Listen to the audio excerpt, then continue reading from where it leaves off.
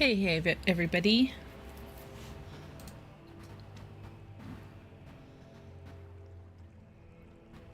Hopefully everyone can hear me well. Let's see who's in here. We got our mod in here. Yay. And, oh, Foxy Duck. Hello, Foxy. Shay. Hello, Shay. Welcome in. Simp and Nero. It's good to see you too. And we have Epic. And we have Ben. Yay, Muffin Man. Awesome. Yeah. Let's see if small. Let's see. Epic comes from the depth of the cosmic sea. All right. Shay ran across a guild of old fart players named the Old Gods the other day. It hit so hard. Oh, well, I hope it was still fun. I'm assuming hit so hard is like nostalgia or something. Not sure what small refers to, but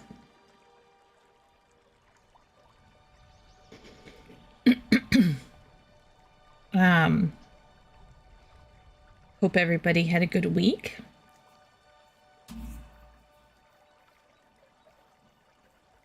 And I don't know if anybody is going on vacation this summer or anything like that. I'm not taking any particular vacations.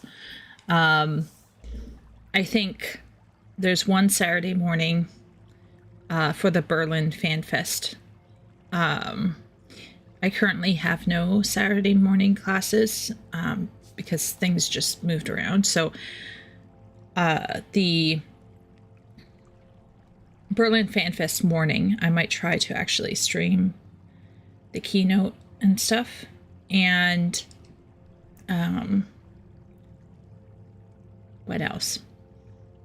And I think I'm taking one weekend off at the start of August for a family thing. So yeah, pretty non-vacation summer for me.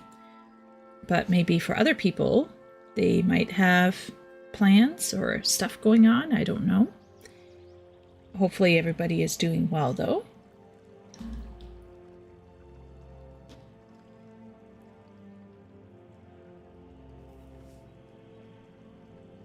Let's see. We have...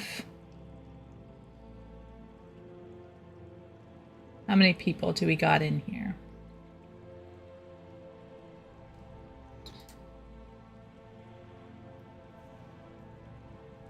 Let me know if you guys can't hear me well. Yeah.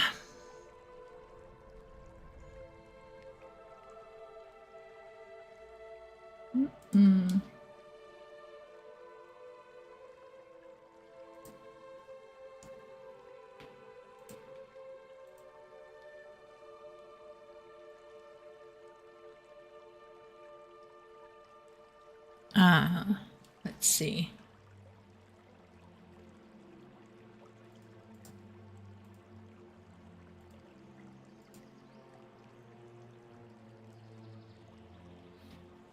Anyone have anything interesting to share about their week?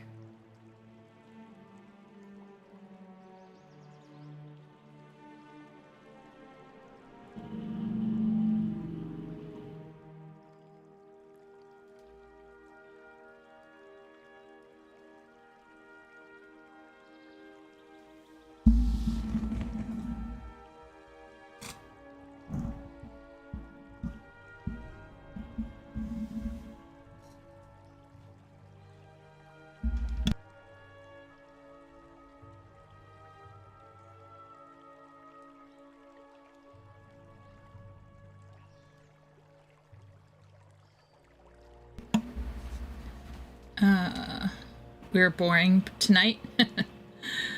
It's been busy work week. 60 hours due to a coworker being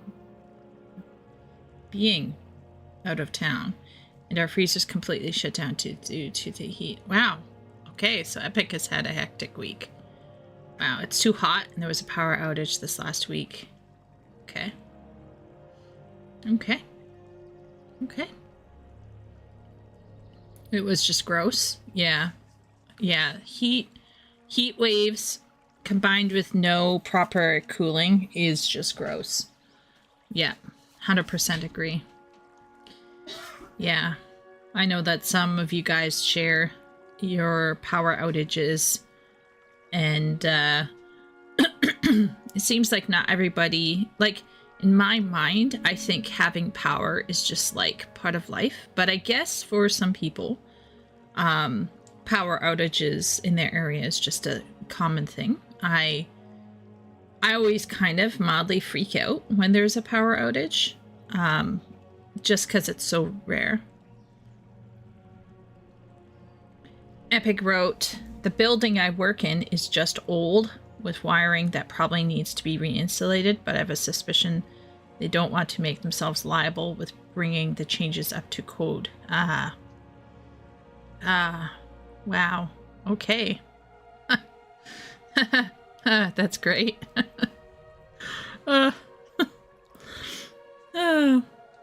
That's lovely. That's lovely. Yeah. Well, I know that some people have had a busy week. And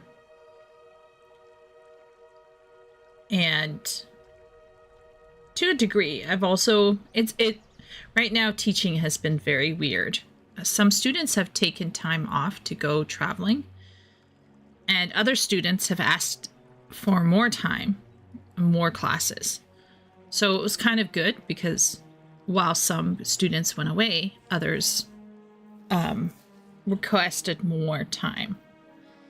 But as we get to the end of this month, things will get a little weird again, as some people will stop having extra classes, and then some people will be coming back, and things are going to probably be up in the air quite a bit.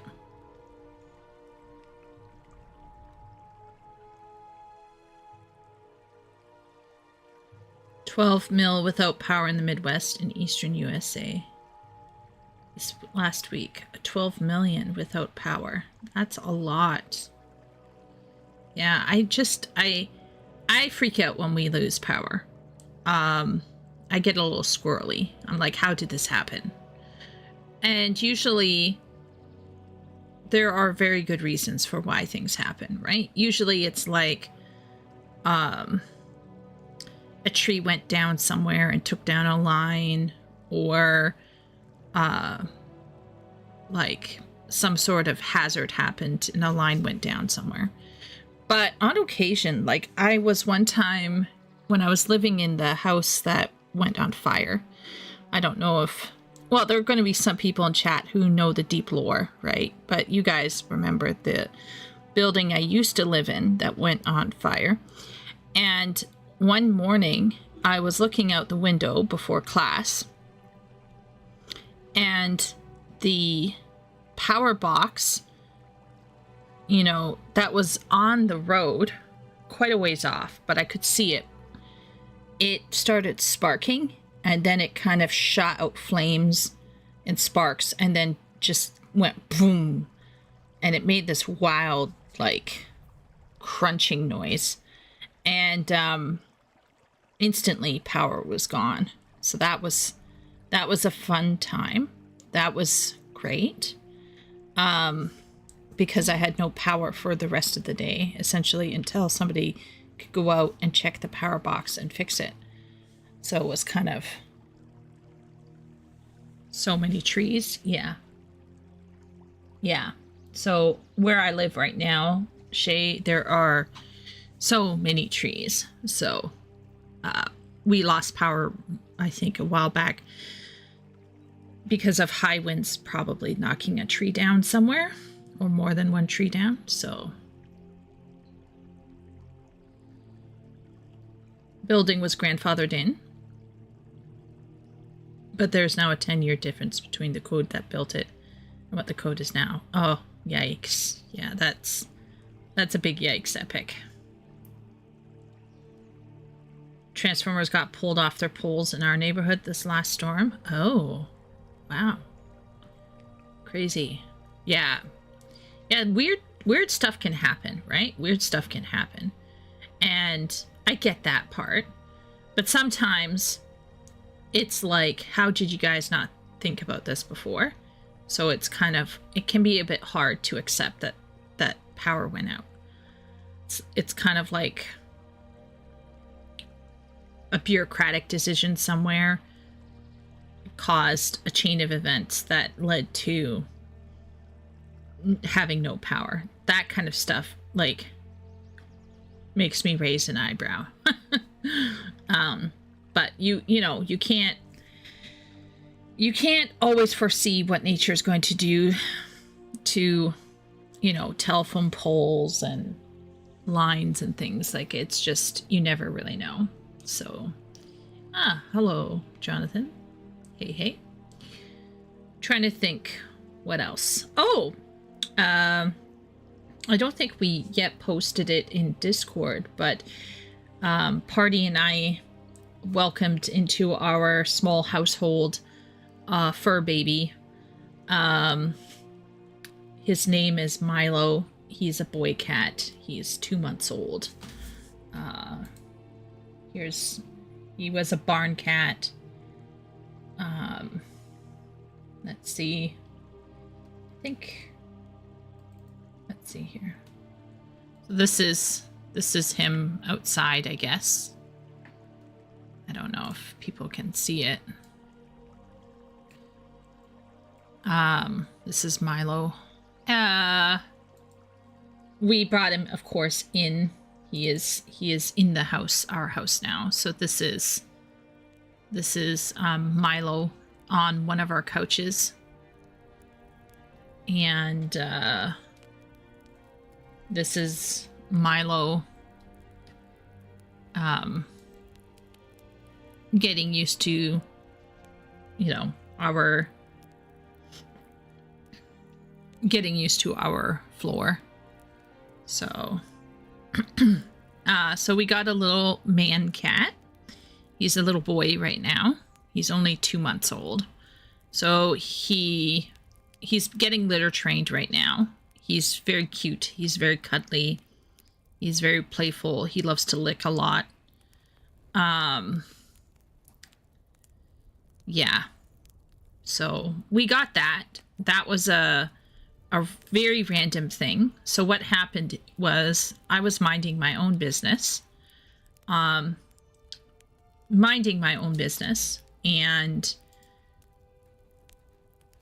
suddenly Party sends me a picture of a Kijiji ad. And she's like, Kijiji is kind of like Craigslist, for those who don't know. And basically, it was this ad for barn cats. And apparently, I guess, Party had been watching a Louis Rossmann video and became obsessed with cats again, which I totally get. I go through periods. And we just pulled the trigger very suddenly. So within a couple days, we arranged to pick up a cat. And it was free. So we are looking into, in a few months time, we'll probably neuter and we'll probably neuter him and get his shots and everything. But he's going to be only an indoor cat. He's going to be an indoor boy. He's not going to be able to go outside.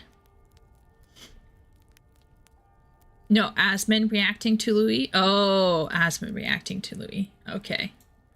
Yeah. Okay, that makes more sense. So. Hello, Wooly. We're talking about my new addition to the family, my family, which is Milo, a 2-year-old barn cat.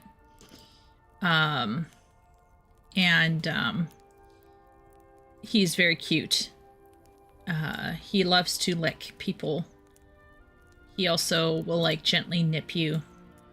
He's a very, very good cat so far. The only thing is he's not really familiar with litter boxes. So we're trying to get him to go poop and pee in a litter box. So we're waiting on that one right now. But he's generally a very cute, very lovely cat. So, yeah. That happened. He arrived yesterday. I think. Was it only just yesterday we got him? I'm trying to think. But I think it was only just yesterday that we got him. So, yeah. So he's a very, very, very fresh, very new addition. Over time, you guys might hear him. But right now, he's in the bathroom. Hopefully rethinking how to use a litter box. So, yeah. But, yeah. I guess that's my big news for the week. Really. He'll take to the litter box easily. Yes, that is what I'm hoping, Wooly. We are hoping that. He is such a sweetie, guys. I can't say how much. He's a sweetie. And Auntie Party is getting Juan over little by little. But honestly, very lovely. And our brother, our youngest brother, who lives in the same town as us, as soon as he found out, he came over. He loves cats and kittens. And he went back home around 1 in the morning. And then suddenly he's texting us, and he's like, the girlfriend wants to see the cat now too. So we had another like hour-long confab with his girlfriend, who came over to see Milo. Yeah, it was very fun to actually hang out with my little brother and his girlfriend. So yeah, it was good. So we'll keep everybody in the loop about Milo. And of course, always feel free to share pics of your animals in the IRL photo channel. We probably will, over the coming days, post some more photos. But right now, he's kind of ensconced. And he's very young. He's only 2 months old. So he's still kind of figuring out, like, he chases his tail and his feet. He's still figuring out that he has, like, feet and a tail, you know? So, very cute. Today, we're going to talk about a couple of things. We're going to look at how bad movies lie to us, which is courtesy of Wooly. Then we have Mirokos's interesting video. It says, did Star Trek The Next Generation predict social media addiction? ? And then we have Simp's short video here, why everyone stopped reading. So we're going to do 3 short videos. Essentially, do you remember how I said I'm in this weird kind of work situation? Basically, now I have 3 classes in the morning on Mondays. Which is like, why? What did I do? So anyhow.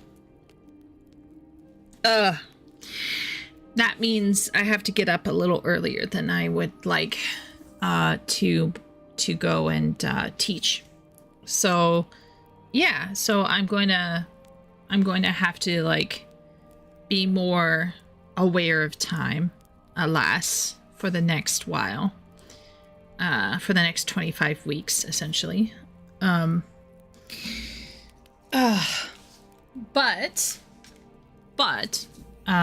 at least it's money, right? Right, everybody? You're now a morning person, regardless of prior preferences. Indeed. Yes, so Monday, Wednesday, Friday, and Saturday, technically, I have to get up early. Technically, Monday, Wednesday, and Friday are really the early stuff. Reminds me of that scam Xbox game. Which one? Which scam? Xbox game. Yeah, so Monday, Wednesday, Friday, I have to get up reasonably. Like, early for me, not early for you guys. I just need to clarify this. The one called Milo? Oh, I don't know. I had an Xbox 360 in China, but it wasn't an official one. It wasn't connected to the internet. You know, it couldn't access the Play Store. It was like a hacked Xbox 360. So it's not my knowledge of Xbox Project Milo. Yeah, I have no idea. I had no idea about that. But yeah, so because of my three to 4 days a week, not counting Sunday, where I also have to, you know, be kind of, it's not really early actually, so I'm not going to count Sunday, but 3 times a week at least, if not 4. These days I have to get up a little bit earlier than I would normally do. So it is what it is, folks. But maybe 2027 things will change. We shall see. We shall see. Cursed. Hey, Mercaius. Welcome in. Was Project Milo kind of like the day before yesterday, or Gollum, or like what made it a scam? Or do you remember that one Blue Point or something like that, where everybody thought it was the next horror game, PT or whatever, but it wasn't. It was fake. Oh. So, like The Last of Us?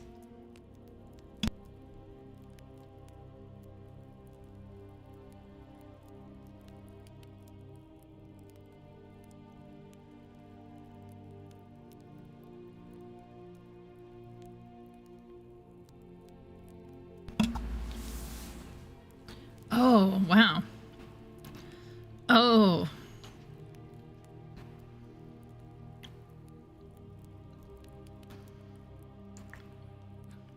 No, what was that Last of Us clone thing the day before?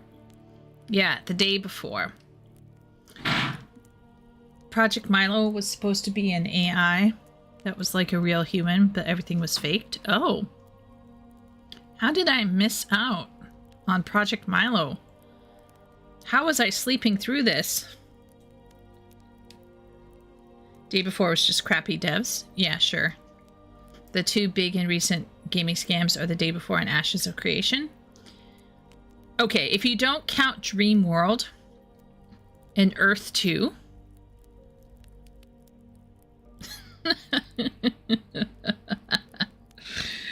Yes, then the Day Before and Ashes of Creation are also, I would say the 2 big ones are Day Before and Ashes of Creation. Dream World and Earth 2 are just funny. I love. Oh, what's it? Something of Illyria? Something of Illyria. Chronicles of Illyria. And, oh, what's another one that Kira covers? There's another one. Chronicles of Illyria, and he covers Ashes, but there's a third one. Anyway, I love that shit. I'm not gonna lie. I don't put money into stuff, so I watch from the sidelines, and I'm just, it's great. It's great. I love it. Peter Molyneux is the biggest scammer in game dev. I guess. Yes.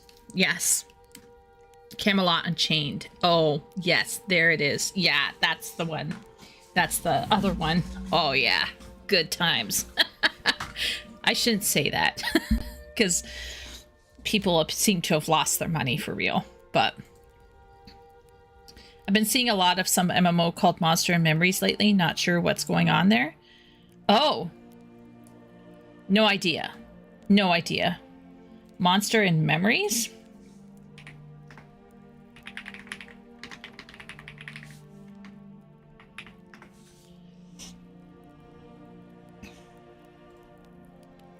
$2026.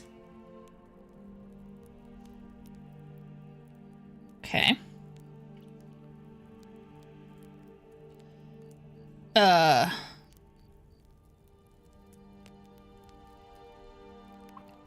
It's a subscription-based, massively multiplayer online role-playing game that's currently in development. It's based on the gameplay, social interaction, and sense of being in a virtual world that we loved in the classic era of MMORPGs. It's heavily rooted in traditional Western fantasy, but set in an entirely new universe.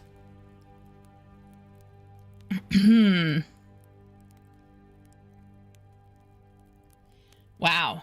That's...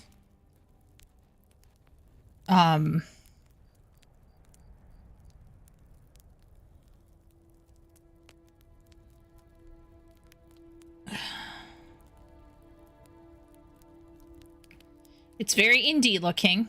They're just leaning into that.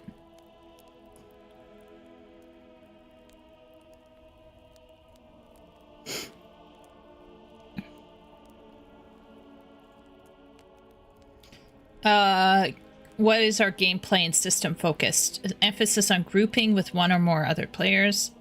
Slower player progression with emphasis on the leveling journey. Open world design with varied level ranges in each zone rather than a linear theme park progression. Camping and pulling in shared zones rather than running instance dungeons. Okay. Combat emphasizing preparedness, tactics, and decision making over actions per minute and optimal rotations. An emphasis on discovering, engaging with, and betraying NPC factions. A similar fluid approach to player engagement with religion and the gods. Large variety of trade skills. Spawns, foraging, harvesting, and other discoveries that consider time of day of the week, lunar cycle, seasons, and similar variables. Text-based interaction with the world using dozens of verbs. Okay. Roadmap.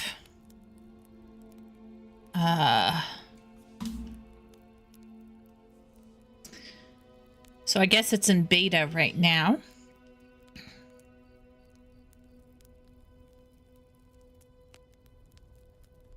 And early access will start in October 1st.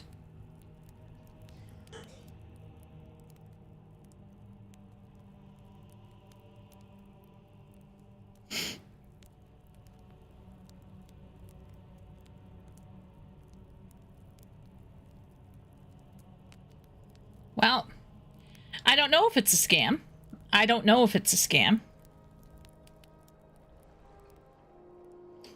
But,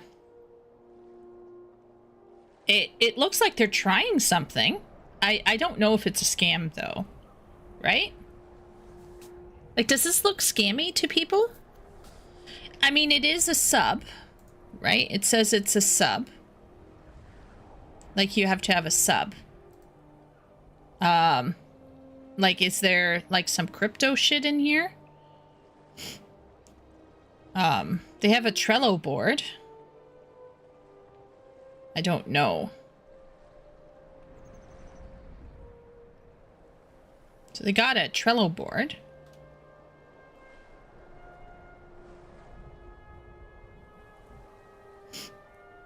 I don't know.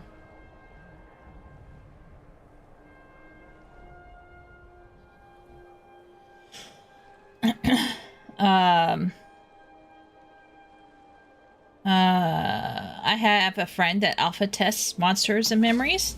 You know what? I don't know if it will go far, right? I don't know if this thing has legs. I can't even guess, right? But I will say this. If a group of people do something well, more power to them, right? I wish them all of the best. Good luck to them. I have never heard of this before. The last update was July 2nd. So, you know, it does seem like it says July 2nd, June 22nd, June 7th. So it does look like they are communicating. So who knows, right? Star Citizen is a bit crazy. People pay 50K for ships. Star Citizen is interesting, is an interesting dichotomy. Sure, certainly. There are people who have told me that you can play something in Star Citizen. But there are aspects of the system and how that whole area works that has me... Yeah, it has me questioning a little bit. Molly has been dethroned by Todd Filthy Liar Howard as gaming's most prolific prevaricator. I feel, though, that Molyneux is more sketchy than Todd Howard. Like, Todd Howard still has... I think Todd Howard still has some credit, whereas Molyneux is completely kind of... If you would use this, you know, like, I use this word lightly, but like bankrupt, you know what I mean? I wonder if they're using Unity. I have no idea, Simp. I have no idea. I don't even know where you would find out what they are using. Like, I have no concept. Classes are still in development.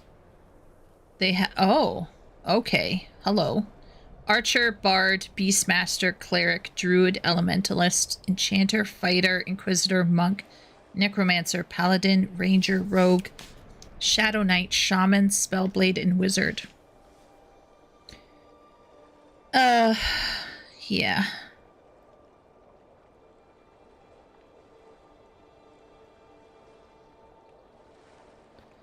Updated on the 4th. 28th. The renders look like Unity. They're using Unity? Okay. Yeah, I don't know. I have no knowledge of this. Todd Howard similar to George Lucas? Maybe, yeah. They, looked at the Trello. I'm not sure it would go anywhere. They got so much to do. MMOs are money sinks.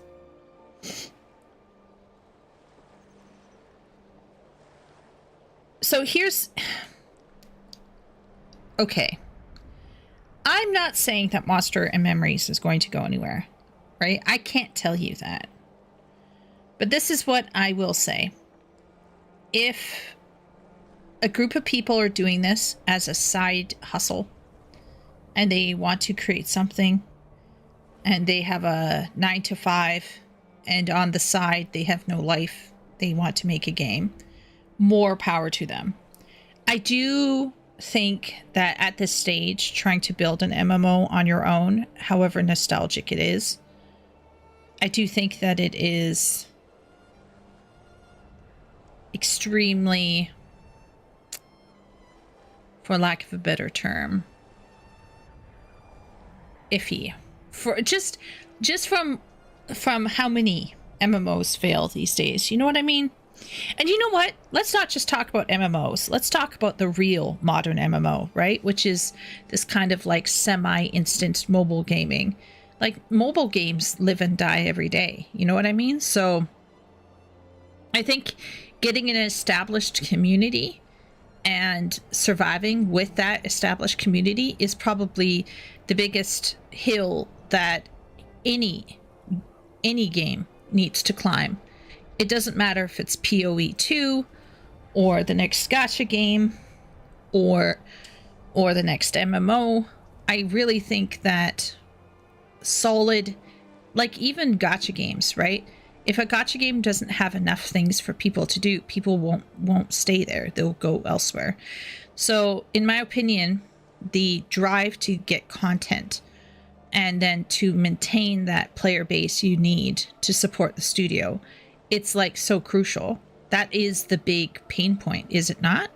So, you know, more power to Monster and Memories. I don't want to be negative about these people. They're trying something on their own. They're trying to do something. Like, more power to them. You know what I mean? My concern is sometimes these types of things, not saying Monster and Memories, but my concern would be sometimes these things end up scamming people. So as long as they're not scamming people, right? Yeah. Mobile quasi MMOs do not have anywhere the level of expectation a PC MMO has. Yeah, that's true. That's true. But I believe Guild Wars, is it Guild Wars 1 just hit mobile?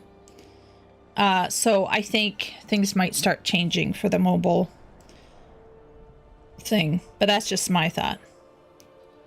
I've been playing COA this month. COA. Chronicles of Illyria?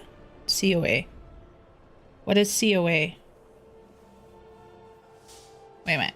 Which ones have we talked about so far? Day Before, Ashes, Earth 2, Dream World, Camelot Changed, Chronicles of Illyria. That's COE, is it not? Or is it Illyria? It heavy lifts from EverQuest? Oh. EQ Retro Clone. Just saw it in my feed. Yeah, Mercaius, I've never heard of this. I'm going to be honest. I've never heard of this.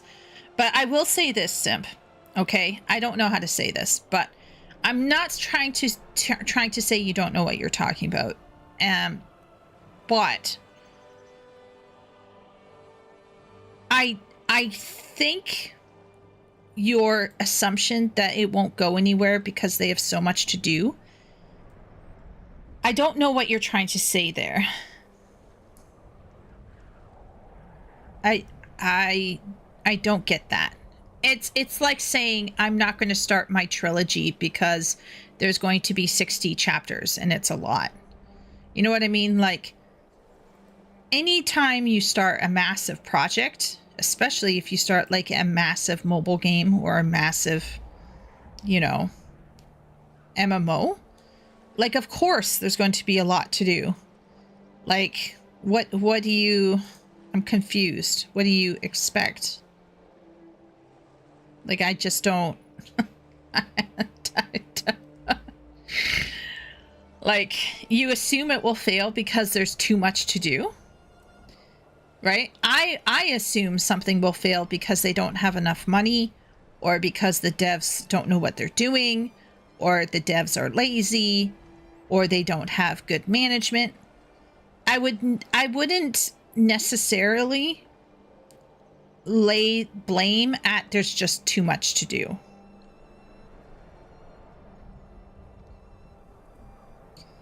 MMOs are impossible to do as a small team.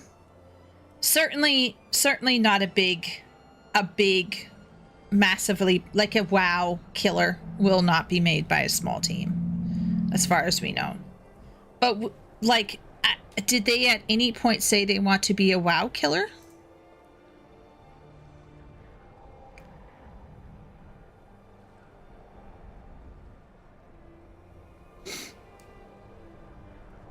Got 1, 2, 3, 4, 5, 6, 7, 8, 9, 10, 11, 12, 13, 14, 15, 16, 17, 18, 19, 20, 21, 22, 23, 24, 25, 26, 27, 28, 29, 30, 31, 32, 33, 34, 35, 36, 37, 38, 39, 40, 41, 42, 43, 44, 45, 46, 47, 48, 49.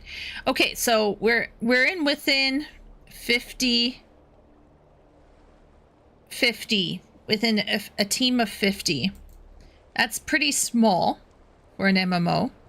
But does that mean that it can never be done? I don't know. A large portion of these are men, by the way. For those of you. who haven't been following. Very interesting.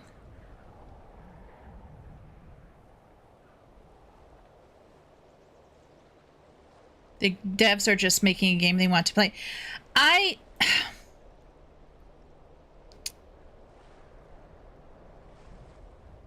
The WoW killer was WoW all along. Yeah, pretty much.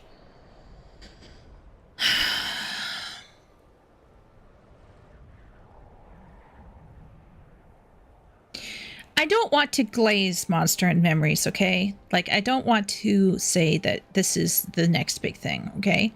But, like, I wonder if sometimes people make excuses for not being productive in their life by saying it's just impossible. Does that make sense to anybody here? Does that make sense? Like, I'm not saying that Monster Memories will succeed, and I'm not saying that Simp is entirely wrong and that MMOs are super easy to do. But sometimes I wonder if we poo-poo someone's effort because if they were to succeed, even like GGG, right? Like, not succeed as in like kill WoW or kill Final Fantasy 14, right? We're not talking about that. But like, if they were to be able to lift off and maintain just enough to support its team of 50, right? So if they were just able to maintain a living for 50 people,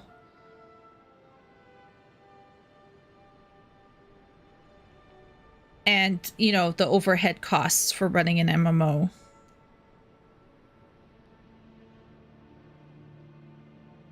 is that just like, is that not just a basic success?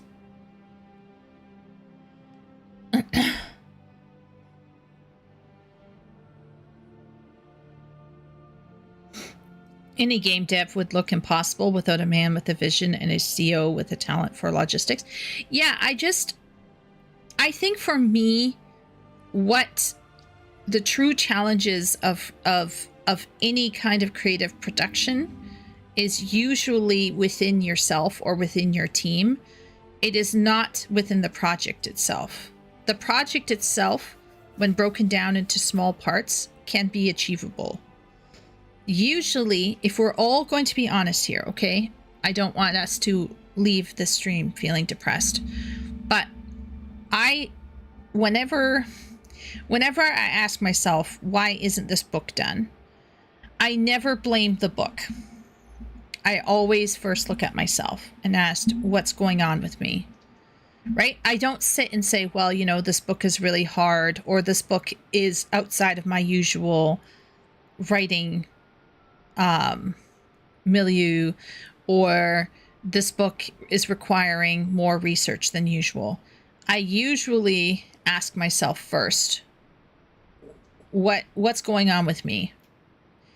Because it's more often than not necessarily the project or the size of the project. It is the will, the stamina, the discipline, and the resources.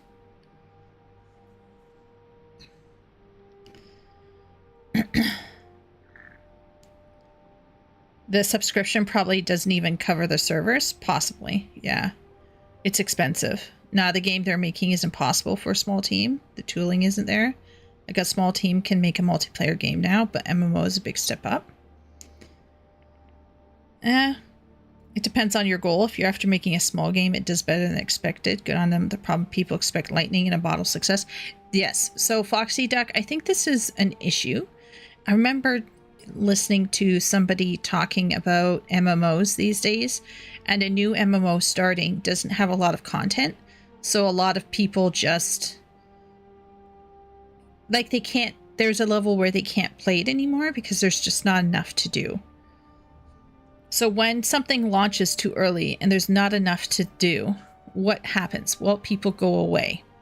Now, some games like Final Fantasy 14, they tell you to go away.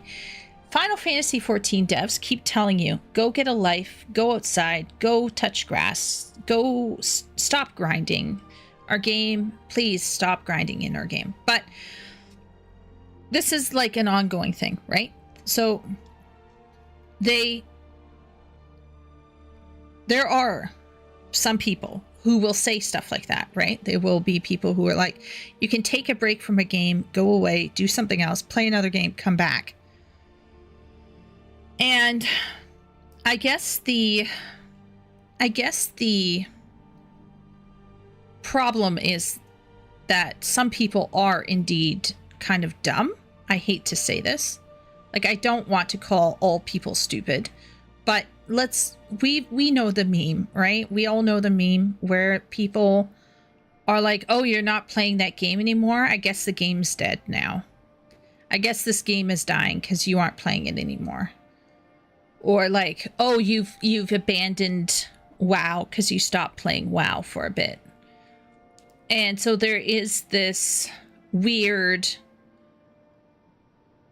way that people talk about about games, so that if you're not playing a game, then you're never going to play it again, type of thing. So it is understandable, I suppose, that some people might think, oh, if you aren't playing this game, you'll never go back and play it again. But the problem is that with an MMO that's being developed, when people stop playing the game, let's say Monsters in Memory, right? Monster Memory has a limited amount of things to do. People stop and go away to play something else. That can sometimes take away from the community within the game, and therefore the game won't be able to function, right? So like, imagine, if you will, that a huge chunk of people stop playing Final Fantasy XIV. Who's going to queue for Praetorium, right? Who's going to queue for that?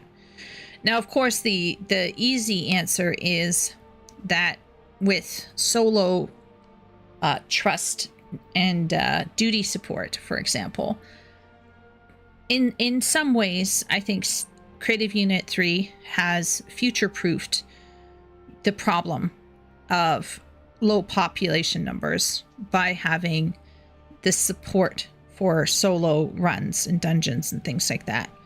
And in Evercold, apparently, or maybe leading up to Evercold, we're going to have partial duty trust / duty support / trust system running. So now, for example, I could ask Ben to run a duty support dungeon where it's just the two of us and 2 NPCs, which would be phenomenal, right? Like, that is fantastic. If they put something like that in, that it sounds like it's going to be a feature soon. That's great. So I do think there's a burden on MMOs where they will fail because they simply don't have the population, because there's not enough content.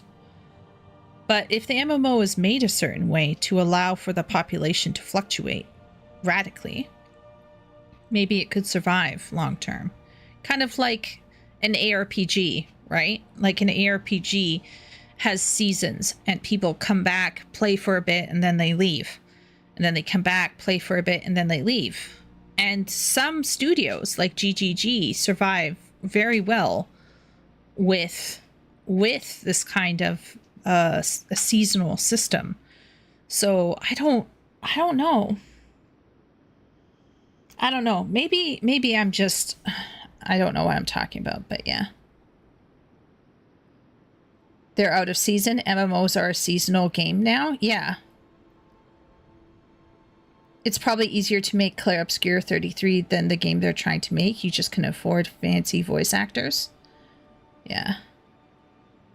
I still remember when Zepla crashed out on FF14 and called the devs lazy. Yeah, well, I'm not gonna... Okay, we'll move on from Zepla. Zepla. Destiny is the biggest example. Before Destiny was launched, Bungie said their goal was to follow up Halo with a 10-year investment in terms of a game setting, and they achieved that, but it's called a failure now. Yeah.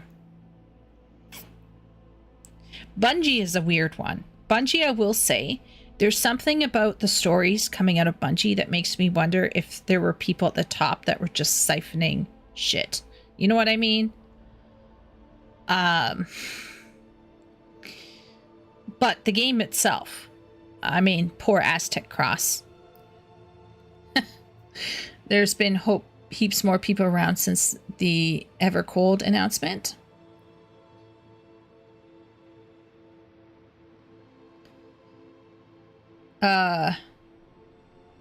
Yeah, Oceania. I mean, we go to Oceania to play there sometimes when we want to have stuff to ourselves. We love visiting Oceania, Party and I. Especially for like certain stuff where we don't want to compete with other players. But yeah, Kraken, for example, has a very, very... If people want to feel the old school feeling of people helping other people out, you just go to Kraken and chill in Party Finder, really. If a Party Finder doesn't fill up within 5 minutes, it's a dead game to them. Yeah, it's just...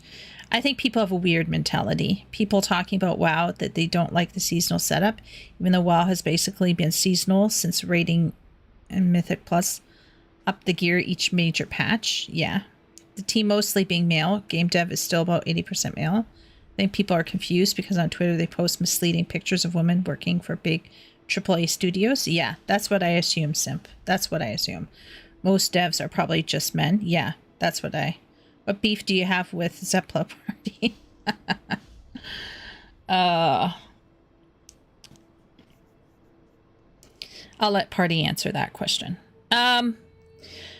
Yeah, I'm going to say about monsters and memories, good luck. Have fun. Try your best. It looks janky. It looks old. Will they be able to create their vision? I have no idea. But this is what I will say. I fundamentally respect people who try. I fundamentally respect people who try. I think people who never try and then shit on what's out there, I think those kinds of people annoy me. So I personally am like, good on them. Good luck. They're doing some kind of a subscription model. I think at some point. Good luck with that. You know, everything. Will it succeed? Don't know. Don't think so. I mean, like right now, the chances of an MMO succeeding is very low, right? Let's all be real here. We all know that the chance of an MMO succeeding is extremely low. But that doesn't stop me from wishing these people well. The team seems to be genuinely full of devs who love gaming and just want to make a game that they used to play back in the day. I personally think there's a reason why those games died. I think there is a reason why those games died, and trying to reverse entirely, I think would be a mistake. But good luck to them if they want to pursue something that they want to see. I'm not going to lie. I respect that a lot. Even if they fail, I have a massive dose of respect for people who make what they want to see. I can't shit on that. I can only wish them well.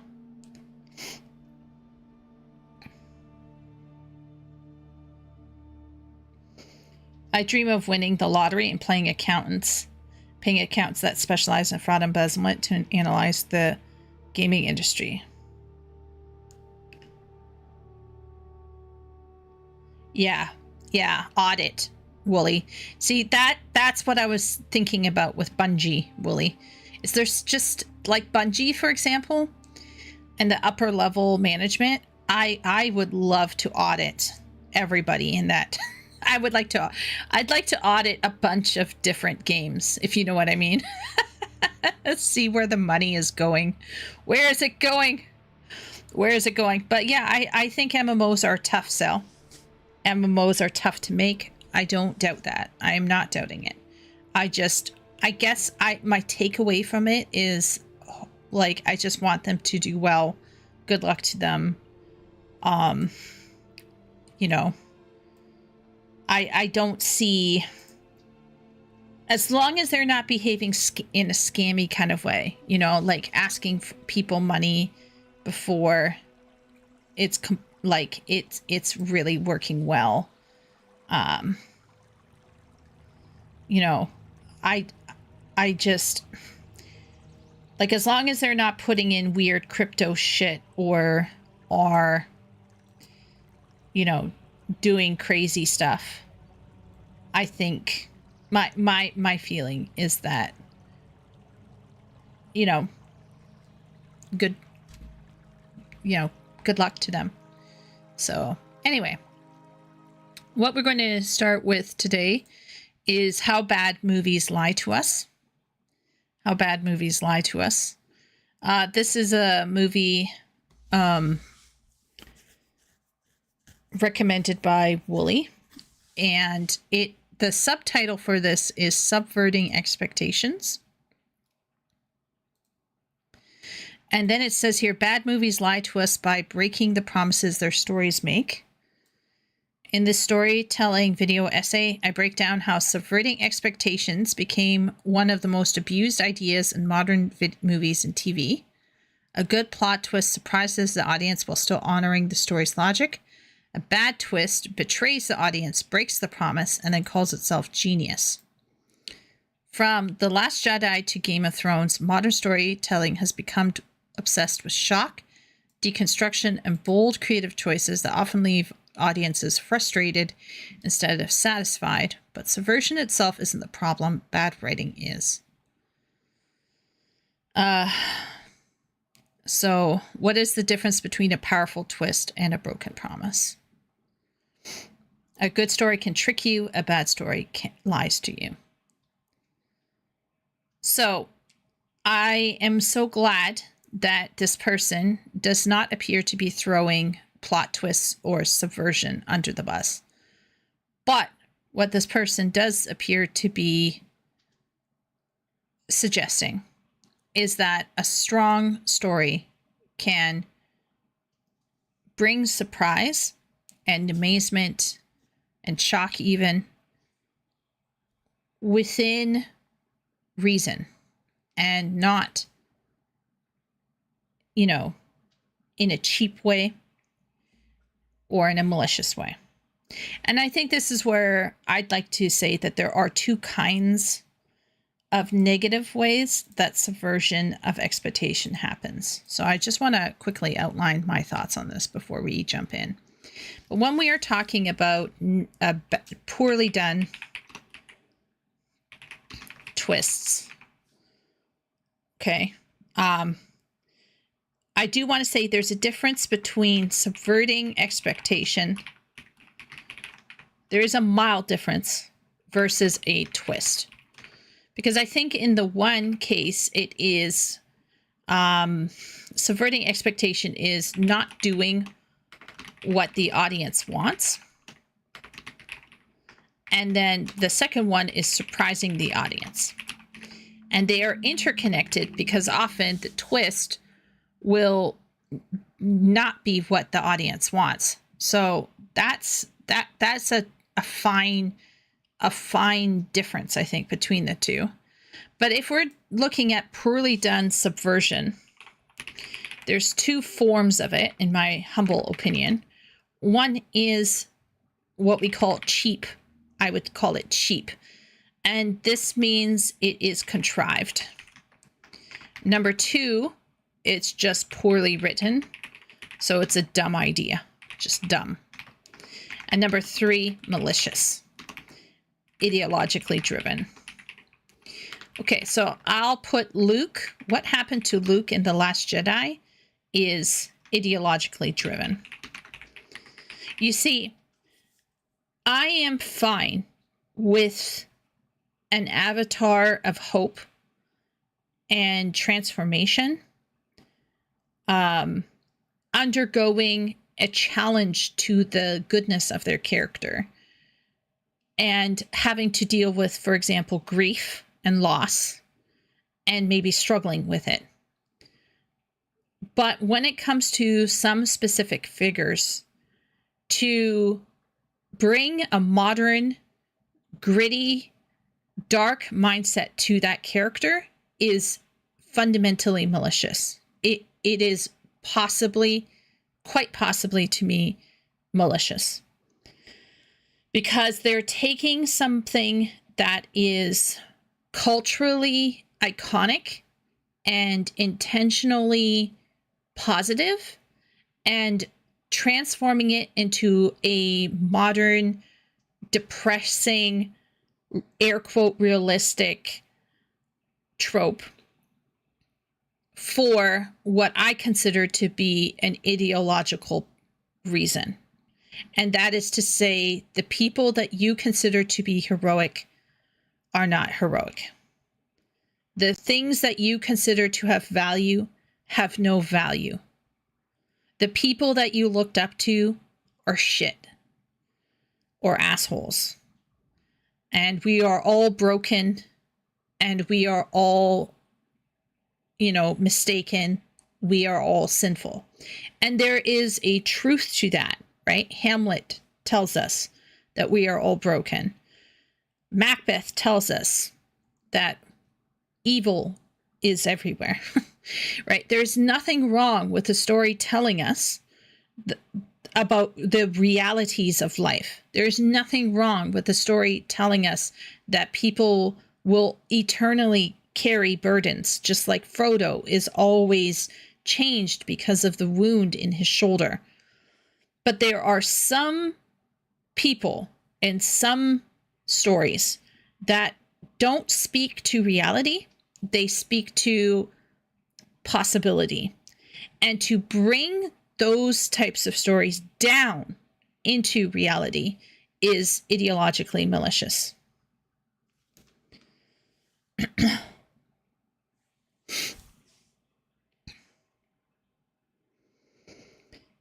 Subvert us by making Luke Skywalker a complete loser drinking blue milk. Yeah. An industry grossing 2,000 B, showing this level of incompetence stinks to high heaven. Yeah, absolutely, Wooly. 100%. More paid cosmetics than earned ones, infested with microtransactions like Megan's. Yeah. If you played KOTOR, we would have had a decent... Oh, man, we got to pick up KOTOR again. Oh, yes. I was having fun with that, too. Damn. Game of Thrones was more like a flat twist. If you lead the audience to believe the hero will get a car, understand they will react to the hero getting a scooter. Giving the hero a spaceship is usually better to pay off, though, as an example. Yeah. Luke Skywalker's a bit more complex. I think they're trying to go for a Dark Empire storyline. It's from an old comic. No, they were not going for a Dark Empire storyline. No, simp. Trust me. Okay. Oh my gosh. Look, Luke Skywalker in the expanded universe is a different Luke Skywalker from the movies. Okay. And the Luke Skywalker of the comic books is the same Luke Skywalker, but also slightly changed.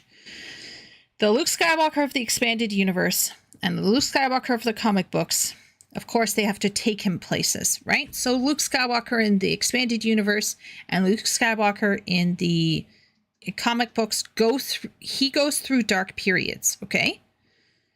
Going through a dark period, simp, is not the same as putting him on a fucking island drinking fucking blue milk. Don't try this old Star Wars. Yeah, don't come in here and tell me about what you think they're trying to do with Luke Skywalker, okay? No. Okay? You can have Luke Skywalker depressed. I was ready for Fate of the Jedi, Luke Skywalker, who is struggling with depression in exile after his wife was killed by his nephew, I was ready. My body was ready for a depressed Luke Skywalker. But do you know what depressed Luke Skywalker had? He had his son. And do you know what depressed Luke Skywalker did? Did he throw his lightsaber over a fucking cliff and walk away like some fucking retard? No, he sat with his son and tried to walk his son through life, and he still was able to make small jokes with his kid, and he was still able to have a father-son vibe. No, anybody who comes to me and says, oh, well, they were trying to do something in TLG. No, GTFO. GTFO, do not come in here and tell me that what happened to Luke Skywalker in The Last Jedi was anything but either the most dumb writing by the most asinine individual on the planet, or it was malicious. One of those two things. Either somebody was so incredibly stupid as to not understand what was going on with Luke Skywalker as a character, or they were malicious. It's one of those two. No. No. Sorry, no. Now, did Luke go through a dark period where there was dark Luke? Yes. That did happen. But he was still cool. He was still cool. He wasn't some stupid, modern, nitty-gritty, realistic, guy. The Luke in Fate of the Jedi, he's extremely sad, I suppose. He's grieving the loss of his wife, but he's still with his son, and he still has hope, and he is still trying to figure things out. He's not going off somewhere and abandoning the universe. He takes responsibility, sometimes a bit too much responsibility, maybe. No.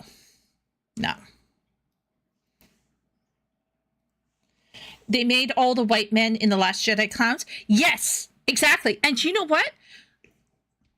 Who cares about even white men? They made the only possibility for having a return to like a cool black Jedi, shot down stormtrooper Jedi, no less.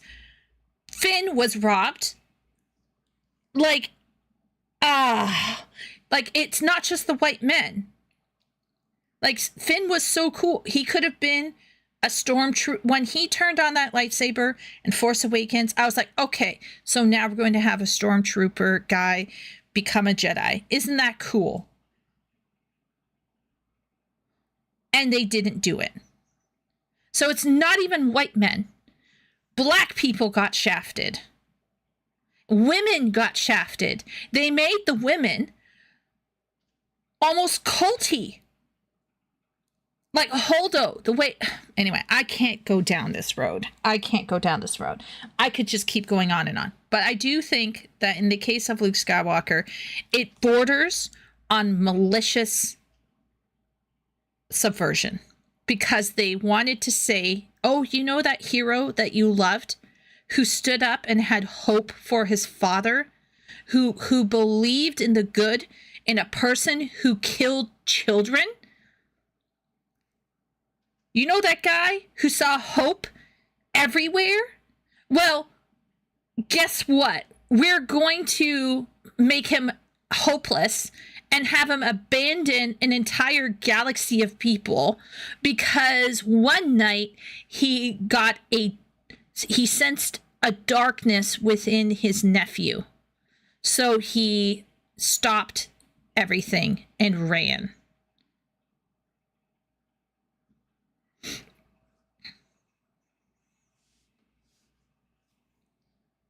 The power of many. Oh, Miro. Now, what happened to Luke Skywalker? To me, I think there are different types of subversions. Cheap subversion, that is a contrived transformation, poorly written. I don't like poorly written, but it is what it is. It can happen. But what I absolutely have zero tolerance for is malicious. I have zero tolerance for malicious subversion. And do I think that malicious subversion has been happening in the past 10 years by people who have been using POMO as a club to culturally devalue figures and models of transformation, absolutely, I do think that there are some people out there who are smart enough to want to see this happen. Do you think Dune Messiah was malicious? I have no idea about Dune. There's a reason why I don't talk about Dune. I haven't read Dune. I don't care about Dune. I watch the movies. I have fun. I'm not a Dune. I don't care about Dune. I'll ask African transplant about Dune Messiah. I think writers were thinking about Dune Messiah when writing Luke. Well, no. Rian Johnson was not thinking about Dune Messiah. Instead of becoming a Jedi, he becomes a space brony and gets an Asian girlfriend for like a second. Yeah, epic. Exactly. I wanted to see Finn become a Jedi. Actually, I also wanted to see Poe become a Jedi. I wanted to see all three of them become Jedis, so that we could have an X-Wing pilot be a Jedi, a Stormtrooper become a Jedi, and then the Desert Ruffian become a Jedi, like Rey. I actually wanted to see all three step forward as Jedi to restart the Jedi story, so to speak, the new Jedi, but, never happened.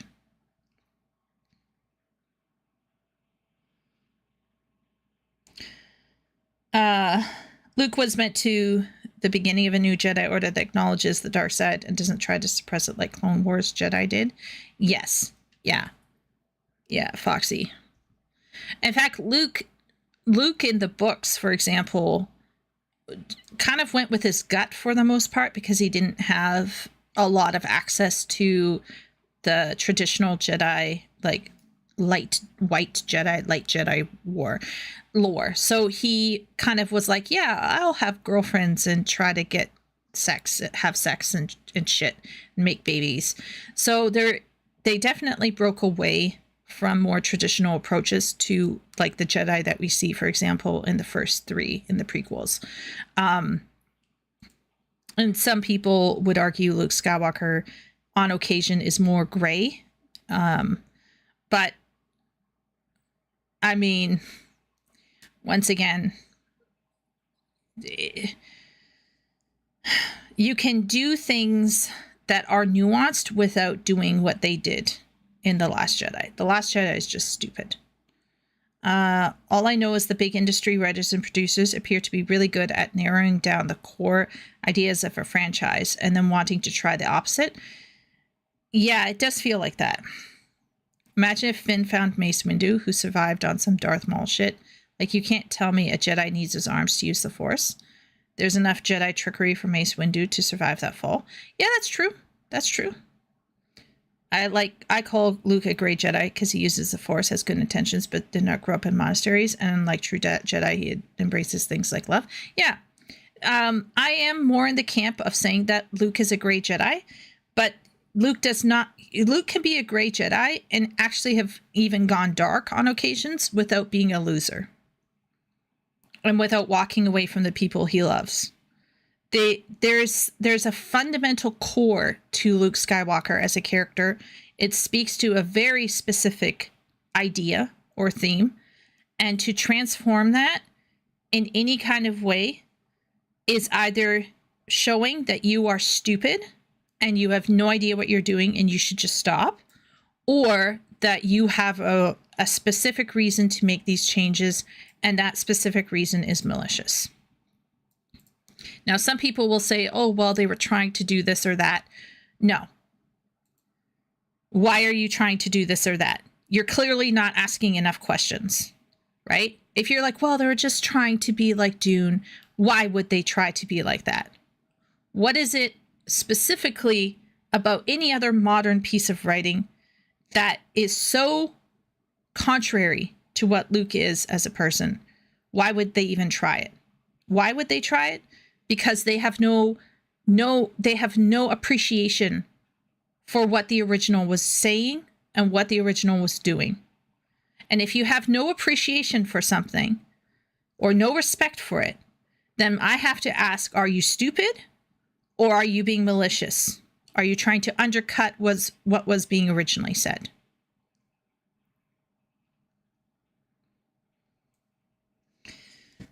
Well, apparently Superwoman is becoming the next Snow White in terms of the traditional rules. My Superwoman's going to be queer. Wow. Okay. Well, that's going to go well because I think, like, I don't know. I think that most people will not vibe well with that. Plus, like, if she's queer, that means she gets no guy sidekick. If there's no guy sidekick, I'm not going to watch it. Well, the Force was never at war with itself. Oh, wait, no. They literally said they're going to make the Star Wars female, and they announced their war plans on camera. The Force is female. Yeah, that's right. Yeah. Star Wars takes a lot from Dune, particularly Anakin.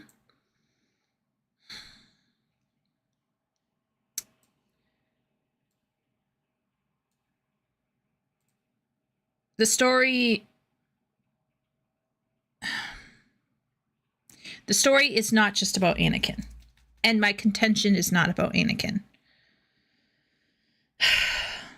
And frankly, I don't think Dune was the primary factor behind George Lucas's stuff.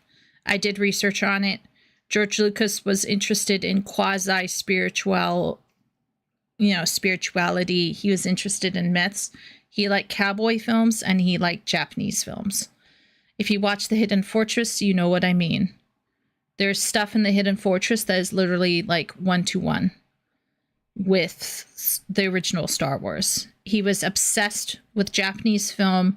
He was obsessed with cowboy films. And he was obsessed with quasi-spiritual mythology. I don't think Dune played a massive part in it. And it's possible in the prequels that he leaned more into that.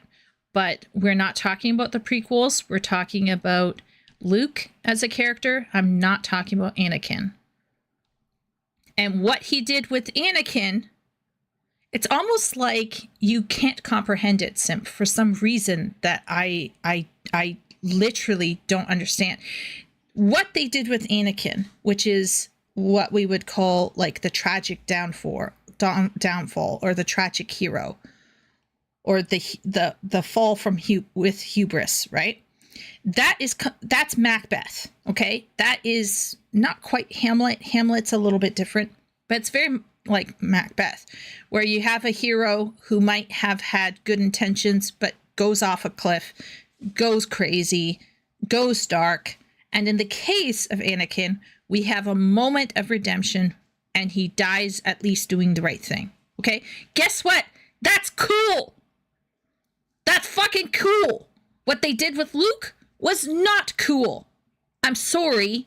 No. They made him a loser. That is not the same thing as what they did with Anakin. And if you cannot see the difference, then I don't know how to help you. In regard to Supergirl, I feel like Angry Joe does the best breakdown of why it failed and what troubles the DCEU will have. For example, the War of the Batman are coming to opposing Batman films. Oh. Kurosawa as well as inspiration. Yeah. They ripped Anakin's victory from his dead hands when Palpatine survived. Anakin was also the betrayed hero. The Jedi Council had no problems with him when he was ending their enemies, but when he questioned the Council, the distrust allowed Palpatine to wriggle in. Yes. He was manipulated and betrayed by circumstances. We can talk all day about why Anakin did what he did, okay? But what happened with Anakin was, for the most part, setting aside George, like, despite George Lucas's incompetencies as a writer and everything else, because he is not always competent, alas. Despite his weaknesses as a creative, George Lucas was able to formulate a very interesting, thoughtful, engaging, fun, entertaining exploration of someone who just goes the wrong way. And at no point in time were you sitting and looking at Anakin and thinking he is a loser, or thinking this isn't Anakin, or thinking this is against what Anakin represents as a theme. At no point in time are you sitting there going, this makes Anakin lame. Now, obviously, there are moments in the first one with the kid, poor Jake Lloyd. But generally speaking, at no point in time are we led to believe that Anakin is anything but Anakin. He is himself. He went on this path, and it makes sense. With Luke, it's like we time skipped from Luke ending with hope, Luke ending with seeing the good in people, Luke ending with the desire to be a part of change and to transform and go beyond his narrow horizons to something greater. What does he, where do we find him? We find him again with narrow horizons, abandoning everything and acting like a selfish asshole. Now, did Luke Skywalker eventually have his cool moment in The Last Jedi? Kind of. I personally hated it. Every single moment of that. I was like, this is horrible. I wanted him to be there in person, and I wanted him to be super cool, more cool than they showed him to be, and I wanted him to not give up and never stop hoping. Instead, they wanted to make a point about how people can just fall, and we got to pick each other up, and etc., etc. Luke should never have to be picked up by anybody, really. He's the one who picks everybody up. What Luke needed with Mara Jade was grounding, actually. Mara was the one who's like, Mara kind of shows Luke that sometimes you have to deal with reality in life. Like the Kobayashi Maru type situation. Luke is kind of like Chris Pine's Captain Kirk. He doesn't believe in the Kobayashi Maru kind of type thing, where it's like, we'll try to save everybody, right? And Mara's like, you can't. Mara was kind of had to be that grounding for Luke. That's how it's not that Luke was flaky or stupid, but Luke fundamentally believed in people, even at his worst, even when he went dark, even when certain things got him down. He never stopped hoping for good in people. And what they did to him, I felt, was extremely malicious. And that feeling of malice got worse with every press junket. Every time Rian Johnson opened his mouth, I was like, what are you doing? Because it was absolutely clear that he was doing it on purpose. This wasn't an accident, as far as I can tell. Now, it could be that he is that stupid. It could be. But in this case, I do attribute more malice than anything else. And it is highlighted by how the men are treated in that film. Because Luke isn't the only one that is mistreated. Every single male character, white or black, is poorly represented in that film.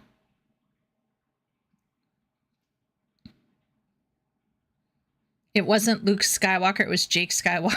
Yeah.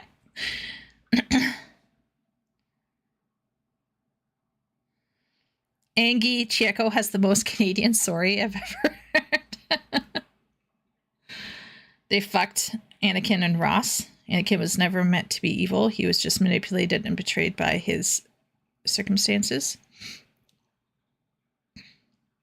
So the current Batman film and Penguin series with the Twilight actors not part of the DCEU for James Gunn. So he has to pick his own Batman, have his own Batman film, and it will go up against Supergirl.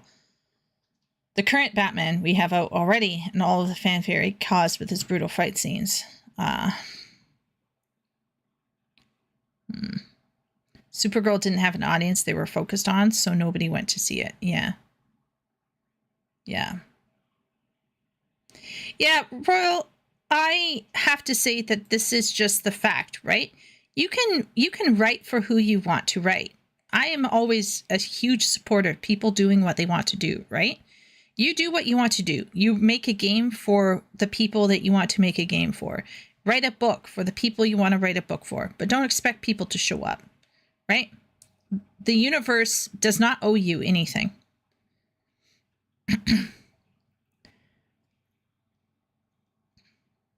The current Batman we have out already and all the fanfare gathered with its brutal fight scenes. Should I take the X-Wing? Nah, I'll just die.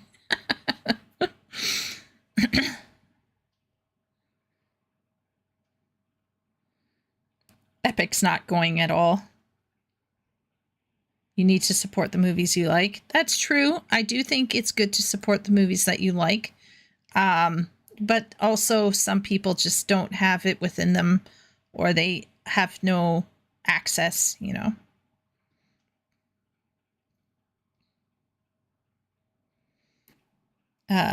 This is lore accurate, Jake. Yeah. Okay, so let's get into it. I just wanted to put my 2 cents in here. I think there are different types of subversion that can happen, and I think that the most common are poorly written and cheap, but once in a while, I think malicious does emerge. Now, what about Game of Thrones? I personally think that it was not malicious. I do not think that the subversion that happened with Game of Thrones was malicious.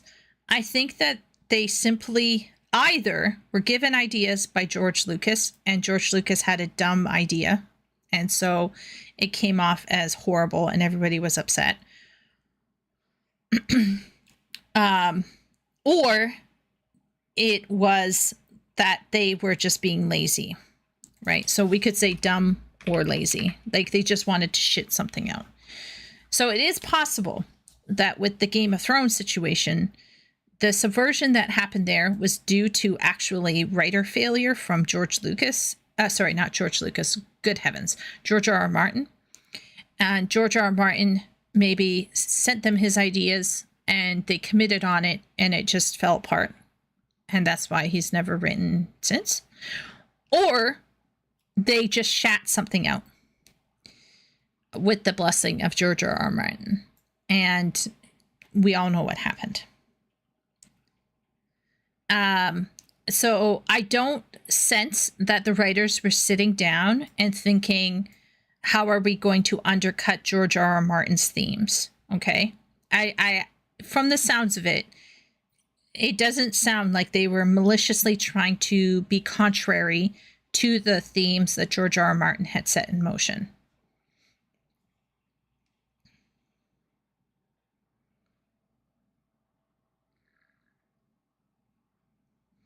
When you take something, then change the target audience, saying it's not for the previous audience, then complain that the previous audience didn't bulk up the sales.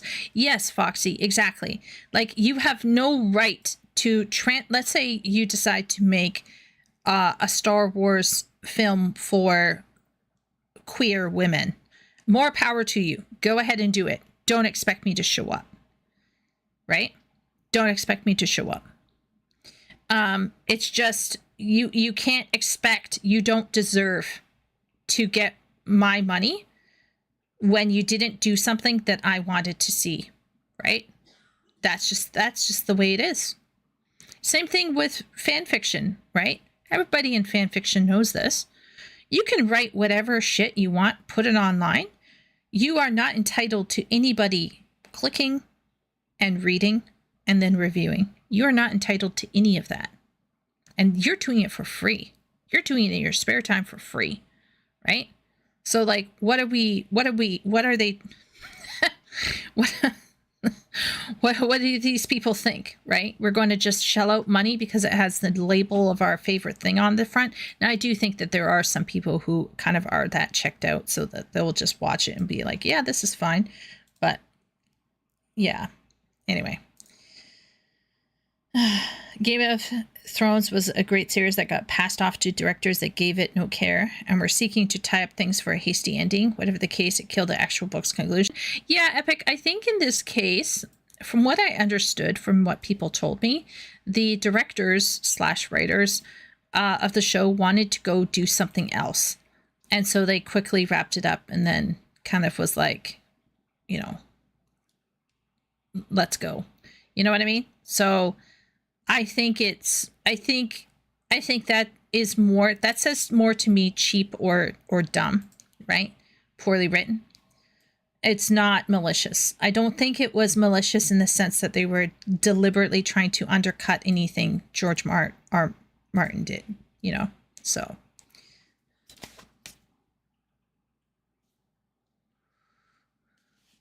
they just sucked at making anything people like.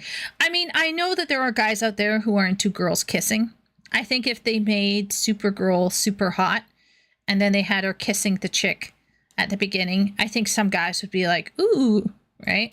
But if you write lesbians poorly and then you make it too real and not sexy, if you don't farm the male libido, then you're not going to get the male audience.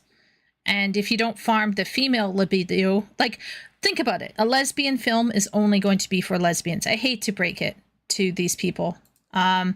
You're not going to get somebody like me to watch it because, frankly, I love seeing hot guys on screen. Sue me. And then you're not going to get necessarily a bunch of guys unless the lesbians are super hot and are sexualized and are kissing each other. You know what I mean? I'm just saying. Just saying.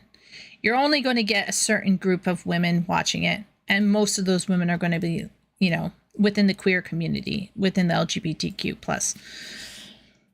But somebody like myself won't watch it. And it's not that I'm necessarily, you know, everybody knows I'm a fujoshi. So it's not like I'm anti-LGBTQ. It's just I'm not into girl stuff. I'm not into sapphic shit. You can have gay characters in a movie as long as that's not the only character descriptor for them. Yeah. Right? Like, there has to be other shit going on besides the fact they're a lesbian. That's another problem. So many times these days, it's like, oh, yes, I'm gay, or oh, yes, I'm disabled. And that's it. That's all. I'm like, is that really what you want to put on your tombstone when you're dead? Is that you're gay? I don't know. If they had the agenda of making Supergirl a queer icon, they failed. Both are bi. Supergirl and Wonder Woman in the comics are bi. I may have to dip since my internet keeps cutting out. Oh, Miro, good luck over there. It's okay if you crash out. It's a-okay, we understand. Good luck, though. That's my problem. Movies and shows are all about what identity they have or who they're being, more than who they are as a person or character. Praise the Omnissiah. Yeah. I was talking about it with somebody, I think it was my mother, and I was saying that there's nothing worse than being reduced to my gender or reduced to my sexuality. When you die and you put something on your gravestone, most of the time it's something like loving wife and mother, right? These are not descriptions of gender or descriptions of sexuality, although they do imply quite a bit, right? But they are rather instead the role and the things that you did in the community, right? So like putting something on your tombstone, like writer, 5-star baker, 5-star convenience store manager, 5-star army store manager, 5-star elder care worker, 5-star Actually, I don't know what simp is doing these days. But anyway, you guys get what I'm talking about. Like, I think it would be more interesting for people to know what you did or what contributions you've made or even what kind of person that you were as opposed to who you were banging in your lifetime.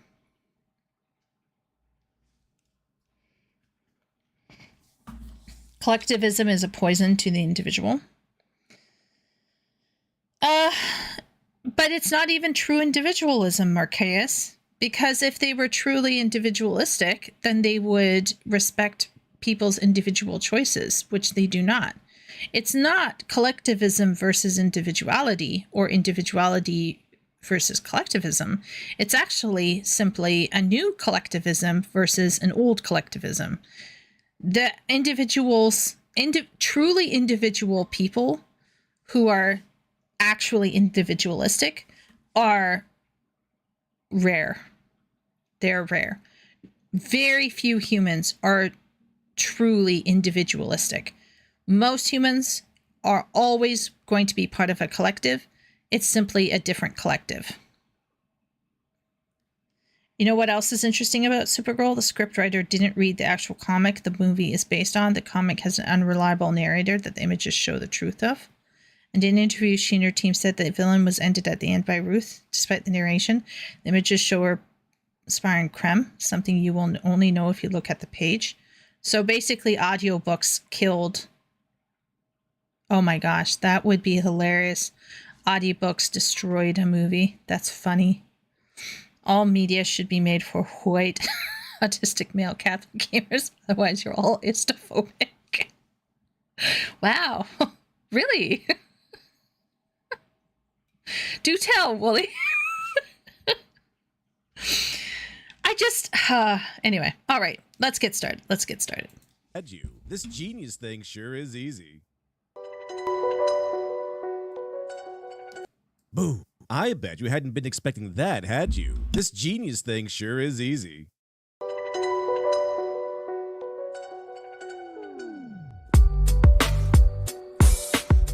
In the world of horror, there are few things more ridiculed than the lowly jump scare, a surprise moment of horror that often successfully elicits the desired feeling of fear, but without the substance. A quick shock to the nervous system, a sudden disruption to one's sense of safety, forcing a primal reaction rather than a terrified reaction. There's an art to the art of horror, to instill a gripping sense of dread that makes you look over your shoulder on the way back to your car and sleep with the lights on, while the jump scare greatly diminishes with each viewing. In the era of the modern audience, one of the most controversial and most ruinous concepts has been the subversion of expectations. And a similar reality exists here that exists between a jump scare and an expertly crafted sense of dread. Ideally, a subversion of expectations is when the author tricks the audience into expecting one result while actually presenting another, without breaking the logic. The ultimate goal is to provide an interesting twist and to expand the world and/or the characters of the narrative. It's a technique that takes planning and skill. Yet in the era of the modern audience, ego has taken priority over substance, and so subverting expectations, much like a jump scare, has been dumbed down for easy shock value. There's nothing wrong with the subversion itself, because it can be done right for great effect, but at the same time, can ruin an otherwise perfectly good story. The most iconic spark in this particular war was Rian Johnson's The Last Jedi, a film which, according to its defenders, holds value in large part because it subverts expectations. While this isn't a discussion about The Last Jedi, Rian Johnson had his character Miles Braun say something very interesting in his movie Knives Out Glass Onion. If you want to shake things up, you start with something small. You break a norm, or an idea, or a convention, some little business model, but you go with things that people are kind of tired of anyway. Everybody gets excited because you're busting up something everyone wanted broken in the first place. That's the infraction point. That's the place where you have to look within yourself and ask, am I the kind of person who will keep going? Will you break more things? Break bigger things? Are you willing to break the thing that nobody wants you to break? Because at that point, people are not going to be on your side. They're going to call you crazy. They're going to say you're a bully. They're going to tell you to stop. Even your partner will say you need to stop. Because as it turns out, nobody wants you to break the system itself, but that is what true disruption is. The first Knives Out movie breaks one of the most staple of mystery traditions, and has the most obvious villain, Ransom, turn out to be the killer. Usually, a mystery gives us a suspect so obvious they couldn't possibly be the killer, but Rian Johnson subverts our expectations by showing us the main character accidentally poisoning her client and the client killing himself when really, Ransom had secretly rigged everything so the client would die, which would kind of be like Alexander Bonaparte Cust actually being the killer in Agatha Christie's ABC murders. Although, Rian Johnson revealing he made the straight white male the villain all along aligned exactly with my expectations. Glass Onion subverts all our expectations by revealing the brilliant billionaire mastermind Miles Braun to be a colossal idiot who only thinks he's brilliant, subverting the idea that a rich man must also be a smart man. So dumb. So dumb, it's brilliant. No! It's just dumb! Where The Force Awakens set up Luke Skywalker as the galaxy's greatest hope, The Last Jedi subverted our expectations by breaking Luke Skywalker and diminishing the Jedi. Despite Miles Braun's speech not only being spoken by a fictional character, but also the movie's central villain, he still perfectly lays out how Rian Johnson subverts expectations through barbaric disruption of established traditions. Rather than a Columbo-style How to Catch 'Em, Knives Out gives us the obvious answer. Instead of a brilliant mastermind beaten by a genius detective, Glass Onion gives us an idiot. Rather than a hero, The Last Jedi gives us a broken-down old man who abandoned his friends. Each and every time, the traditions that made things thrilling and even inspirational were deconstructed without care. In other words, each instance takes away our toys without replacement. The seductive power of these films, of course, lies in its rampant destruction. Everybody gets excited because they bust up something everyone wanted broken in the first place, remember? It felt like destroying something beautiful. Destroying something beautiful is thrilling the first time. Disruptors. All of us. But simple deconstruction, simple disruption, is shallow without substance. Very much like a jump scare.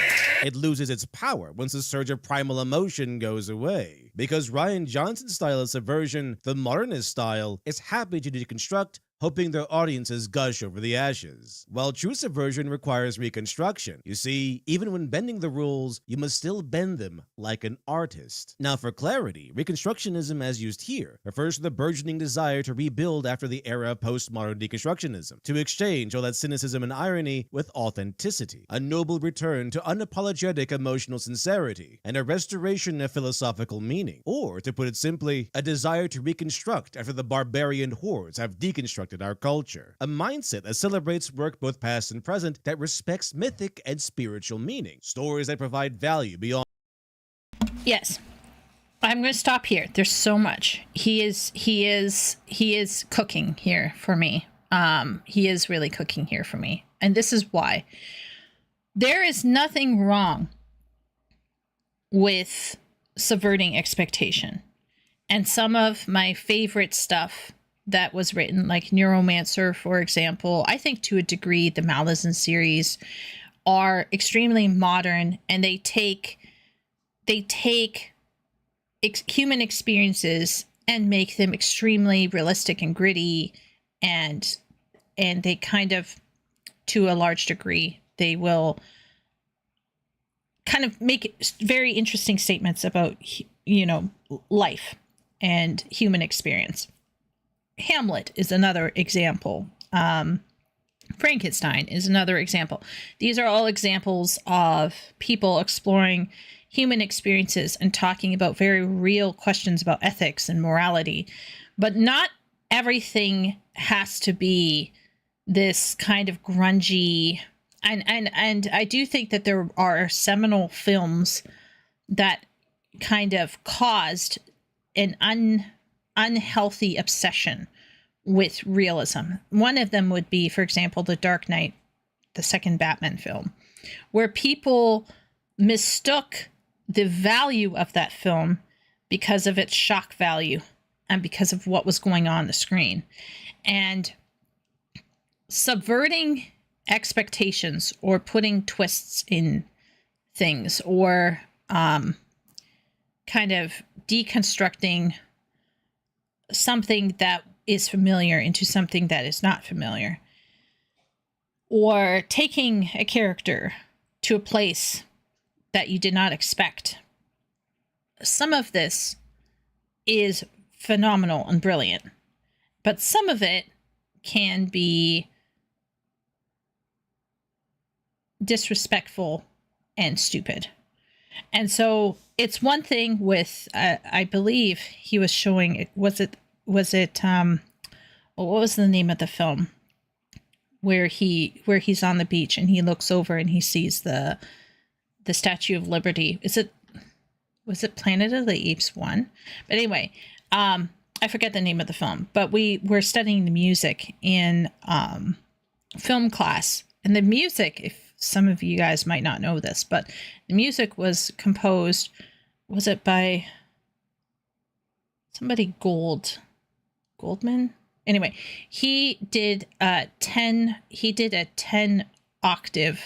He broke the octave essentially, and he was operating with a very modern octave as opposed to the more traditional octave. Because I believe most octaves are 7 keys, and I think he was working with 10. But yeah. And the concept of the music at the end, the music was supposed to show this unsettling sense of horror and realization. And there's something masterful about it. There's something intentional about it. But when you subvert expectation to such a degree that it doesn't feel like it's actually saying anything, or that you just did it just to make the people upset, then we got a problem, right? Once again, there's nothing wrong with thoughtfully and carefully subverting some people's expectation or surprising them. But if you're doing it just for the sake of surprising them or being like, haha, I'm going to own the chuds, right? Yeah, it's just gross, honestly. It's just gross. And what I like here is this understanding that it kind of goes back to what I was talking about here. When we talk about poorly done subversion, most of the time, these subversions are done because the writers are stupid or they just want to surprise the people, right? Maybe they're phoning it in. They're just wanting to get it done. But this third one, malicious, is ideologically driven. And essentially what I'm saying here is they are trying to make a point by changing what is expected. So when Luke Skywalker is not the optimistic hero that he represents, the best of ourselves, when he is not that, we have to ask, why was this change made? And if the change was made because the person didn't understand Star Wars, that's one thing, right? That's sad. It is what it is. But if they changed it because they wanted to make a point that heroes are not going to be heroic all the time, and they do it to that specific character, that is malicious. That is ideological. Because they are taking an icon and they are using that icon to make a cultural point to you. And of course, you know, the first thing that they'll say is, well, why should it matter? It's just a character. And then our response, as Asmongold points out, is if it's just a character, why use it anyway? And so the reality is they know absolutely what they are doing when they subvert something like that. They know exactly what they're doing because they don't want us to have role models of decency and hope. They don't want us to have models for transformation and personal responsibility, forgiveness, or wisdom. They don't want us to have these things because if we know what these things look like, we will understand that the society we have been submerged in is fundamentally wrong and fundamentally broken. And so, you know, having read Walter Benjamin's seminal work, The Art of Reproduction, or whatever that thing that I refer to, and he advocated for the politicization of art because he argued that fascism had taken art and used it for politics. So he said, well, we should just put politics in art. This call to leveraging art to make a social point, whether it's fascistic or communistic, doesn't matter. It's the same thing, really, right? These people will justify what they are doing with their morals and their values. And you know what the difference is? There are tons and tons, okay, over the decades, tons and tons of Christian films, Christian stuff happening, right? Christian books. Most of you probably have never read them, have never really understood, what's going on over there. But there are Christian films, Christian music, Christian books being written every day. And most people, given a chance to look at it, are going to look at this stuff that is extremely packed full of truth, and they will look at it and they'll say it's poorly written, or it's cheaply produced, right? And some of the music is actually, there's some good stuff out there with music. Christian musicians actually can be really awesome. But we all know that there are those Christian films that are extremely poorly produced. We all know that there are Christian novels that are very poorly written. Nobody, right? Nobody in the secular arena has ever sat and said, well, let's give them a pass because they're trying to say the thing that they believe in, right? They're picking and choosing. They're cherry picking and choosing and cherry evaluating what stuff is based on what they want to believe in. And so the reality is, though, is that sometimes your message overwhelms your content. And if your message overwhelms your content, you will essentially undercut your content in order to make a point. And what you'll be left with is shit. And nobody's going to like you. And the same thing happens, by the way, with this Christian stuff. Even though I think that there are a lot of amazing truths to be had in these pieces of entertainment, nobody's really going to read them because they're hackneyed. It's just really, really not great. And so, and they aren't even changing what is expected. They're just doing their own thing. It's not like these conservative Christian writers are coming in and trying to rewrite Star Wars to make a point about God. You know what I'm saying? So they're just making their own stuff, and we can all look at it and go, oh yeah, that's poorly done, right? But when we come out and say, oh, that's poorly done to a left-wing production, suddenly there's all these sorts of excuses. Suddenly we get excuses. Well, this is what they were actually trying to do. Well, the chuds aren't smart. They don't get it, right? Just like how Willow was shitting on people for not liking what Fury brings. No, Willow, we all know what it is. It's poorly written. Stop standing for something that was written like shit. Maybe it's saying something that you wanted to see. Maybe it has something that you wanted to enjoy. Whatever. But don't lie to yourself and tell yourself that it's good. And so this is where, people who support this malicious subversion try to pretend that it's some high quality production. They need to get off their train of delusion, because just because something is trying to make a statement, A, some people are going to dislike it because they don't agree with the statement, and B, some people like me are just not going to like how it's done. It's just not done well, and it's very clear that you're maliciously trying to make a point with let's say this particular character.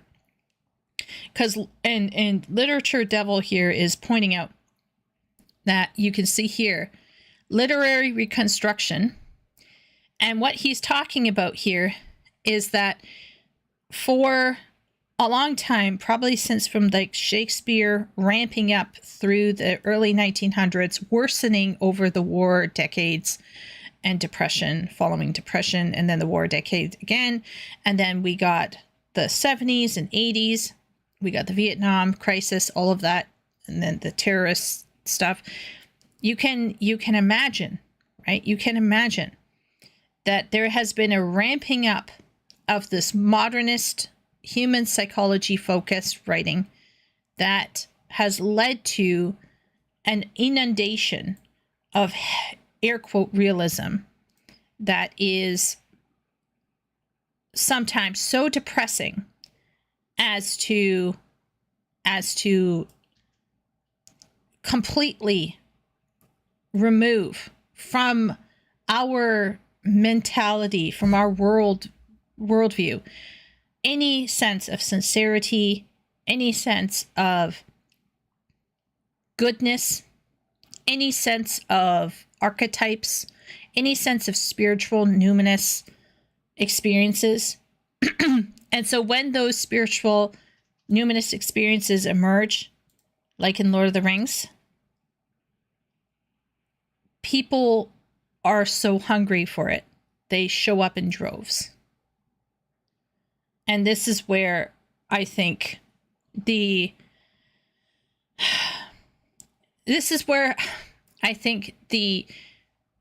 hunger that people have. People are hungry for it and they don't even understand, right?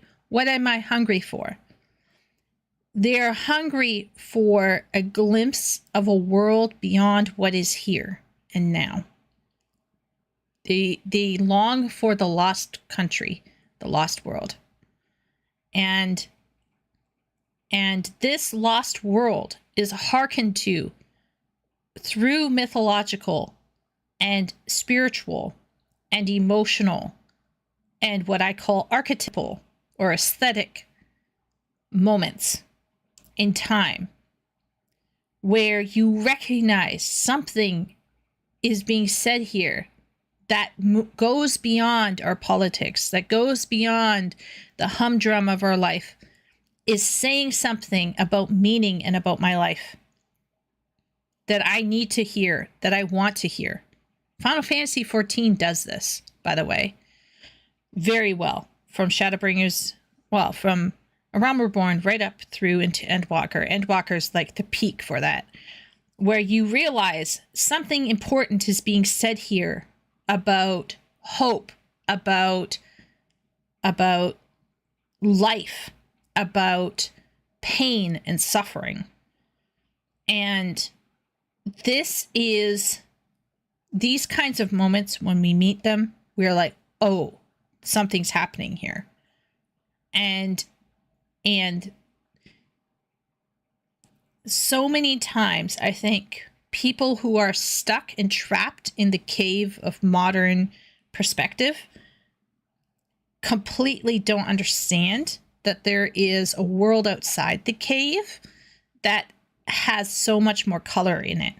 And so in this case, what he is arguing here is that this subversion can sometimes be abused to the point where we can no longer have these important moments. And it is tied, this concept of subverting expectations is directly tied to modernism and postmodernism. Postmodernism is simply a tool, right? But once again, I have no beef with Pomo. Really, I think Pomo is interesting. But when it's used as a bludgeon to get people to think that there's nothing meaningful or sacred out there, that's when I start getting mad.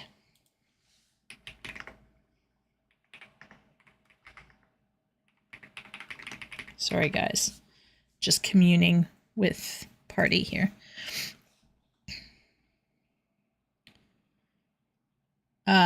The comic also takes place over years, so you see Supergirl progressing through different mindsets while still trying to be a hero, which they said would be too hard to convey in the film.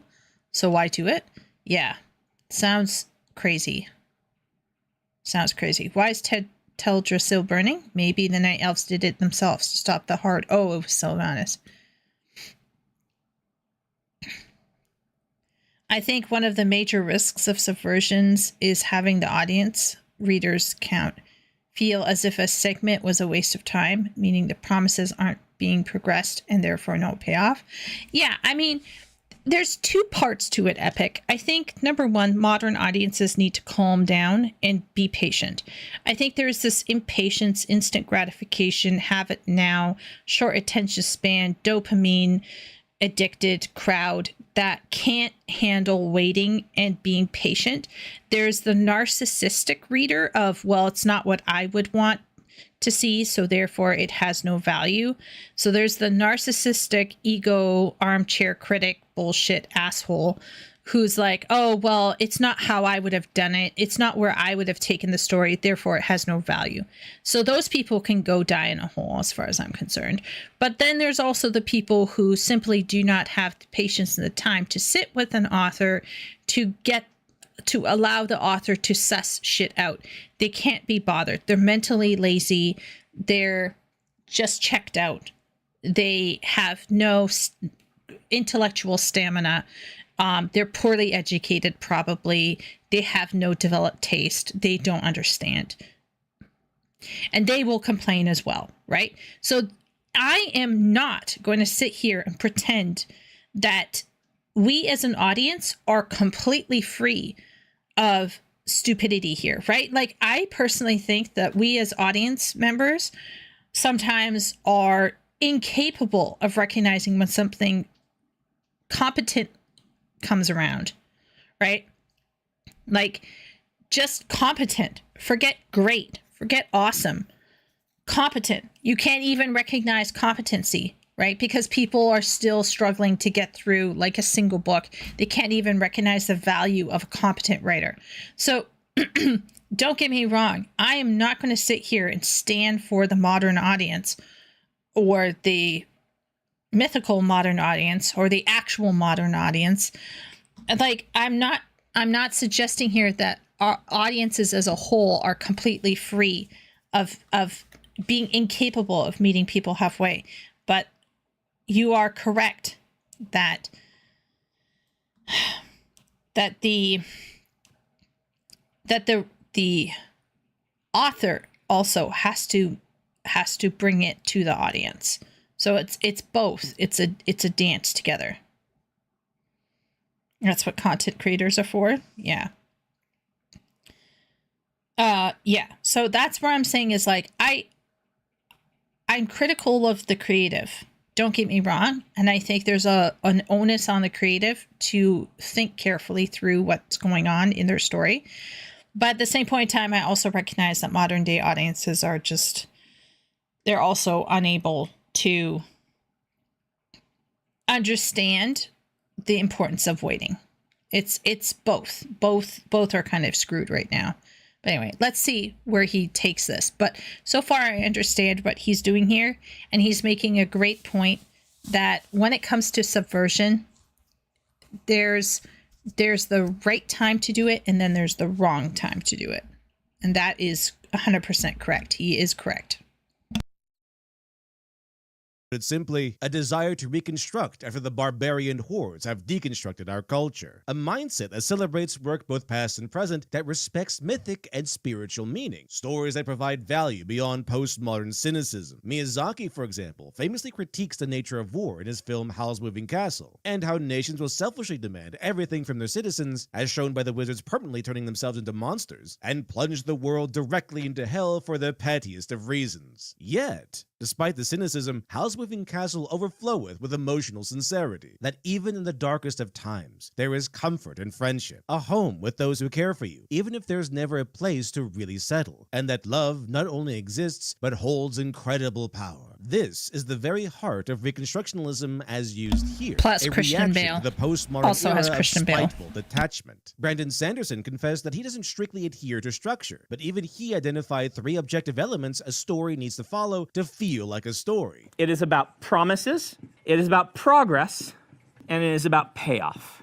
I like to try to view stories as a sequence of promises, progress along that promise, and payoff, of which progress is actually the most important of the 3, but promise is where things go wrong the most often. Some might say that this makes sense. It's essentially the hero's journey boiled down to its base elements. It illustrates a fairly clear arc without those pesky circles and triangles modern writers find so oppressive. Still, those same people might ask, what does Sanderson's breakdown have to do with subverting expectations? Because subversion still follows the same rules: promise, progress, and payoff. Game of Thrones, for example, spent nearly the entire show setting up Jon Snow as the ultimate adversary against the White Walkers, and the hero who would face down the ominous Night King. Meanwhile, Arya Stark swore revenge against the Lannisters for what they did to her father. These setups are what Sanderson refers to as the promise, the beginning of their arcs. Jon Snow was sent to the Wall and donned the black of the Night's Watch, and over the course of the series, it becomes clear that,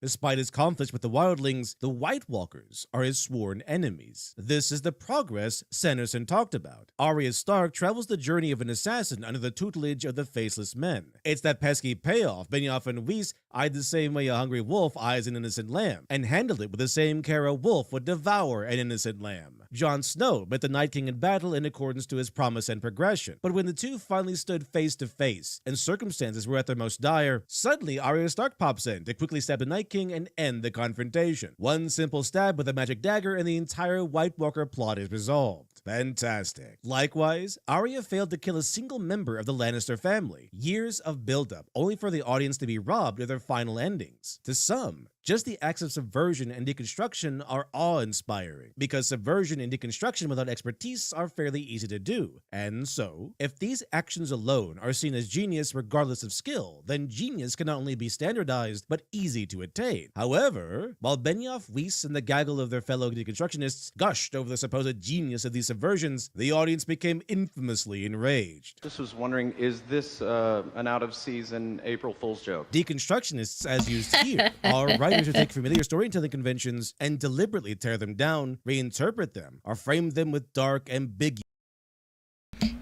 ambiguous implications. Let's go through this. Writers who take familiar storytelling conventions and deliberately tear them down or reinterpret them or frame them with dark, ambiguous implications. So, for example, you have Snow White. I'm not talking about the Snow White film, okay? I need to make that very clear. But you have Snow White, you have the queen, and suddenly we're being told this queen is misunderstood. And that is fine a couple times, but suddenly Scar is misunderstood, right? Suddenly Cruella de Vil is misunderstood. And once again, don't get me wrong, one of my favorite characters in FF14, a certain Ascian, is to a degree misunderstood, right? For a long time, we think the Ascians are just this one-note wonder. Then we find out something about the Ascians, and then we're like, oh,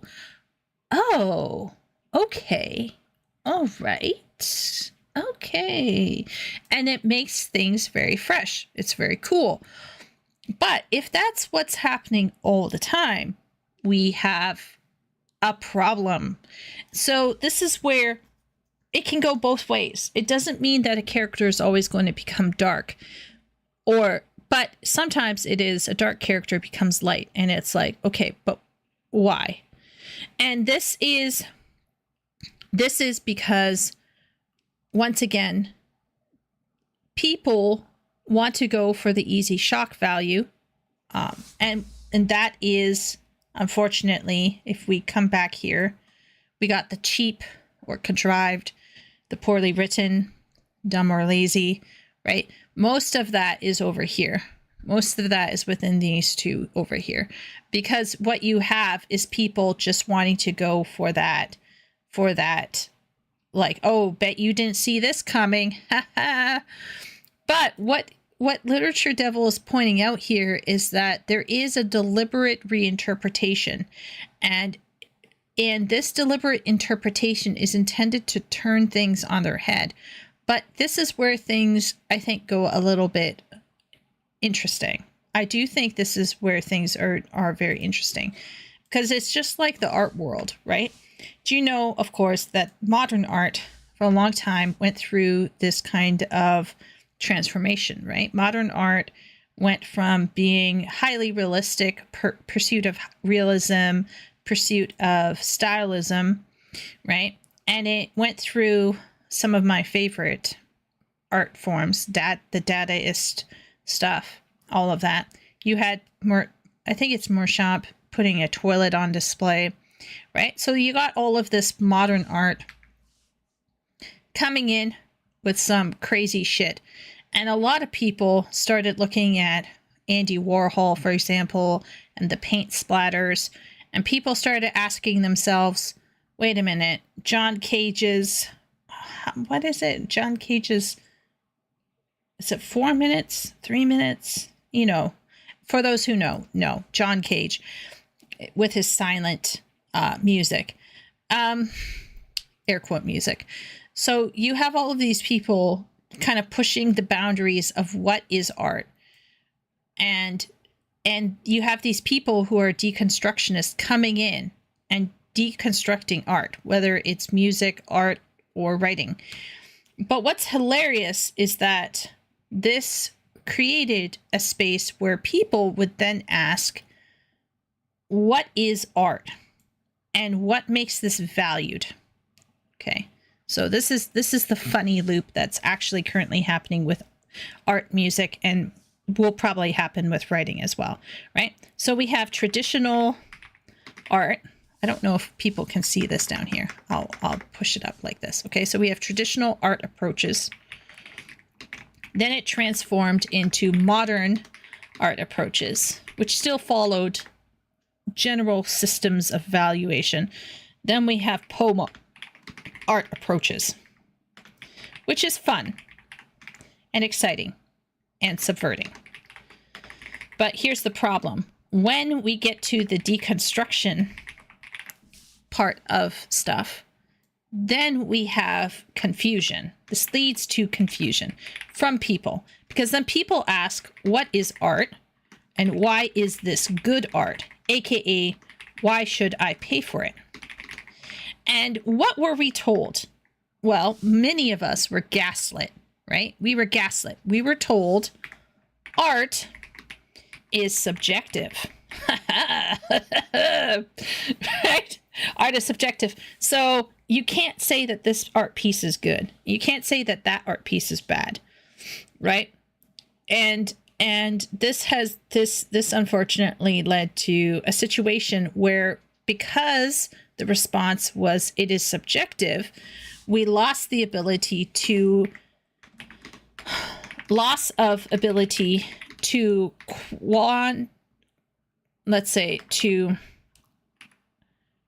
critically read art. So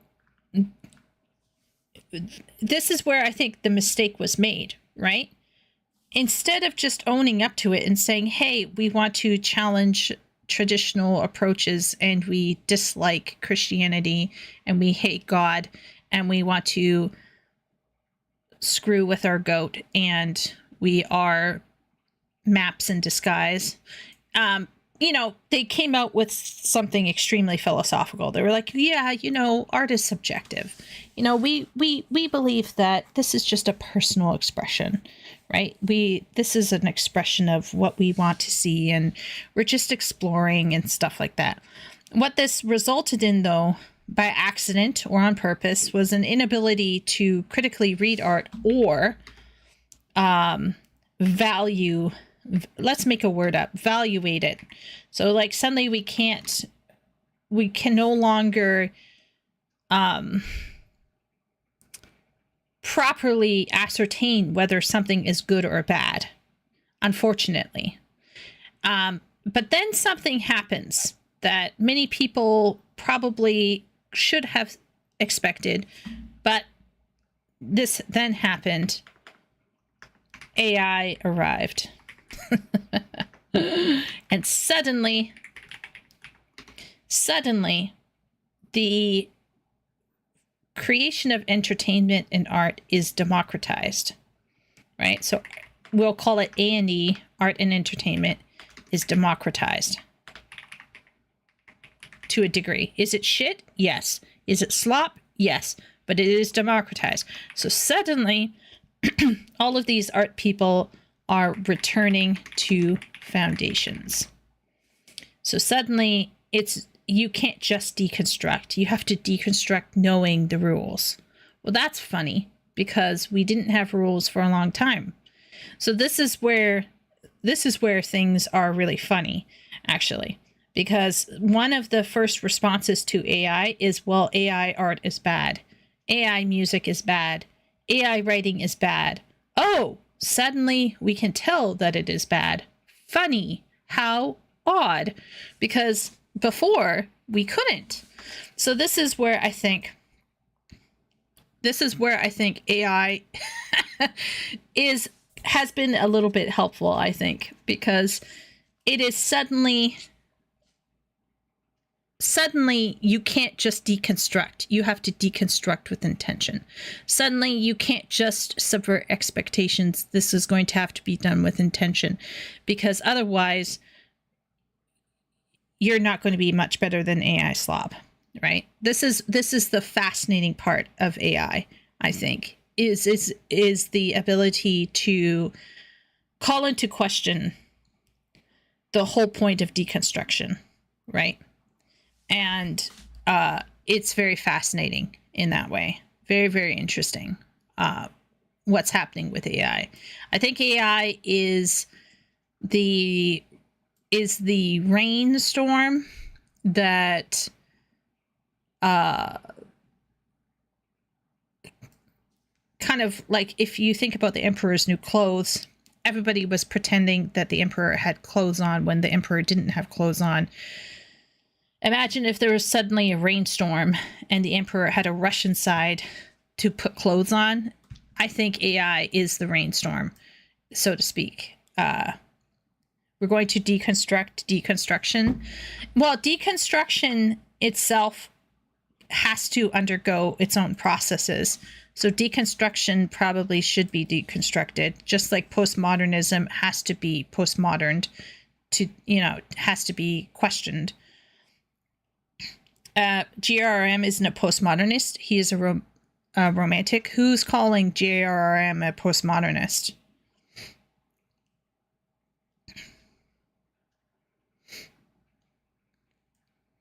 Nobody's calling JRM a postmodernist. He's probably a communist, really. So he should probably have postmodernity applied to him. He is what I would call a materialist, probably. Secularist, probably. He probably worships at the altar of modernism of to a degree. Secularism, materialism, probably. By materialism, I don't mean owning a lot of things. I'm talking about like the world is material and that's all that there is to it.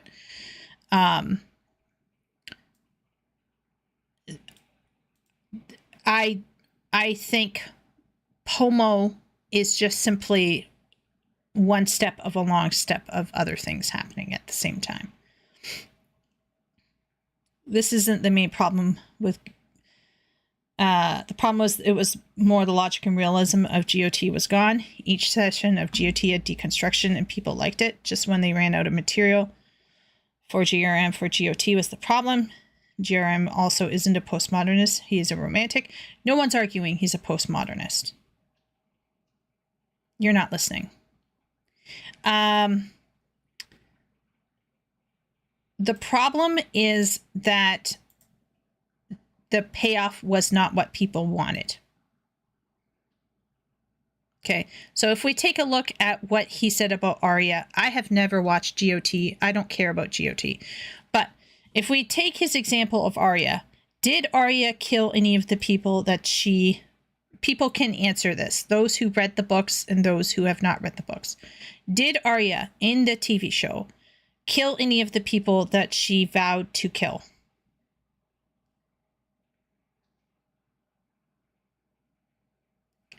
Did she kill anybody that she vowed to kill? Did she wipe out the Lannisters or whatever? In the TV show or in the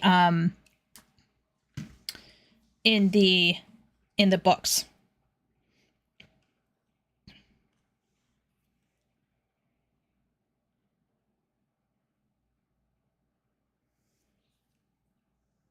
She didn't kill a single Lannister. Okay. So you have a character who vows to do something, and she is unable to do it.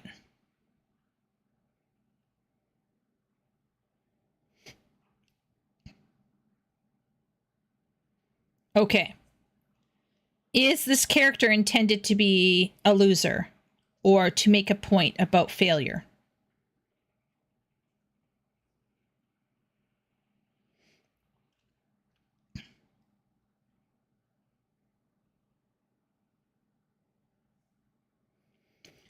The question I'm asking is, why didn't she kill a single Lannister?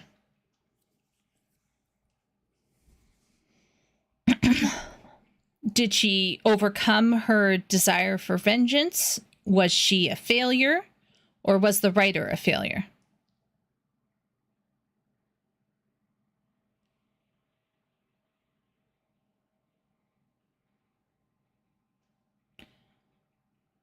She completes part of her vengeance list, but not all of it.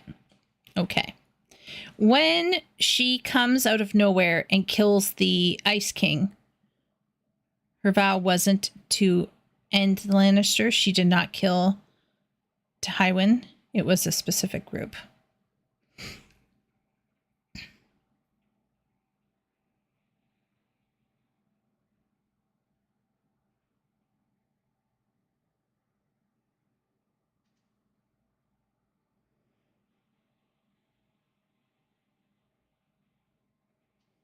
Okay, so we have a character. She vows to get revenge for the Red Wedding, whatever that is. I assume people died in it. Probably her father. The people she didn't kill on her list were just 3 people. Her killing Night King. The Night King was a letdown. That was more a rush season. Okay, I'm going to ask some other people's opinion.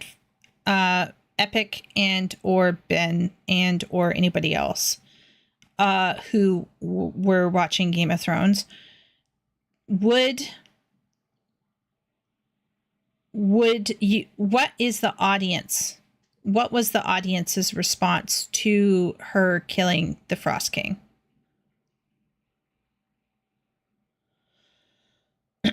What were people's general responses? Did people like this scene where she comes out of nowhere and kills the Frost King?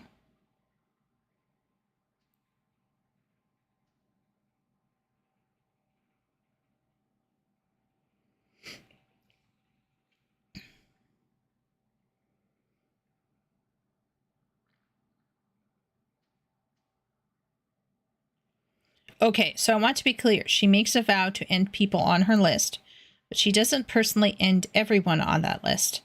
Some people she crossed off because others did it. Okay. Epic, in your opinion, do you believe that her...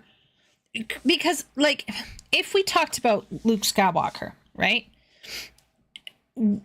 With this concept of deconstruction and subverting expectation, I can talk about Luke Skywalker all day long. I can't talk about Game of Thrones, so I have no idea how good this explanation is here.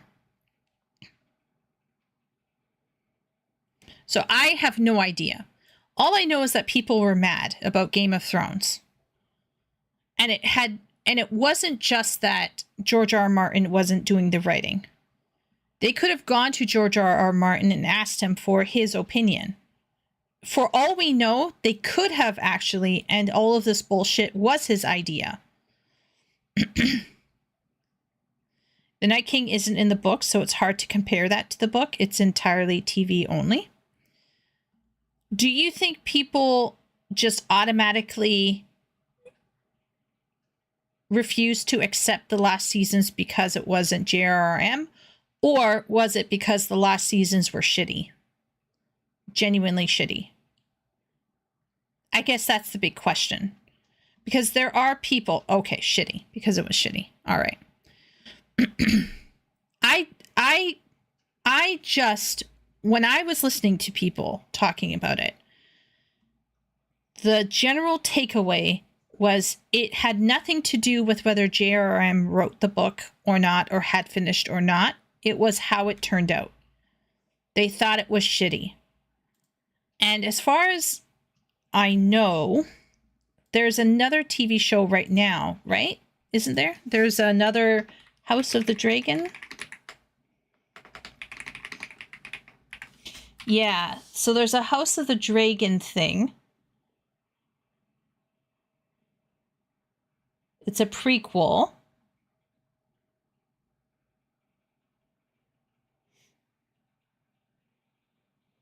Based off of a book written in 2018.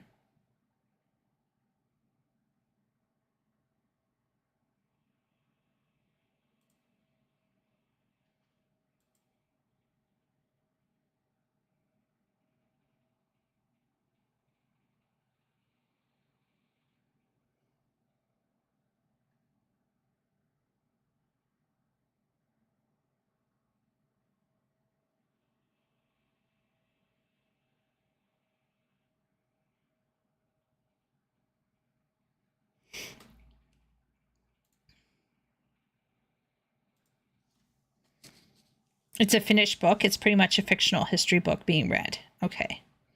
Matt Smith is good in, that Matt Smith is good in House of the Dragon. He's the people's favorite character from the show. Yeah, I've heard that people like him. I heard Knight of the Seven Kingdoms is good as well.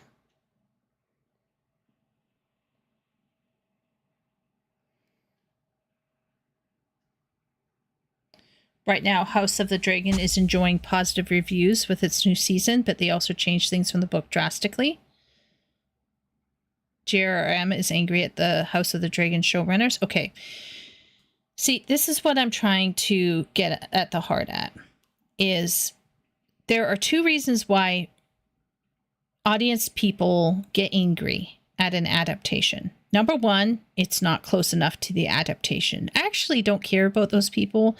I think purists are going to be purists. There's nothing to do for them. I leave them alone. It is what it is for them. But when it comes to people who are not purists and they're struggling with something, that's where I'm interested. That's where I get interested. Purists getting upset, it's not interesting to me because I know why they get upset. And it's always very clear when something deviates. So to me, figuring out deviation, as in what was deviated from, is uninteresting. I'm interested in either why did the deviation happen? Why was the subverting happening? Or why are people who are not purists responding poorly? And that is more interesting to me. So for me, it's not the question of changing things. It's the question of what was being changed, why was it being changed, and how was it changed? And so, and what was the quality of these changes? All that matters is, was it good? Yes, exactly. So your purists are going to have their conversation in the corner. I'm not talking about them. I'm talking about the people who were willing to give it a shot, enjoy it for what it was. And if they didn't like it, why didn't they like it?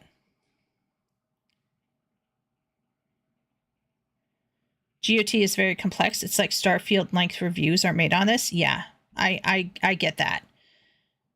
They're changing things, and considering that people found the book to be depressing and depression doesn't work for television, expect a lot of changes, a lot more. I agree. I don't really mind if an adaptation deviates from its source, but the changes still need to make sense and well implemented into the story. Yeah, most people who are not purists by nature don't give a fuck if something is deviated or even subverted a little bit. The question is it good? Right? Is it good? Is it done well? Does it make sense? Is it what we want to see? Is it what we need right now? Right? So I have no opinion here when he's talking about Game of Thrones. I don't know about that. But I do agree that writers will often will often reinterpret shit because it's cool to be dark and edgy. And that I do agree with. Now, that does not apply to Game of Thrones, because I think Game of Thrones is intended to be dark and edgy. So if they started doing happiness and light and people were kissy kissy all the time, then I would be like, okay, something's gone wrong here. But in this case, with Game of Thrones, I don't think this is an issue of we're trying to subvert George R.R. Martin's gloomy message on the reality of the human condition. I don't think that's what happened with that. I think what happened with the writers of Game of Thrones is they were just trying to rush through and get it fucking done. Get it off the table. Just finish it. Just get it done. But apparently they did not do it well. And from what I understand, from the few things that I've picked up from people, is that they massacred 2 to 3 characters that were popular, and people got upset with what they chose to do with them. That's all that I know about the situation.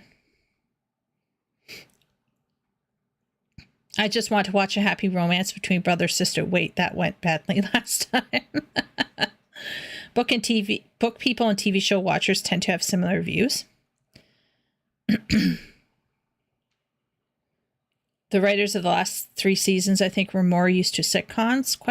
I have no idea. All I know is that how 2 to 3 characters, I don't know who, were poorly handled. And people are like, you did what with them? They're doing what now? People were not happy. That's as far as I know. That's as much as I know. So I can't agree or disagree with Literature Devil on how he is interpreting Game of Thrones, but I know that all of his other fundamental concepts are solid, and this is solid right here. Deconstructionists take familiar storytelling conventions, deliberately tear them down, reinterpret them, or frame them with dark, ambiguous implications. Or they take something that was dark and ambiguous and they try to justify it, like trying to make Cruella de Vil empathetic. And what this does lead to is confusion and people asking, why is this happening? How can we, this doesn't feel good to me.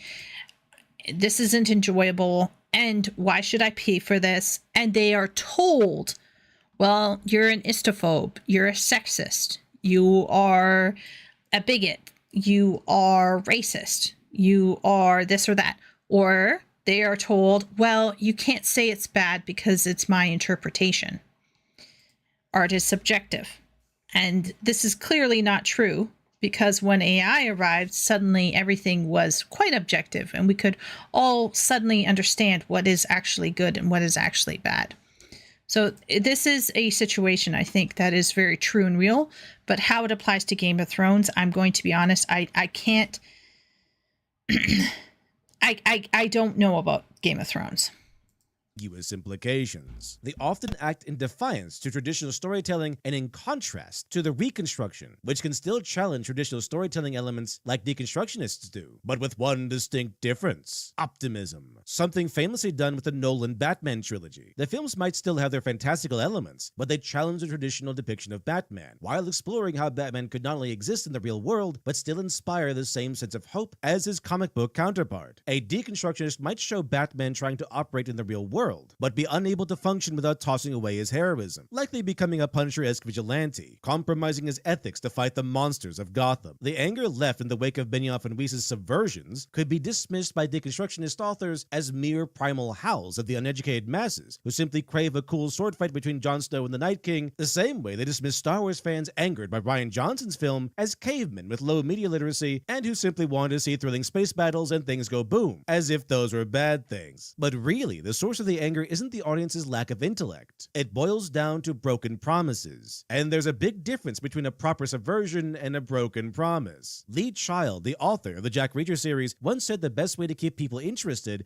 is not necessarily by writing a divine-level story, but by delaying the final gratification for as long as possible. Focus less on making the perfect dinner, and instead, focus on making your guests hungrier. The hungrier they are, the better the food is going to taste. However, in the end, you must still serve that dinner. dinner, and it better be good. Deconstructionists will still invite you to dinner, but they'll end the night by saying you've all been fooled. There is no dinner, and then expect applause and appreciation for their deep genius, when really all they've delivered is a broken promise. I'd wager even the most artistically literate would feel frustrated, and so fan outrage was less about lack of intellect or media literacy and more about being lied to. Really, when we talk about subverting expectations, it's closer to a magic trick. The art of subverting the audience's expectations without breaking the logic of the narrative. Now, some might be asking, what would be a good example of a proper subversion? Well, I'm glad you asked. And the example lies in the hands of Reconstructionism. Yoda has become the American pop culture icon for the wise mentor, but he also happens to be the perfect example of a subversion done right. Luke Skywalker had already been involved in the war against the Empire for about 3 years by the time he reached The Empire Strikes Back. He'd already gone through a number of experiences, including the loss of his original Jedi mentor, Obi-Wan Kenobi. Did I ever tell you about Ahsoka Tano? So it's here Luke is told to seek out Jedi Master Yoda, who'd been in hiding since the Great Jedi Purge. Of course, when Luke arrives in the Dagobah system, he believed, as the audience did, that Master Yoda would appear as a great warrior would. Strong, tall, and intimidating. In any case, given how shocked Luke was upon actually meeting Yoda, Little Green Muppet was not at all what he was expecting. We reasonably expected the wizened leader of a knightly order to fit the depiction of a powerful warrior. But we were never promised he'd look that way. To put it simply, a proper subversion of expectations requires a bit of the author's insight into what the audience might expect. However, every promise made must align with reality we're eventually given. And that is what gives a subversion its full power. There are few things more impressive from a writer and satisfying for a reader than being surprised by revelation only to look back and see that while every hint could technically apply to what you expected, they apply just as well or better to the subversion. In comparison, it takes very little skill to promise something, refuse to deliver, and say you successfully subverted expectations. It might work for the moment in the same way a jump scare is technically a moment of horror, but completely absent of substance. What makes Yoda an example of Reconstruction is how this choice enhances the nature of the Force,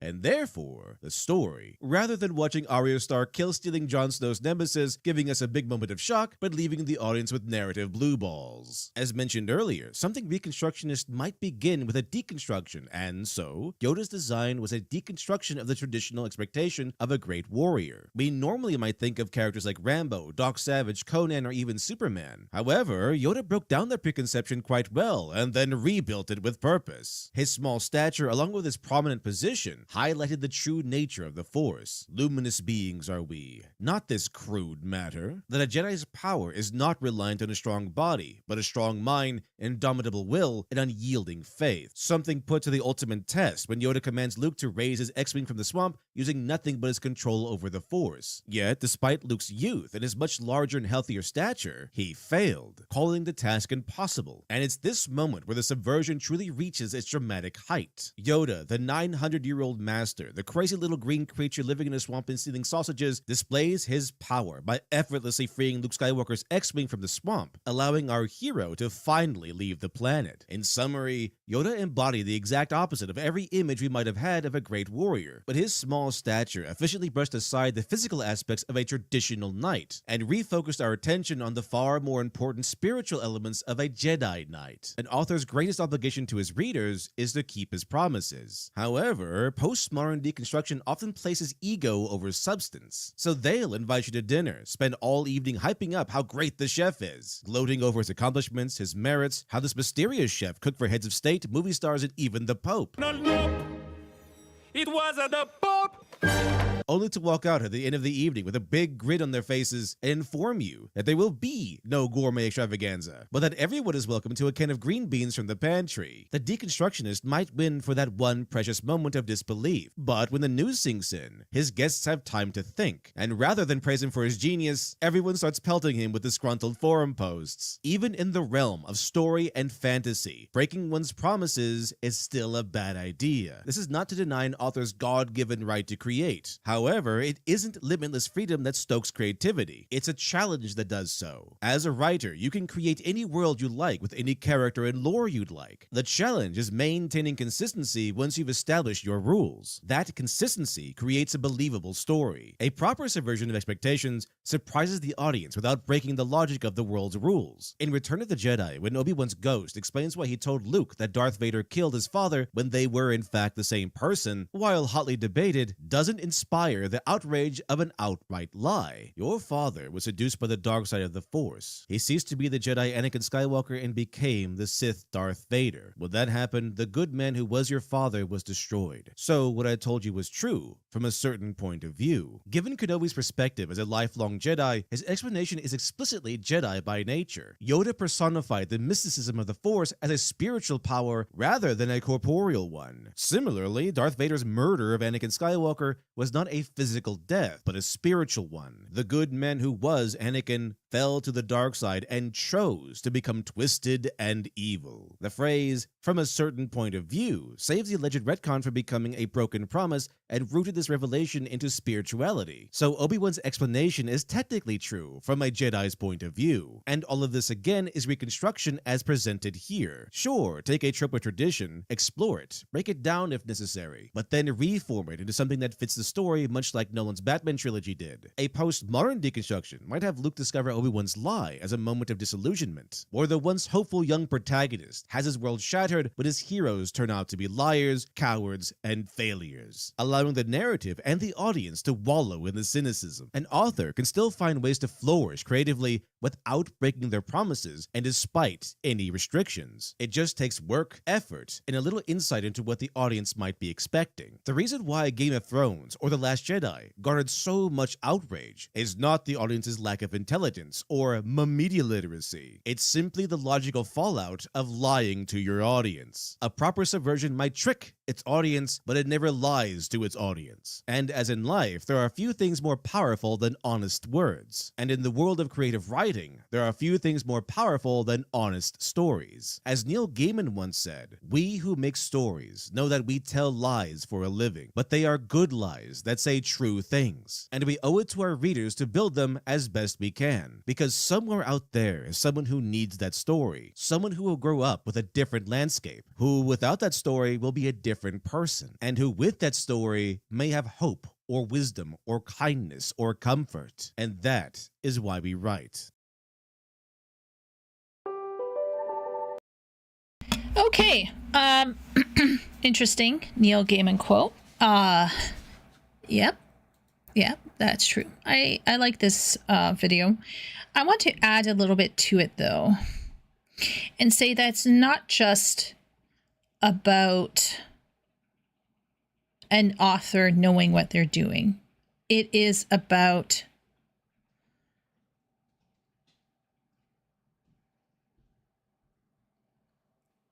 I think it's also about love and respect. I think that the people who subverted what they subverted did not love or respect what they were writing. And I think it is like I said, if I go back to Final Fantasy XIV, for example, when you start A Realm Reborn, you have these shadowy characters who are clearly doing bad things and are causing problems for the world and have killed many, many people. And you have to reckon with them over and over and over and over again. And these characters were so one-dimensional as to be caricatures in A Realm Reborn. And a lot of people who only play A Realm Reborn will come away feeling like they're playing a fairy tale to a degree, because they are extremely there's a level where they come off as being extremely one note.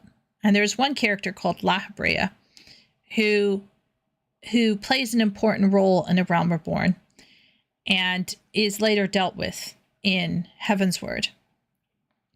And as time went on, the writers began to get an idea of what they wanted to do. But what that did require them to do is to go back into A Realm Reborn and tweak a couple things.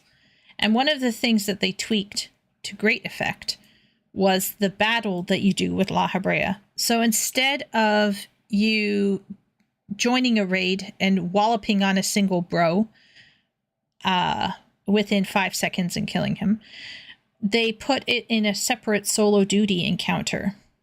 And during that solo duty encounter with La Habrea in A Realm Reborn, you get to see a couple things. Number one, you get to see how powerful he is compared to you. Number two, you get to see what his abilities are. So he specifically uses fire and the Phoenix, which is something that is revealed later on in the Pandemonium raids. And you get to see your character use Dynamis in order to overcome him, which is a rare occasion. Specifically use Dynamis to overcome him. And the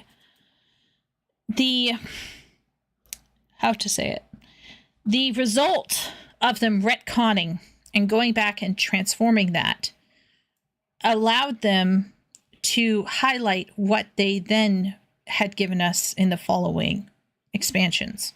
So as you play the game more and more, you begin to understand what is actually behind all of their actions. And they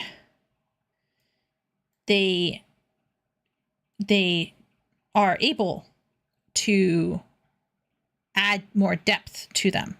So that when you get to a very specific raid in Final Fantasy XIV, and you get to contend with La Habrea or kind of explore that character further, it is clearly a way for us to reevaluate everything we've seen before in a new light.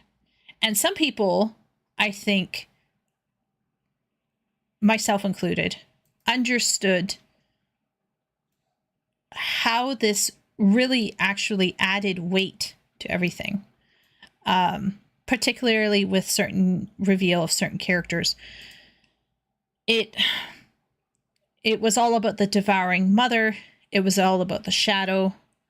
It was all about the self. It was about becoming God, the dangers of attempting to becoming God, Daedalus, kind of that kind of stuff. And I felt that it improved. It improved on the original material. It improved on that character. They didn't come in and shit on La Habrea or make La Habrea uncool. They actually made La Habrea not great again, but even more great, if that makes sense. And this is where I think the problem is that the people who are coming in and deconstructing these characters, they do not love these characters. They do not respect these characters. They simply see these characters as tools to be used in their own egotistic, creative endeavors, instead of seeing this as a gift, an opportunity to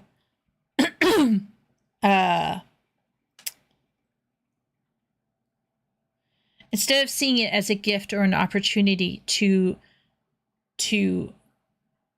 explore and make great again, or make even more great. They use this as a soapbox or as a way to make a point they want to do, or as a way to, cheaply subvert people's expectations.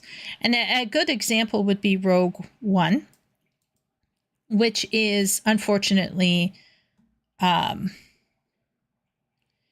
think it was overshadowed by everything that went on with the final trilogy. But in Rogue One, you have a scene where we get to see Anakin Skywalker again, Darth Vader, and they make him cool. They don't have him, right? They don't try to deconstruct Darth Vader. They don't try to deconstruct Darth Vader and have him like staring at a picture of Padme and going, I wish for those better times. They don't try to make Darth Vader nuanced. They don't try to make him have some hidden regret, right? They're not trying to show Darth Vader in some new light that would never occur to us before. They just showed him come in and kill a whole bunch of people. They lack the love to deconstruct and can only destroy. Yeah. Man alive, you need to play KOTOR too. Yeah, I do. I know. They made Vader aura farm in space. He makes his cloak flap about in space. Yeah.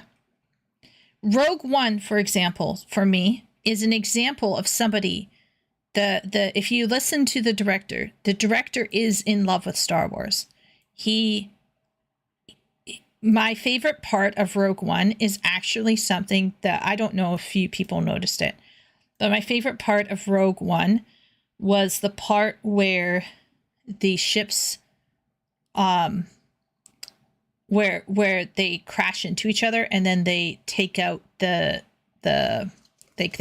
go downward and they're like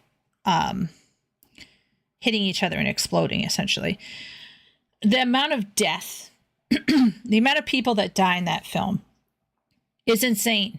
So that when in episode 4, Mon Mothma says that line, many people died to get this, the plans. She's not shitting, right? A Mon Calamari force was eradicated, and I think in the books it was the Bothans, and the Bothans never let us forget. But Mon Mothma, I think it was Mon Mothma's quote about many people died to get the plans. Let's see if we can find it. Yeah, Return of the Jedi. That was for the second Death Star. Was not the first one.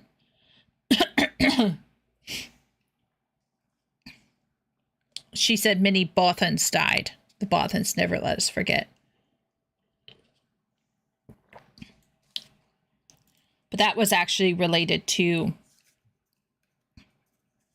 the second one, I think. Right? I'm just checking.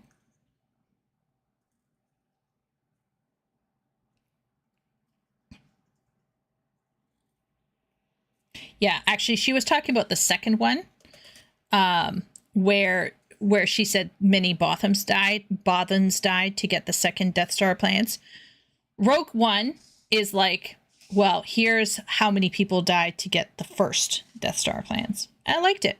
It kind of adds weight to that whole Leia mission in the first film. I don't know. I just think that you can subvert expectations and show something from a different point of view, or show something that people didn't think they wanted to see without being disrespectful. And I feel like there is just a lot of disrespect. There's a lack of love and a lack of respect. And I think respect is a big one. It's not just about being optimistic. It's not just about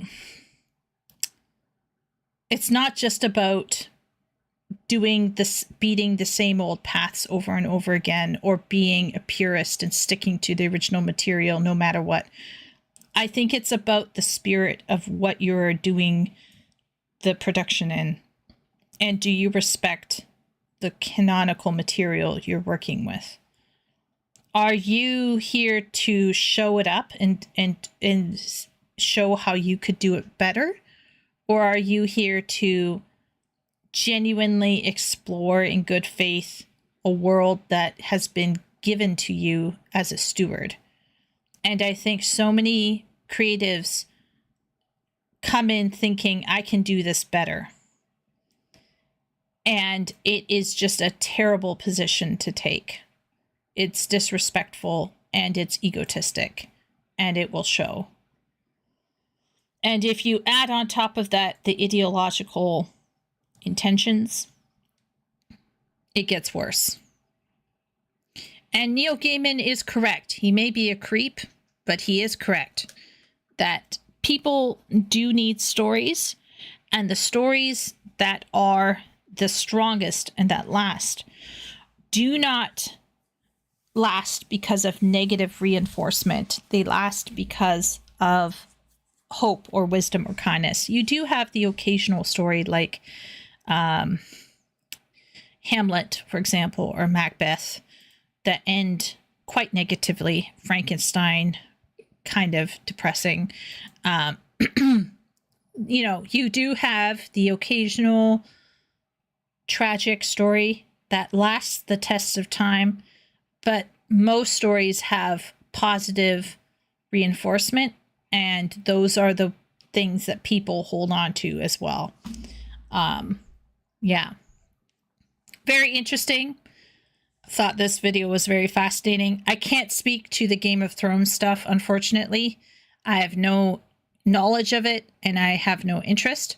But I do think the example of Yoda was really cool, because Yoda does subvert the idea of what makes a great mentor, or what makes, what makes a source of power. But it doesn't take away from the coolness of Yoda. It doesn't take away from a sense of weight, and you respect Yoda at the end. You don't walk away feeling like you don't respect him.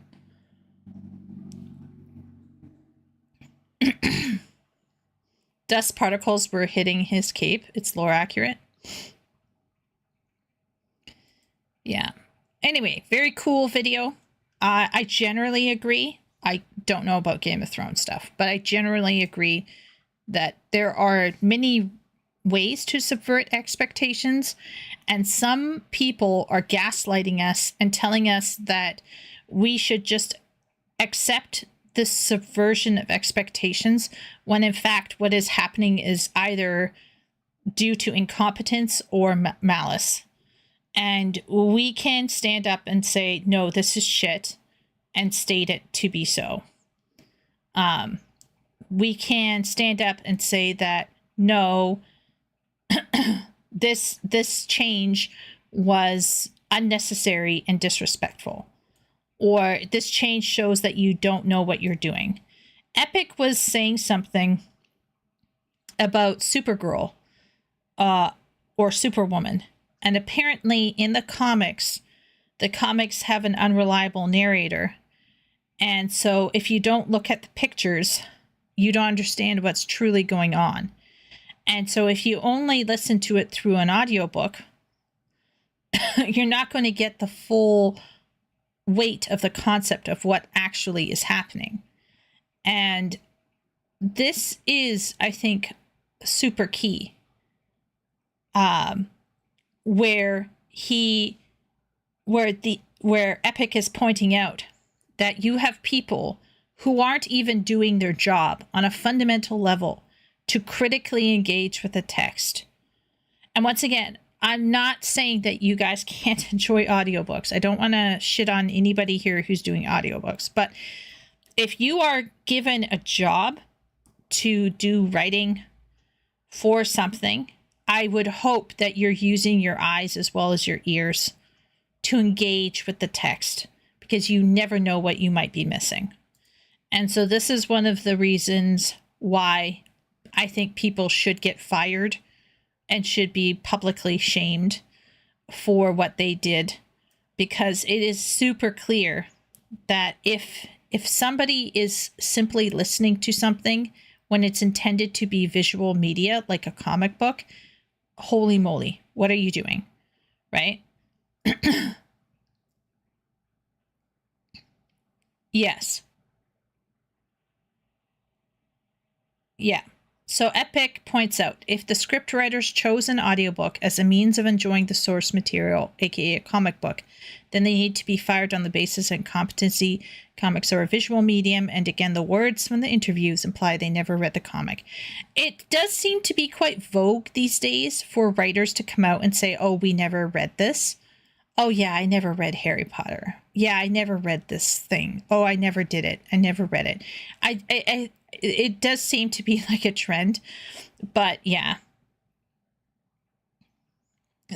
Foxy is basically saying what I said. Foxy says, from what I understand, there seems to be a major focus on not even reading the source material and just doing what's put in front of them. Yeah, it's ridiculous. Absolutely ridiculous. Bonkers. Absolutely bonkers. This is where I think it's disrespectful to the original author. And how do you morally get away with disrespecting an author? You use Pomo as an excuse. And that's where my beef is. My beef isn't Pomo itself. It's the use of Pomo to excuse shitty creative approaches, to excuse laziness, to excuse disrespect. It's horrible. It's just horrible.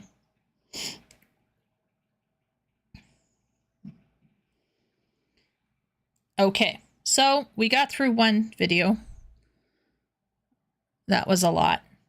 But we got some time left, so we're going to go to the next one, which is, did Star Trek The Next Generation predict social media addiction?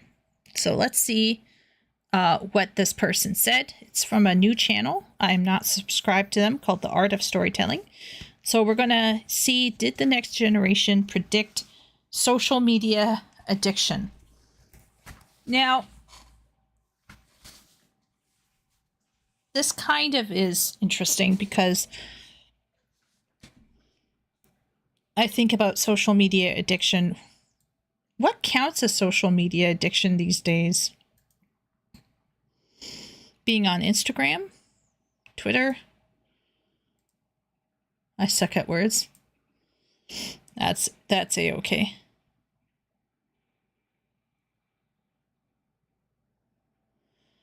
Then there's the reason The Witcher does well until the main actor leaves, because interpretation of the character he's playing, because he's read the material, is at odds with progressive writers. Yes, yeah, yep. Henry Cavill was somebody who played the games and read the books and had a different opinion on how to show the character, and yeah.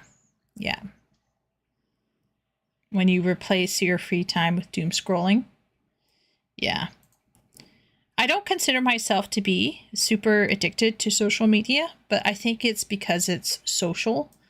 I'm just not addicted to social. I don't do that a lot. I'm not into socializing, but let's see what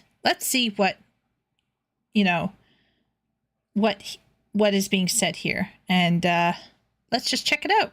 Familiar with the classic TV series Star Trek: The Next Generation, then you know that the show varies wildly in the subjects and themes that it explores. The show aired a total of 178 episodes from 1987 to 1994, and not all of those episodes aged as gracefully as others, but the episodes that did stand the test of time are some of the best science fiction that you'll find anywhere. One such episode is called The Game, and if you've seen the episode, and if you're alive in the current year, then you probably already know where I'm going with this video, because this episode made an eerily accurate prediction about our current relationship with technology. So, did the writers of Star Trek: The Next Generation predict the phenomenon of social media addiction? And if so, what does that tell us about science fiction writing more broadly? Let's explore that question on The Art of Storytelling. There is no single definition of science fiction, but one of its defining features is that it is speculative. It anticipates the future consequences of present circumstances. As an art form, it walks a kind of tightrope between serious social commentary and campy escapism. And Star Trek: The Next Generation, it must be admitted, has its fair share of camp. That said, a lot of its social commentary is surprisingly profound and quite prescient. It's actually pretty impressive how much of Star Trek's sci-fi speculation has already become a reality. Jean-Luc Picard reads the news from what looks eerily similar to an iPad. This device is presumably connected to some kind of invisible digital communications network of some kind. The computer interfaces have these glossy touchscreen panels, and the ship's artificially intelligent supercomputer can communicate intuitively using language. This is all the more impressive when you remember that these ideas were conceived by TV writers in 1987, long before the internet was mainstream, in a time when even home computing was still just a twinkle in Steve Jobs' eye. This raises the obvious question: how were these storytellers able to make such uncanny predictions about the future of technology? One of the greatest science fiction writers of all time, Isaac Asimov, once said, "Science fiction writers foresee the inevitable." And it's kind of interesting that he says they foresee the inevitable, not that they foresee the possible. I think this is where science fiction diverges from the adjacent genre of fantasy. It's less about imagining far-fetched possibilities and more about making informed speculation about the real future of the real world. And it's not just guesswork, it's grounded in a logical extrapolation of reality. So let's keep all of that before our minds as we look at Season 5, Episode 6, The Game. Oh, I love how he used the word informed speculation. I think that's really cool. Yeah, I think specifically stuff like Star Trek always had, I would say even the original series was often trying to make a point about something. They were often trying to say something about society or culture in a fresh and new way. I think there are some people right now who complain about how TV or their TV shows are jam-packed with ideology. But in my opinion, I think that's been going on for a long time. And if you go back and rewatch the original Star Trek series or Next Generation, they philosophize and moralize and talk about things quite a bit. It's just that it's often done in a fun way, or it's more competently handled, or it will show multiple points of view, generally speaking.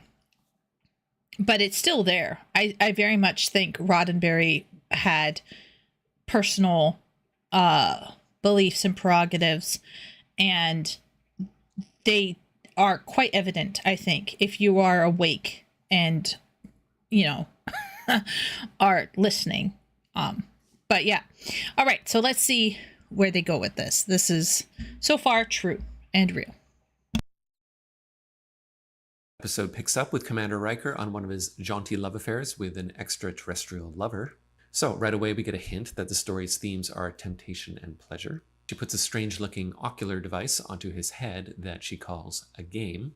Everyone here is playing it. Note her horizontal pupils. I don't trust her. When the device is activated, we get Riker's POV.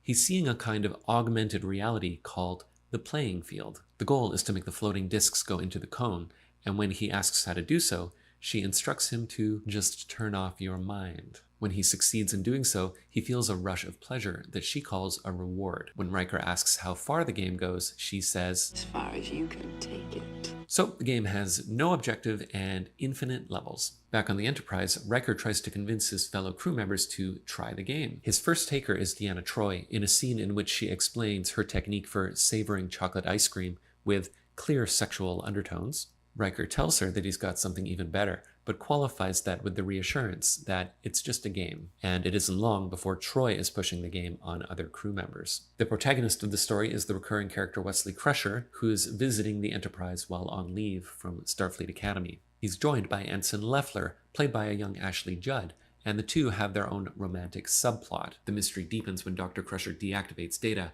who would be the only crew member not susceptible to the game. Data always gets deactivated. The game continues spreading throughout the crew, but when Wesley's mother tries to push it on him, he refuses because he's got a date in 10 Forward with Leffler. On that date, the two young characters talk about how they're seeing the game all over the ship, and they notice a random crew member near their table playing the game.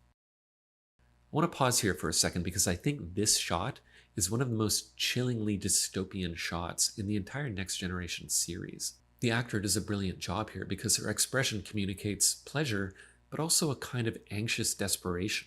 And look at her body language. Her head is kind of listing off to one side, and her hands are clutching the armrests. Wesley wants to have sex. In a way, it's even creepier than the show's more sinister characterization of human-machine interfaces, When Wesley asks if she thinks it's strange that suddenly everybody is playing this game, Leffler insists, It's just a fad. It's here this week. Next week, we won't even know it existed. In any case, they analyze the device and they find that it stimulates the pleasure centers of the brain and it bonds with neurotransmitters, not unlike an addiction. It also affects the prefrontal cortex, which controls higher reasoning. Wesley tries to warn Captain Picard, but it's revealed to the audience that even he is already scrolling through memes in his reading room.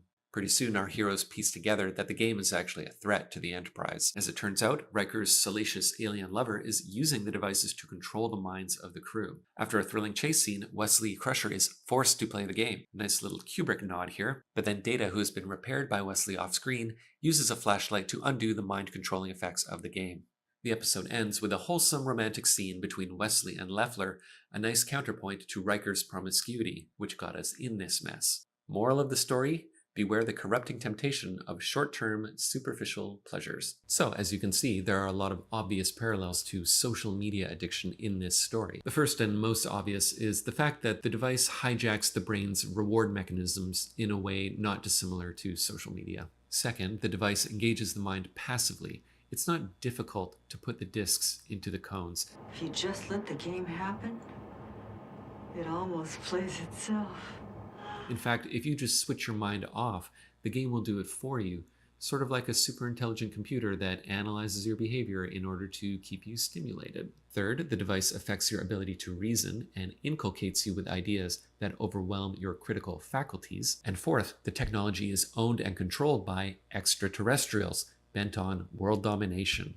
These are all compelling points, but am I reading too much into this story and inventing connections that the authors did not intend? After all, this episode was written in the 90s, so clearly the authors didn't intend the story as an allegory for social media addiction. They were probably thinking of the addictions of their own time, like drugs and alcohol and gambling. And this is why I brought up Asimov's point about science fiction writers seeing the inevitable. Science fiction writers don't just comment on the issues of their own time, they're interested in the deeper currents in human life. They might ask, what happens when a human being is able to gamble inside of a virtual reality headset? They might ask what happens when a human being is able to strap TikTok directly onto their face. At the heart of both of these questions is an even deeper question about human nature and the ramifications of inventing tools that help us to hack our own pleasure-seeking brains. Good science fiction stories are about running the program of today and seeing where it takes you in the future. And I think that's the inevitability that Asimov is referring to. And in the case of this particular episode of Star Trek: The Next Generation, the inevitable consequence of our pleasure-seeking brains is all too familiar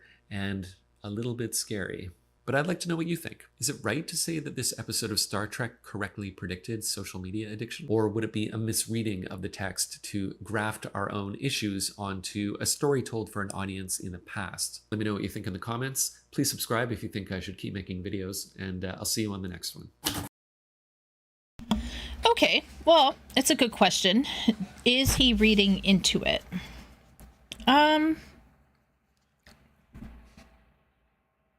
I don't think he's entirely overreading. I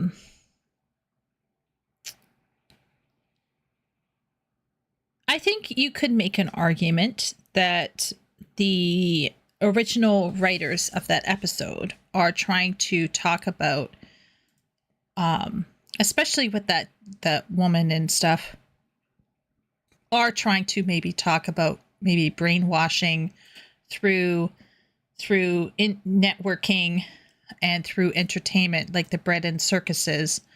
It is very possible that the writers were trying to talk about how entertainment is used as a way to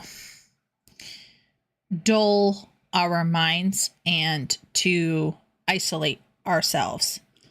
I think an argument could be made there. Is it about social media in particular? I'm not sure about that. I don't know if they're completely making a point specifically about social media, but I do think the particular episode was talking about the dangers of the bread and circuses, the dangers of allowing ourselves to swill about in a mindless mediocrity.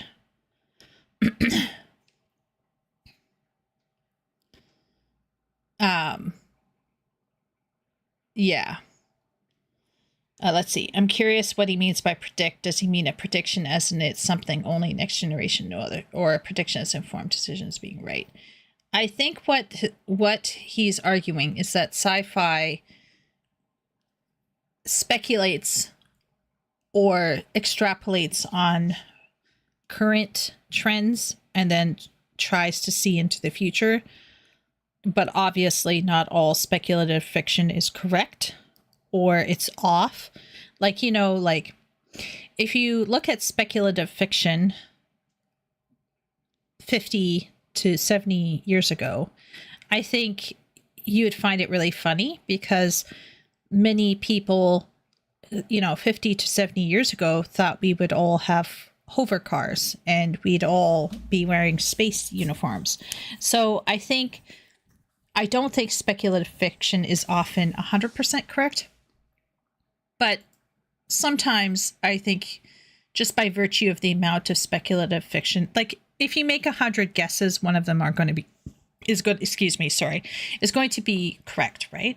So I think it's a case where, like, eventually it speculative fiction will have the appearance of being right because it's made so many guesses.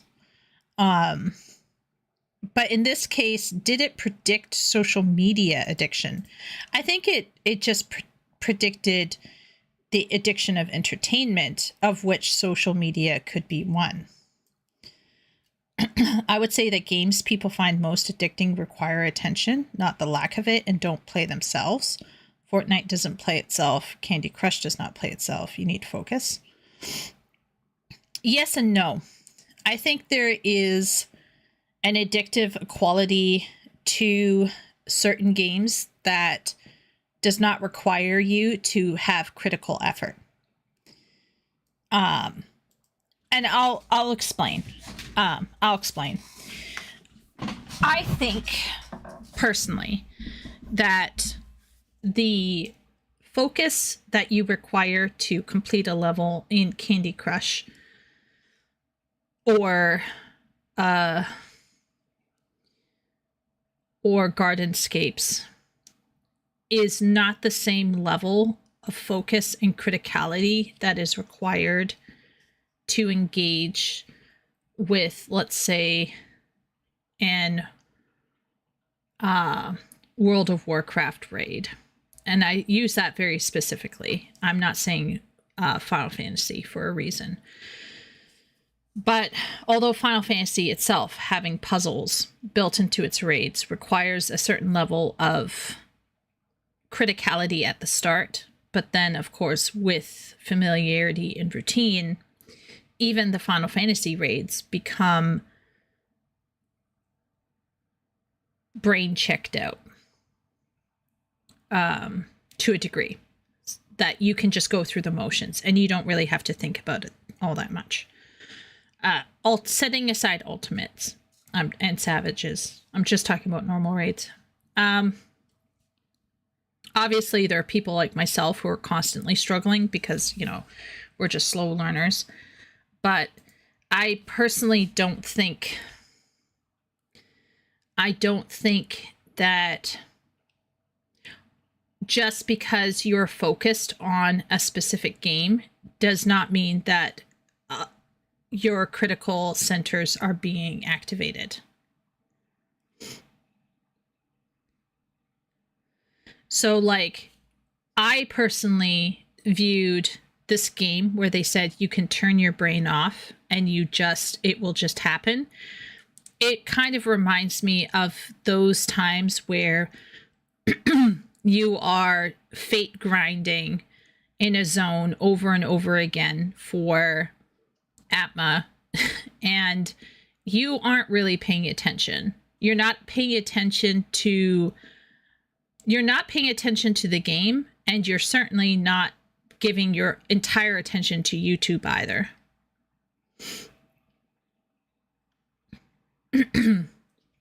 I'm specifically nitpicking this representation of the game since it was his only example. Social media addiction is based on being focused and aware. These people are zoning out like in a dream. I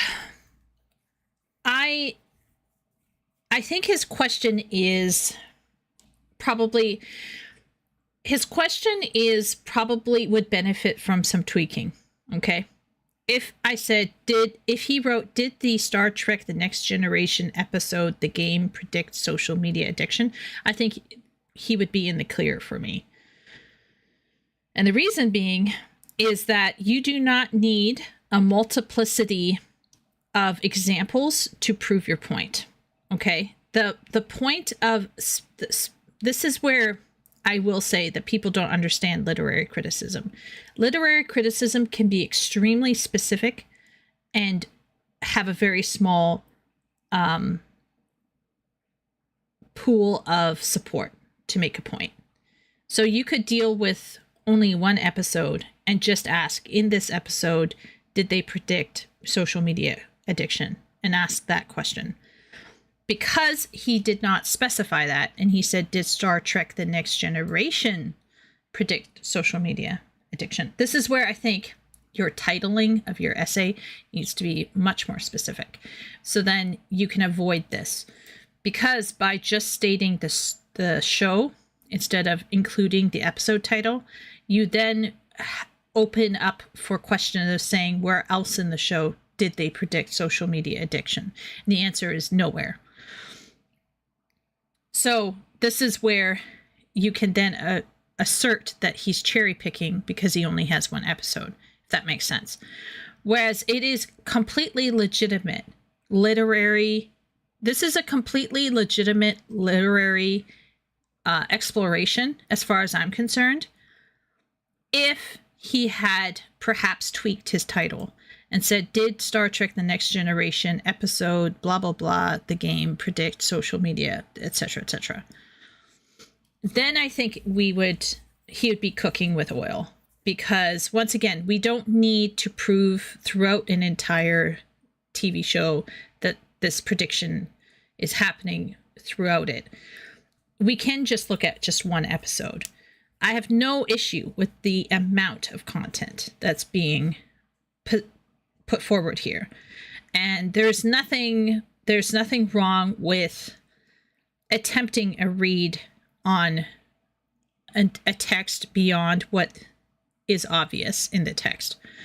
But I do wonder is all gaming really that focused? And are all people who are doom scrolling on Instagram that focused? Are they? Or are they in a mental blur where they just consume and are passive?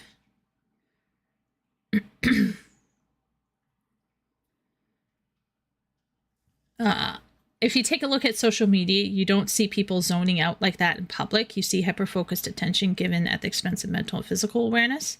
Isn't that zoning out, though? Engagement makes money.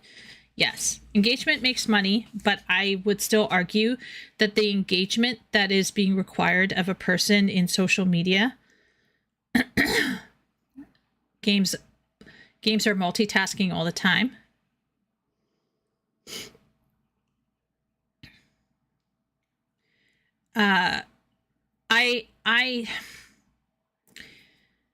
I do not view social media engagement and video game engagement to be the same level of engagement as critical engagement. Now, my question is it so bad?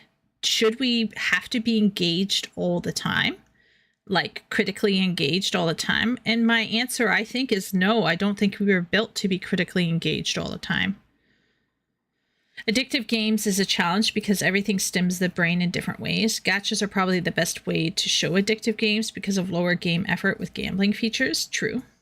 I do not recall the device-activated pleasure centers of the brain. It reminds me of a Larry Niven novel where a protagonist has something called a TASP, a small cybernetic device that directly stimulates the pleasure center. Interesting. This game is analogous to any grind and zone out or listen to podcast, audiobook, Twitch on second monitor. Yeah. I'm specifically nitpicking this representation of the game since it was his only example. Social media addiction is based on being focused and aware. These people are zoning out like in a dream. I think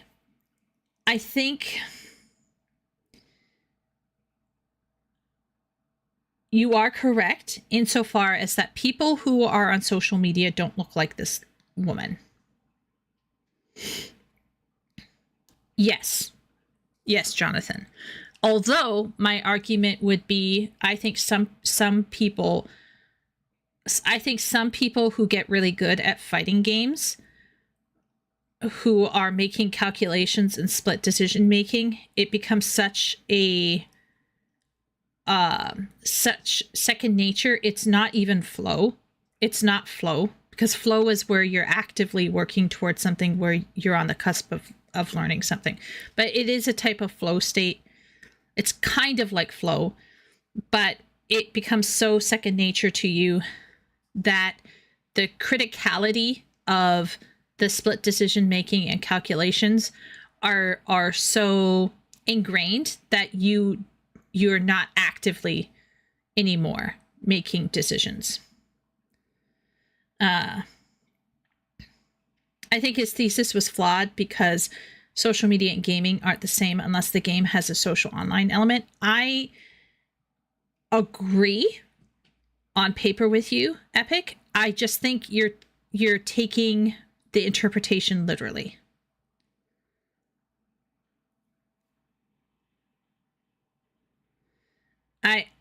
I think the interpretation is a little literal.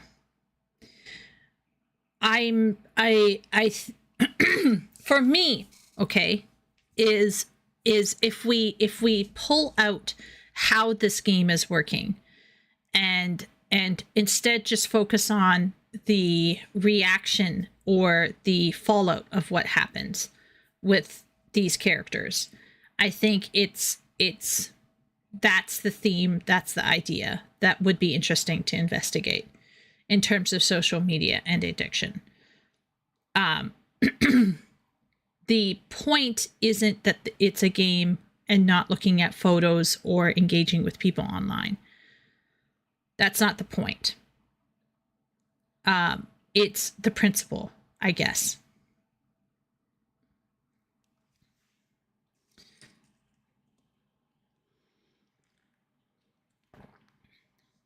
Not when you're against another person.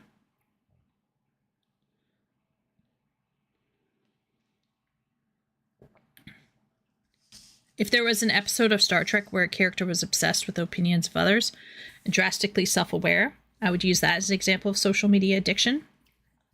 Yes, but that to me would be very obvious. I just think he could have chosen a different episode for this argument. Possibly. But I just think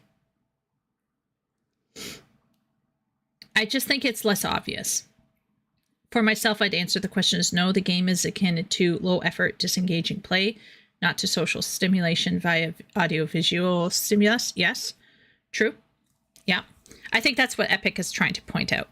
I think Epic is trying to say the game that is presented here causes people to turn their mind off and kind of become like a zombie, which is probably actually more akin to what people look like when they are just low effort grinding, like without thought in a game, and not while socializing online.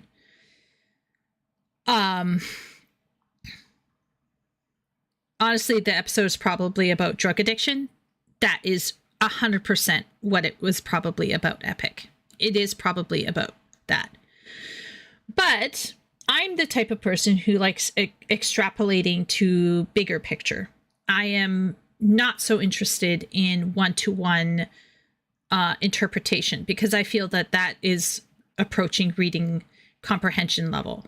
I think anybody who has like a grade 8 understanding of reading could look at this episode and understand that it's about drug addiction, right? Like if you get to high school level reading, I think you could look at this episode and go, yeah, this is about drug addiction. Given the time period it was written in, given other social trends, going on, it's clear, right? I think it's pretty clear that it's probably talking about drugs, probably, right? But what I do find fascinating is if we step back a bit from obvious readings and one-to-one interpretations and literal interpretations of the text and look at the general principle of the thing. What is fascinating to me with this particular episode is how at the beginning you have a physical relationship between a man and a woman. And then as this thing, whatever it is that you want to call it, drug addiction, low focus gaming addiction, social media addiction, whatever kind of addiction you want to talk about, what results because of what happens? What results because of what happens? What results in the relationships because of what has happened, because of this addiction? Whether it is drug addiction or low effort, high dopamine, technological, like whatever it is, whatever addiction that this represents, what happens as a result of this addiction? Well, we can see that people are checking out. People are not actually associating with each other.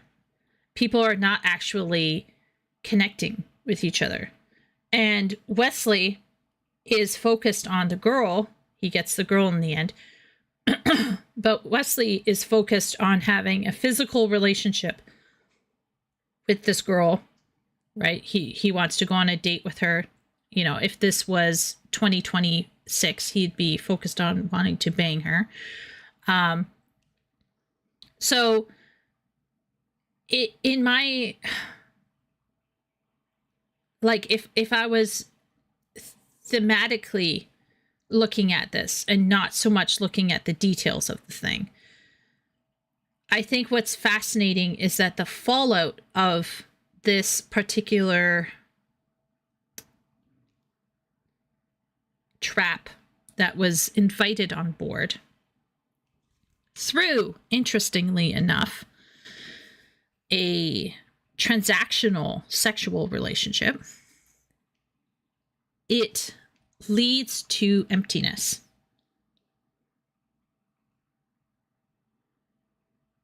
Right?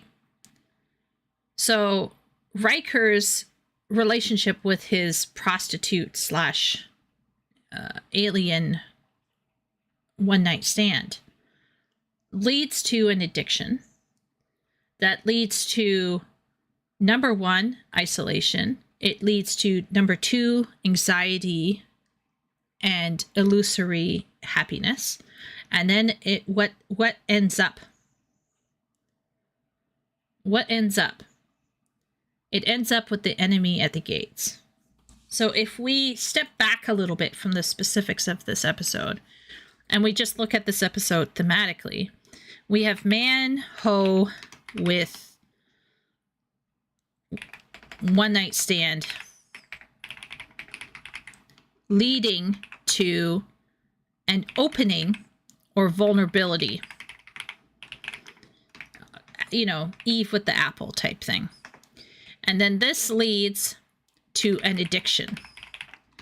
This then leads to getting others to join you. So, he starts getting other people to join, right? Then this leads to group isolation and the void. And this then leads to lack of real relationships.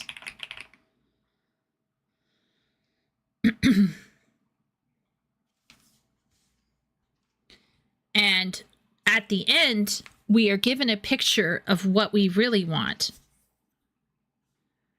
I suppose it's important that Riker is second in command on the Enterprise. That's interesting too. Yep, that's a good point to point out.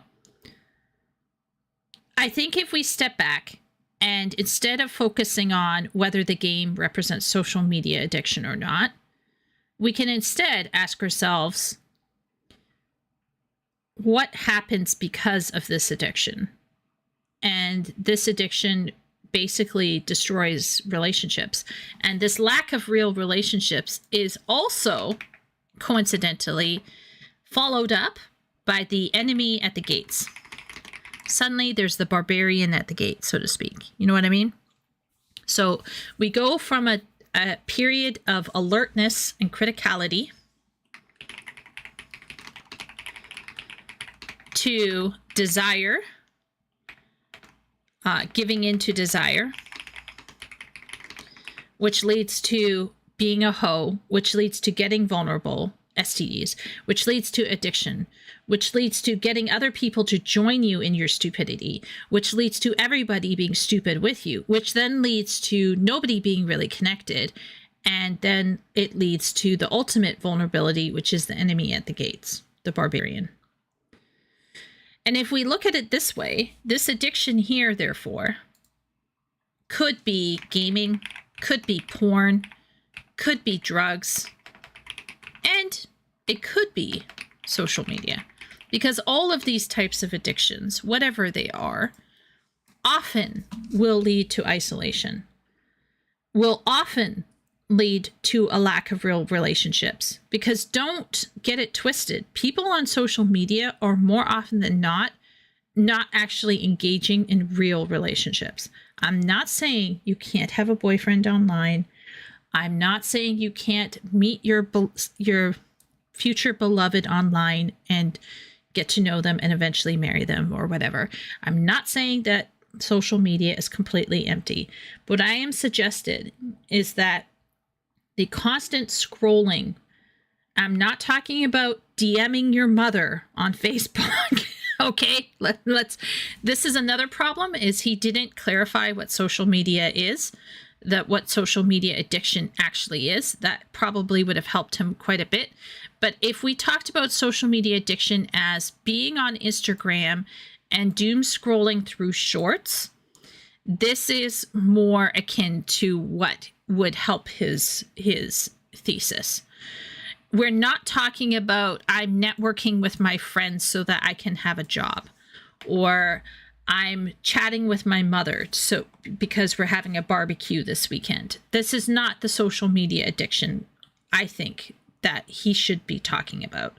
If we're talking about social media addiction, it should be that kind of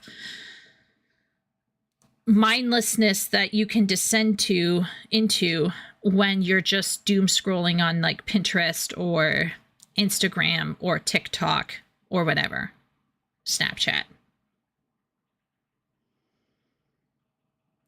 It's kind of like a spectrum where drug addiction leads to one, isolating from society, and social addictions lead to losing your identity to society. It's probably a horseshoe epic where you just lose your identity and you lose connection, because it's not real connection to a degree. Once again, I'm not saying that an individual one-on-one sharing opinions and hopes and dreams online, like what we're doing tonight, that has no value. No, I believe what we have here, what we have on our Discord, has value, right? We're supporting each other. We're cheering each other on. We're sometimes fighting, but I don't think that's what we're talking about when we talk about social media addiction. Okay, I'm pretty sure, right? We're talking about not about actual connections on social media. We're talking about people who are addicted to social media in not just in the feminine kind of way where you are always concerned about what people think about you and so on and so forth. It is fighting in good faith, yes. But it is, I think social media isn't just about looking at the Joneses and wanting to be part of them and losing yourself to the identity of the Joneses, if that makes sense. That is a part of what I would call the feminine personality or the feminine energy will fall prey to that quite a bit. But I also think social media for girls isn't just about looking at pictures and feeling like you are less than because you aren't that person. It's also looking at people and feeling better than because you're doing better than they are. There's Schadenfreude. There's all sorts of stuff that goes on when you're scrolling through social media. So I don't think it's all just about I want to be like other people. It's more than that. I think it also is I want to see this trash fire, or I just want to live another dream. I want to vicariously live through somebody else. I want to have a relationship with this famous person so that I matter. So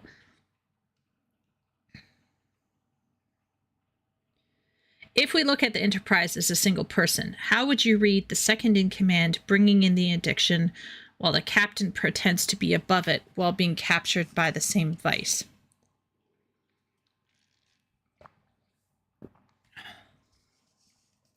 Very good question. Awesome question. I think that is where that, see now Wooly is now asking the big literary questions. This is great. I think it's really interesting, right? So if we think about it, the second in command bringing in the addiction while the captain pretends to be above it while being captured by the same vice. I think it's very interesting because, first of all, if you look at it that way, we only have two people at play. I tend to enjoy Jungian exercises. I like the Jungian exercise quite a bit. So if I was going to do this with a more Jungian, the 4 type person, I would go this route. This is how I would conceive of it. But once again, this is highly theoretical, possibly quite improbable. So we need to take this all with a grain of salt. All right. But this is how I would position it. I would do it in the 4 function stacks.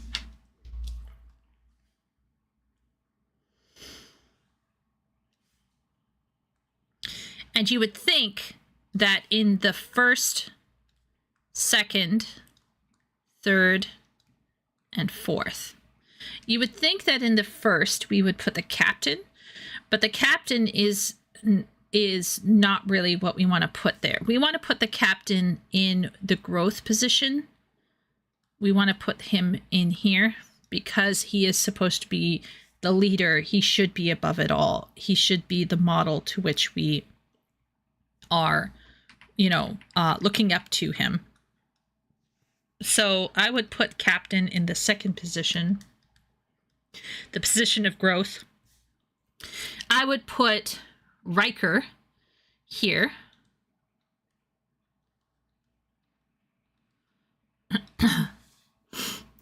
And then we have a question. Where are we going to put the hoe who got him into this problem? And where are we going to put the other lady who he got in? I forget her name. So my gut instinct would be to put the female that he gets into it. I'd put her in here. So we'll put the second infected. The second infected, she had dark hair. She was eating the ice cream here. And I'd be putting the hoe here. Now, what this tells us, of course, is that if we see, if we want to take it a step further, we could put this as the moral center or the mind. Although we don't want to demonize emotions, but let's go out on a limb here. Okay, and here we will put the will and the emotion. So the will and the emotion was infected, and instead of the mind being the one to bring it back into focus, the instead of the mind being, or the moral centers being the one to bring things back into line, the moral center, and the mind is also infected by whatever this is. That's why everything goes downhill. Now, the hoe is actually the enemy at the gate. So we can also call it the enemy.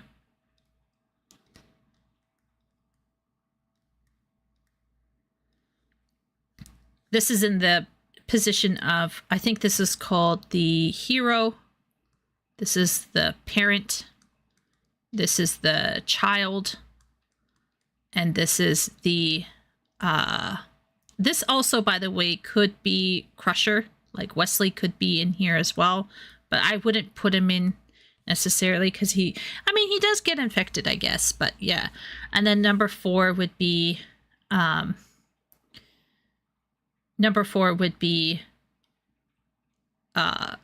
demon. Another thing we could do is we could move the captain down into here. And then we could put data up here, which is even more interesting because data being gone means that to a degree, the reason, right? The avatar of reason is gone. So if we put captain down into the child, or put captain into the hero on Riker as the child, and we put data as number 2, that would also get us thinking about the role of reason or rationality.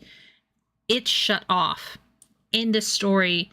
If we look at the story as a fairy tale, data being shut off tells us that reason is shut off to a degree, right? Logicality and logic and objectivity is shut off. Data probably represents objectivity and reason. And when that is shut off, the moral mind and the mind can be hijacked just as much as the will and the emotion. But it is easier to hijack will and emotion first.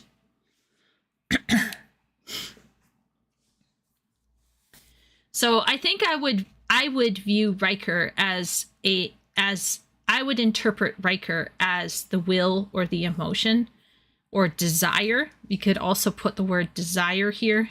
Riker could represent desire, and how these can be hijacked by various addictive substances.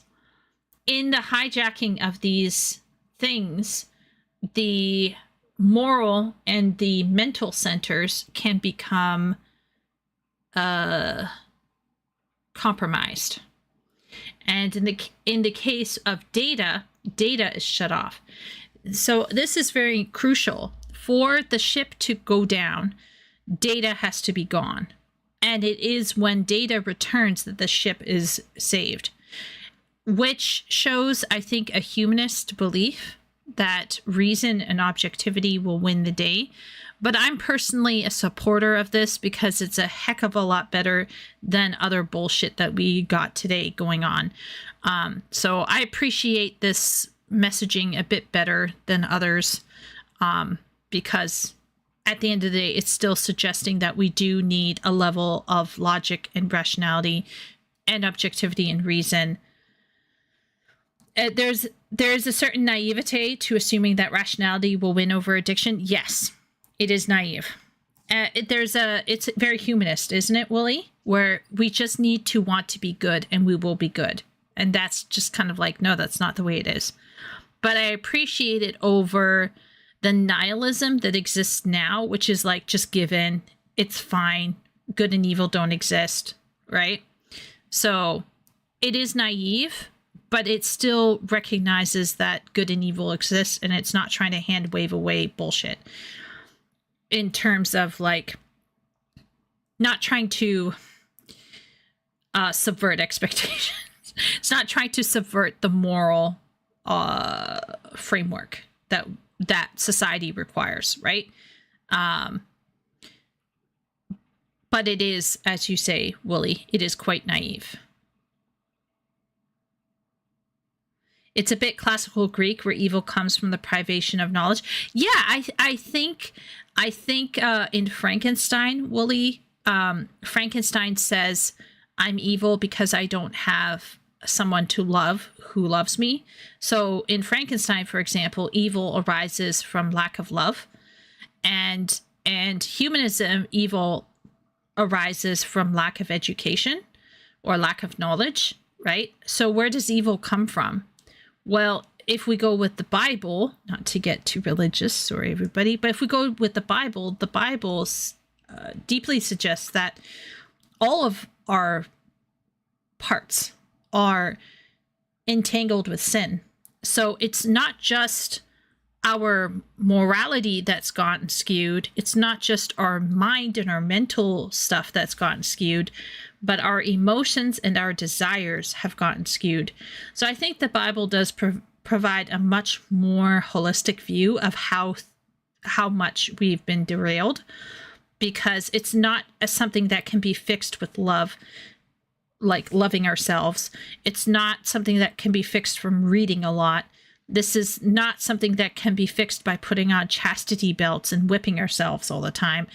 It requires a multi-level transformation.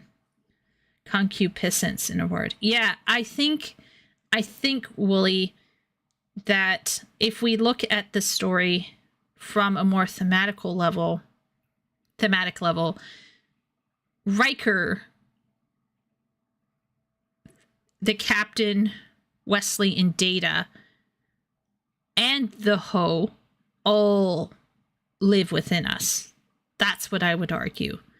I think it's interesting to not see these people as individuals, like you suggested, but to see even the Hoe as being part within us, like the saboteur within us.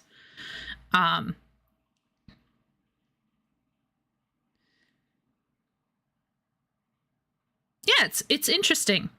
And therefore, we can step back and back to the chastity belts never existed.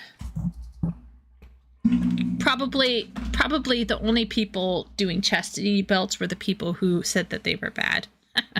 But anyway, long story short, I don't know if it was if this is really predicting social media.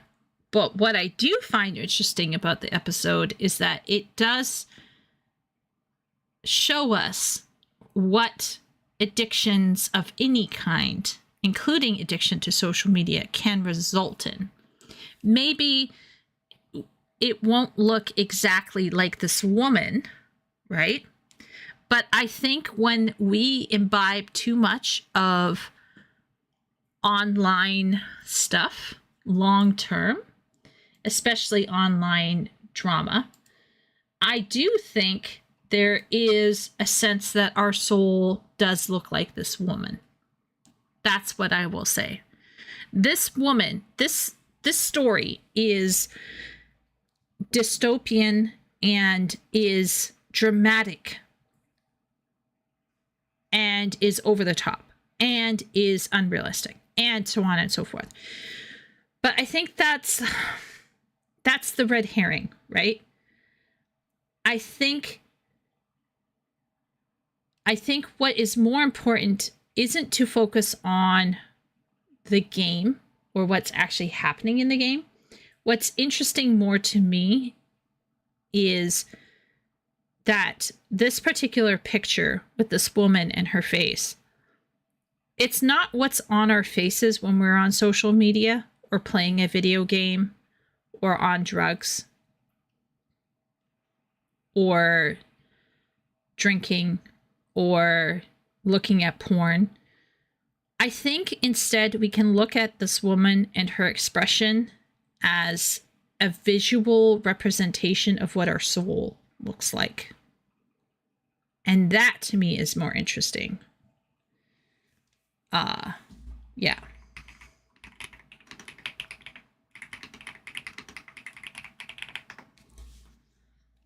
So I wouldn't suggest, I don't think taking, I think if I don't think it's a good idea for him to take this episode literally and literally apply it to social media addiction.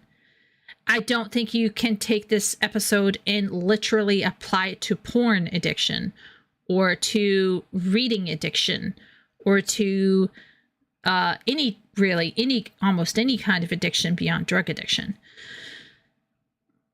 But what I do think is if we not look at it so literally and not look at it so one-to-one, and instead look at it from a more thematic or theoretical perspective, I think that's where things get interesting. And I think that's where you can start to suss out the general concept behind it all. And the general concept behind it all is that addiction gives us pleasure, but it ultimately destroys us, right? And our bodies and our faces might not show it, but our souls will look like this woman. And that, I think, is an interesting thing to speculate on, for sure, is how will addiction or technological addiction, how will that change us? And on the outside, we might look like we're engaged. We might look like we're consuming. We might even look like we're critically thinking. But I would argue that the people who think that they're socializing are not socializing. And the people who think that they are critically engaged are in fact not critically engaged. And that's why you have lots of people coming out of the woodwork and saying, oh, you know, this is how to interpret Rings of Power. They're not actually critically engaged. They're rushing out their quick flash in the pan opinion that they formulated within 15 minutes so that they could take advantage of a trend on YouTube. Because actual critical engagement requires time, a lot of time. This is one of the reasons why video games, for example, video game reviews are inherently cooked, because of this necessity of being the first to get out that review. So most video game reviews, in my opinion, especially when they're done so quickly, are cooked, because they aren't actually giving people time and space to be like, what was my mental state when I went in and played this game? Did I go in good faith? What did this game actually give me? Am I wearing nostalgia glasses? Etc., etc. Am I being unnecessarily negative because I have a bone to pick about something else in my life that I'm not dealing with? So there's a lot of stuff you have to sort out within yourself. And then there's a lot of stuff you have to sort out within the actual material. So I think that there is a veneer of people thinking that they are doing what they think that they want to do, but they're in fact not achieving it. It's interesting to think how people in previous generations thought addictive technology would look like. Yeah, it is. Very much so. I bet these headsets would probably not give me headaches like VR headsets do. They're just so heavy. I don't know. The last time I wore a VR headset, I just felt like sweaty and heavy. And then I felt sick because we were going down into the ocean or something. Or no, I was in like some sort of starfighter shooting, maybe like some sort of Star Wars-y type starfighter shooting game. And I remember just looking down and feeling a bit nauseous.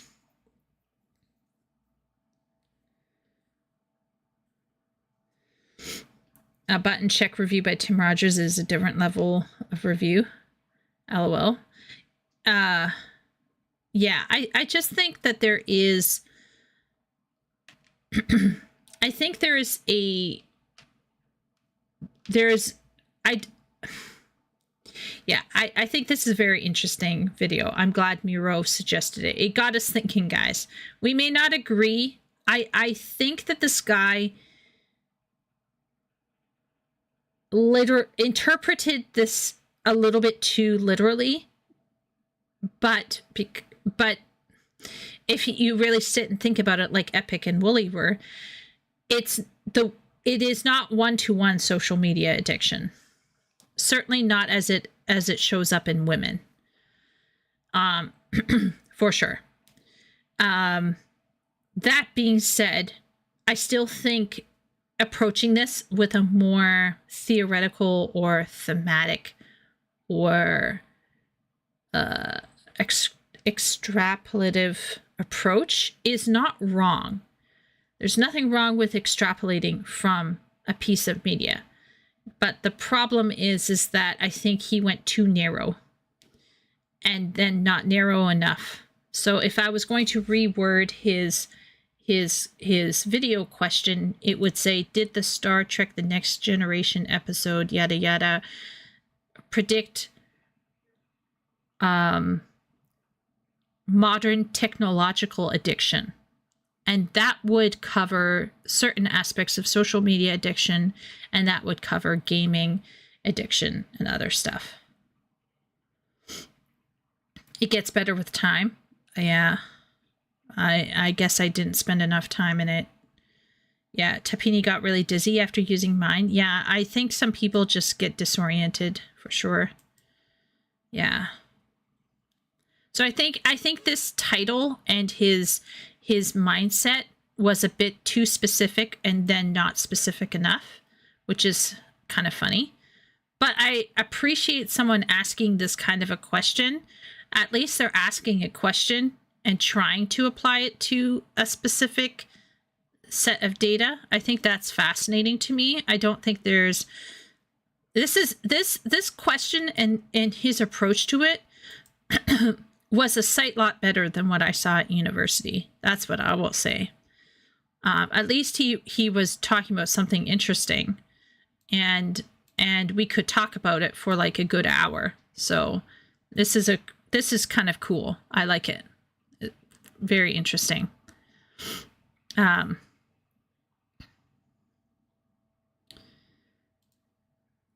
don't write science fiction to predict the future. I write science fiction to prevent the future, by Ray Bradbury.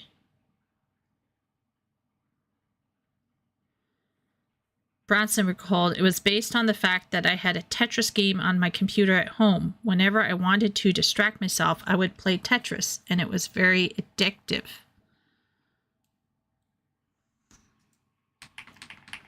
Wait, was this show about Tetris? That would be funny. I mean, if there's anything that will cause you to go into... Let's see, what is this? Yeah, the real-life Tetris game inspired Fred Bronson's script for the game. To distract himself from script writing, Bronson would play the puzzle block classic.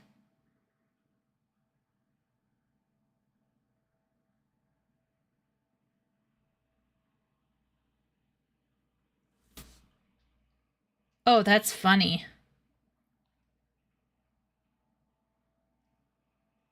So according to Fandom Resources, the writer who wrote the episode based the game on a game. On Tetris.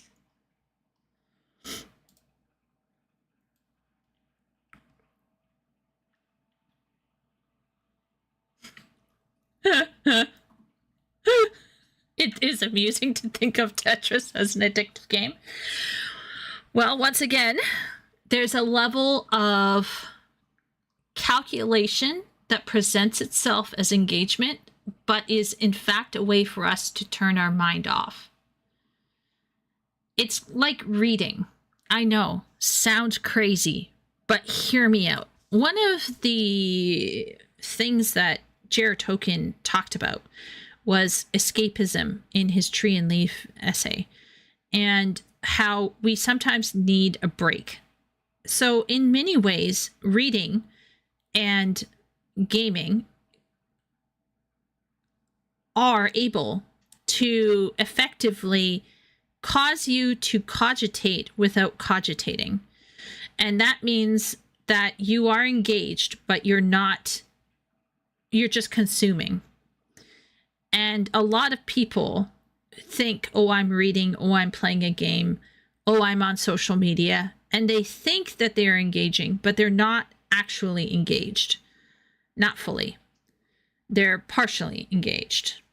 And once again, I'm not saying that we need to be engaged all the time. I think actually it is dangerous to be engaged all the time.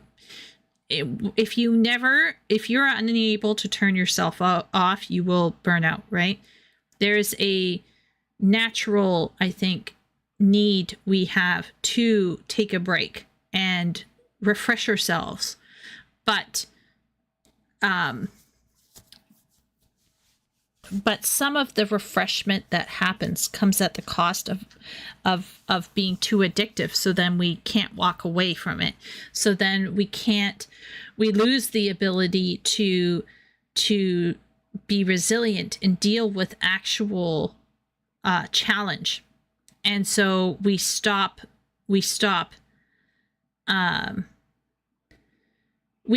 being able to deal with any challenges, right? So there's like this spectrum of being able to caring too much and not caring at all, right? If you care too much, you burn out. If you don't care at all, if you never have any challenge or any kind of friction in your life and you're just floating through life going, oh, it's whatever, then you will lack resilience. Either way, you will end up, being useless to society and yourself.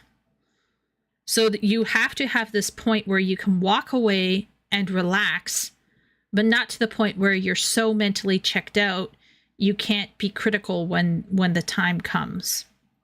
And I think that's what has happened, unfortunately, today with social media and with gaming and with reading.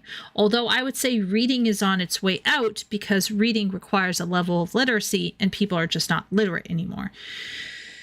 But reading used to be a way for people to check out. And now it's audiobooks.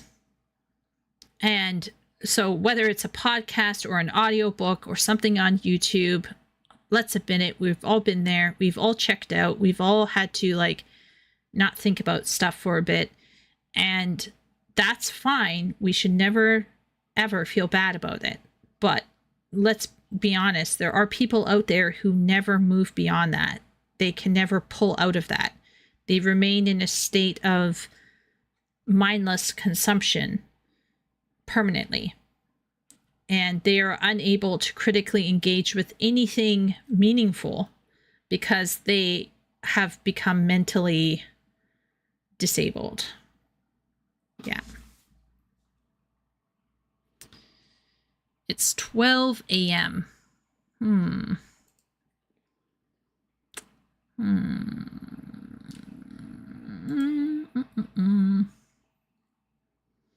I might leave this till next week, sadly. Sorry, Simp. But I was interested in this because it says why everyone stopped reading. Why is reading declining? We need to look at how we teach reading and how we spend our time. I was in a dungeon but couldn't talk. Hey, that's okay. Willie says, it is amusing to think of Tetris as an addictive game. Yeah, it is. Can attest to that as an ex-political obsessive. If you can't disengage, you will burn out. Yes. See, that's the problem, right? If you're too engaged, you burn out. If you're not engaged enough, you lose resilience and you become stupid. So you have to find a middle ground. The investment needed to give an objective review is too high. Yeah. I feel like I've never stopped reading. And yes, there are levels to reading, but I do all the levels still. Yeah. Yeah. And we can see that, Epic, right? Like you are a mentally awake person, right? You're mentally able to stop and be like, wait a minute, what's going on here? Hello. And deal with it appropriately for the most part. So I think when you are somebody who is awake and you are engaged, whatever it is you're engaging in, I think it will show. I think it does show. You will become a person of conviction. You will know what it is that you believe in. You know, yeah. Why a 2-hour game review will get 10 out of 10 perfect game review, even though the game is basically a tech demo with no fail state.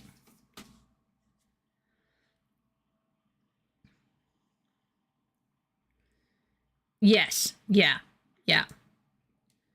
Yes, Foxy.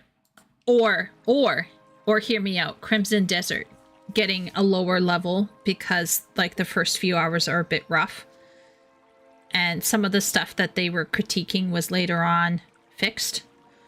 So once again, like it is on the developers to put out the best game immediately that they can. I don't want to justify, post-date transformation. But that being said, I do think that the rush to put something out has diminished the weight of criticality. And a lot of people think, oh, I'm saying that Rings of Power is woke because it's woke, because there's a woman in it. And it's kind of like, I'm not saying that many people are saying that, but what I am saying is it does sometimes feel like people are going through the motions of being critical, but they're actually not being critical. Because being critical, if you're truly being critical, you're going to be very much aware of your own biases and take that into account.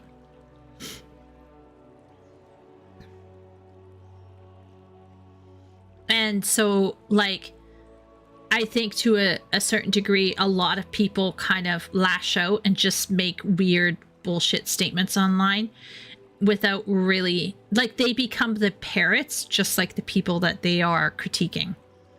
You can be a left-wing parrot and you can be a right-wing parrot. The key is to not be a parrot. And the first thing in order to avoid being a parrot is knowing exactly when the people you admire are saying something you disagree with. If you're just yes-manning everything, that probably tells me you're a parrot and you don't know, you're not actually engaging critically. You're not actually going, oh, wait a minute, these people are sometimes wrong. Because trust me, they will be sometimes wrong somewhere. Somebody is going to be wrong somewhere. I'm going to be wrong, right? Everyone's going to be wrong. So if you are unable to parse out when your personal idol is wrong, I think you are a parrot. And it's like that blue-haired chick who was getting interviewed by Caleb Hammer on the financial audit. You get online, you say your bit, you say your thing, and you end up sounding like a complete loony. Right? You sound like a lunatic. Because you've actually not really been critical. You're just chirping what you heard someone else chirp.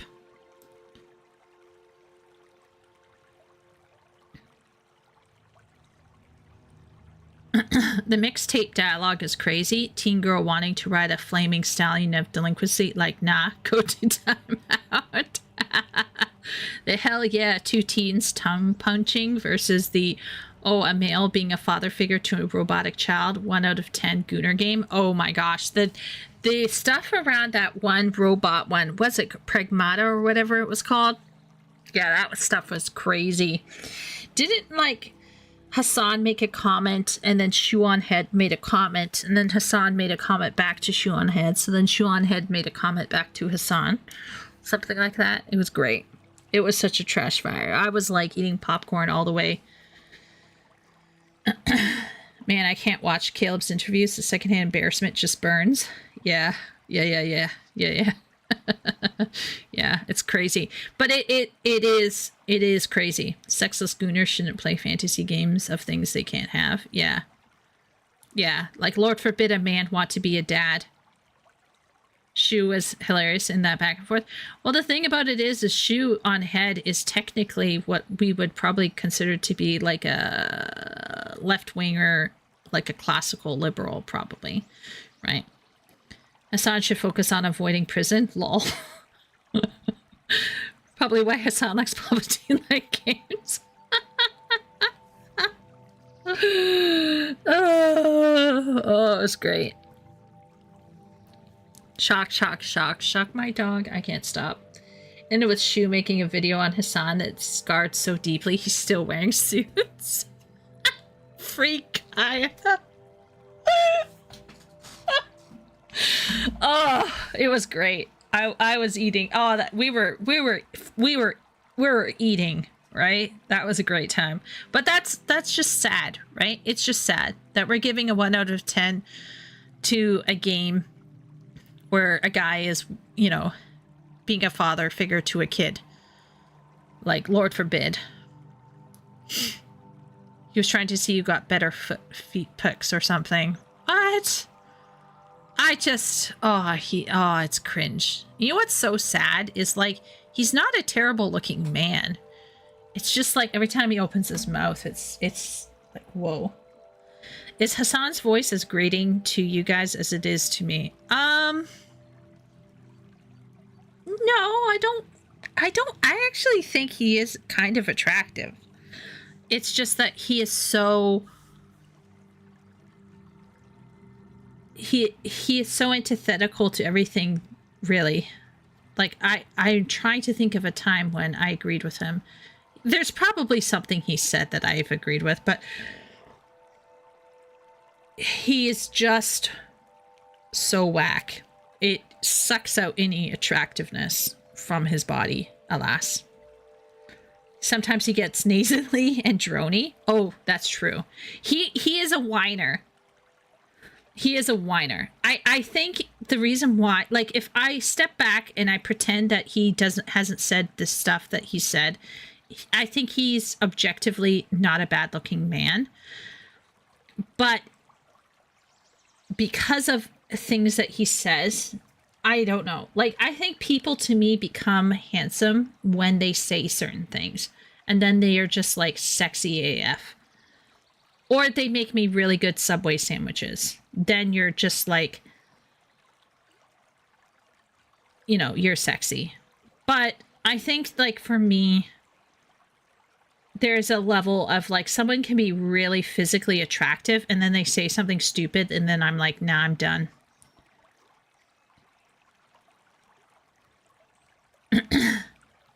He's objectively attractive when his mouth is shut. Yeah. Herman is sexy and he knows it. Shu's feet are rated higher, apparently. His fake laugh is kind... Oh, his fake laugh! Okay, come on, guys. His fake laugh is funny. When he's like... Maybe I'm just having too much fun laughing at Hassan. He is pathetic. He is. Hassan is objectively good looking, he has a good voice, but has the typical left influence of not being able to shut up and stay in his lane. Yes. And he does get whiny. He does get this bullshit. But if he's talking normally, he sounds fine. Does he sound as attractive as a certain Liam Neeson-like character person in this chat? No, he's nowhere near close to our own Liam Neeson. But he's not bad. I've heard more nasally men. That's all I'm going to say. Who were, you know, based individuals. His opinions are like feces in a blender poured over frozen piss. But yeah, visually, he's fine. That's oddly specific. His overall aura is fundamentally repulsive, like Vosh. Mouthy Buddha. Yeah, Vosh. Vosh was also a wild one. Isn't he, like, related to Kank as well? Also. What is Hassan's background outside of Bitch Boy version Asman? He came, I think, from the Young Turk shit. I know his mom is like, is it a landlord or a land something? Gucci marks. He's a champagne socialist? Yes. Absolutely.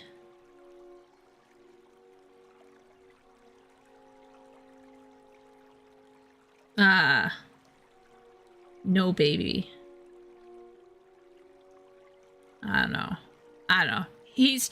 I find his whole shtick to be almost comedic at this point, but I personally think he is also he's it is a problem. He is a problem. The way he treats the way he went after Shoe on Head, for example, or how he was talking about that one Vietnamese woman. I don't know if you guys saw that clip, but he is repulsive. He is repulsive. I think he is repulsive. The context. The Vietnamese lady was recounting her experiences fleeing communist Vietnam. And as typical of ideologically obsessed people, anybody whose narrative or personal experiences that don't reflect what they want reality to be get immediately dismissed. So he basically was saying, like, fuck you to this Vietnamese woman getting interviewed, and she was sharing her personal harrowing story of escaping communist Vietnam, and he dismissed her experiences and behaved like a repulsive pig as far as I'm concerned. There are times where I've shared my personal story of what I experienced at university, and people have dismissed it because they're left-wing and they feel uncomfortable with the fact that maybe something that they agree with violated another person's freedoms and rights. And I have seen this happen on both sides. Both sides do this. But it's particularly egregious when it comes from certain people who get on moral pedestals. And that's when I really dislike it. Like, and there's a level of etiquette as well. Like, I get it. You going after Asmund. Asmund's a big boy, right? We don't need to stand for Asmund. Asmund can stand up for himself, right? But talking about that Vietnamese woman the way that he did was a little bit rude and extreme and repulsive. And the way he went after Shoe on Head was also just not classy. It's just not classy, in my opinion. He could have reacted to Shoe on Head much better than the way that he did. Going after Asmund is proving to be an act of extreme hubris. Yeah, but I'm not averse to it, right? Anybody can go and take on Asmund. Asmund's a big boy. And I'm not saying that Shu isn't a big girl and Shu can't take care of herself. And I'm not saying that the Vietnamese woman shouldn't also be treated as an adult. We shouldn't infantilize females who get in the public sphere.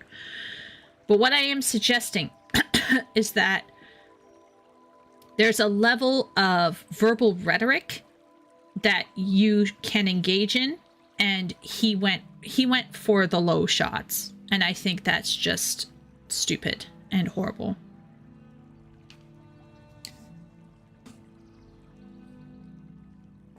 If Hassan was a character in a movie, the subversion of audience expectations would be for him to turn out to be a hero who didn't betray the party. Like, wow, he's a decent guy. Didn't expect that.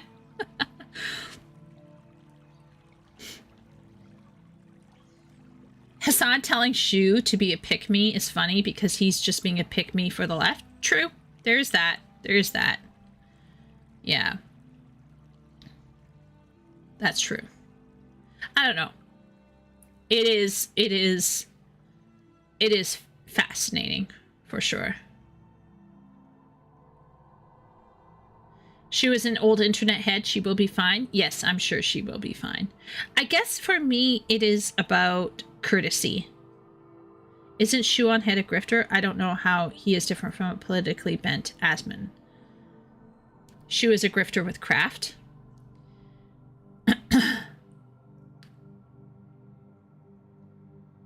I don't think I've yet seen a video with Shu telling an older woman who is sharing stories of personal harm to go fuck herself. But let me know if she does. Let me know if she does. If she's been particularly rude and pig-like. Send me a clip. What even is a grifter anymore? A grifter now is anybody who says something that you don't like. Then you call them a grifter. It's kind of like a soft word for saying Yahtzee or Nazi without saying it. You know what I mean? So it's like, oh, I don't like that person. They're a grifter. I don't like that thing. It's slop. People overuse grifter these days. Yes. At this point, grifter just means a popular YouTube or streamer I don't agree with. Yes. Hence why I'm not referring to Hassan as a grifter. You notice that I didn't refer to him as a grifter. I just think he has the courtesy of a pig. He acted atrociously. If Shoe on Head has gone on record to tell victims of harrowing experiences to fuck off and shut the fuck up, or you don't know what you're talking about, then yes, I think Shoe on Head is as bad as Hassan. But so far, I've not caught Shoe on Head doing stuff like that. Do I think sometimes Asman goes pretty low too? Yeah, on occasion. But I'm not defending Asman. I'm talking about Hassan. Oh no, Hassan is a true believer in the revolution. I mean, yeah, he stands for China all the time. It's crazy. He should go live there. Hopefully he would not be able to have a working VPN all the time, so then the internet could be a quieter place.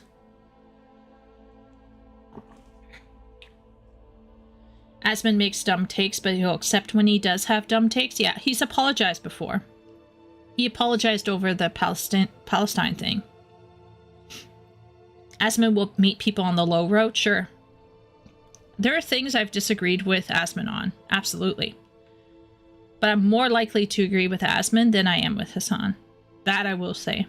That I will say. Hassan, so far, has not yet really won me over with anything.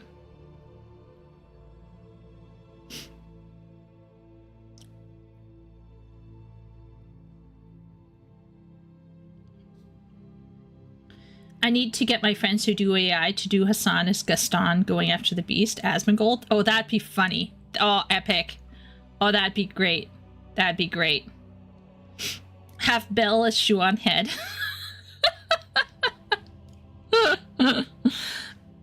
All jokes aside, like I said, I don't think we need to protect Shoe on Head, but I will say that the way he went after Shoe on Head was discourteous. I think personal attacks is the lowest form of debate. Everyone at some point in their life will have dumb takes. Yeah, that's true too. Yeah. To accept perfect takes from an online... Oh, to expect perfect takes from an online streamer is retarded? Yes. So my brother was chatting with me, and he sent me an interview, and he was talking about how much he loved this person, and he sent me some stuff from this interview that this person did. And it's very clear that this person is kind of like talking off the top of his head, because as per usual, there's stuff where I feel like he hasn't thought through what he's saying. And this is a person who is well-read, tasteful, educated, and he's still getting shit wrong.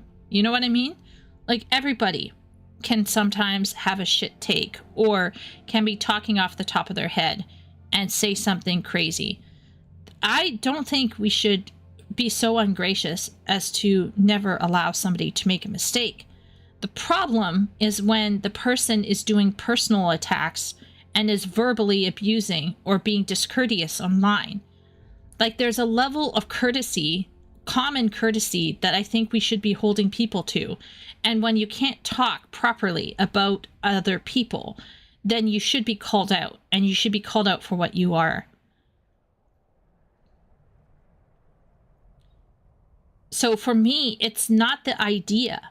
It's how you're sharing your idea. And if you can't have common courtesy and hold your tongue and be respectful, especially if somebody is like a survivor of something that they're sharing, and your response to them is basically like to tell them to shut the fuck up and go back home or whatever. Like, I think at some point you probably should question yourself and take a break. Shu will be fine. She does this as a living, and Hassan gave her free content. Yeah, she'll be fine. Classic Asmund defenses. They never said I'm wrong.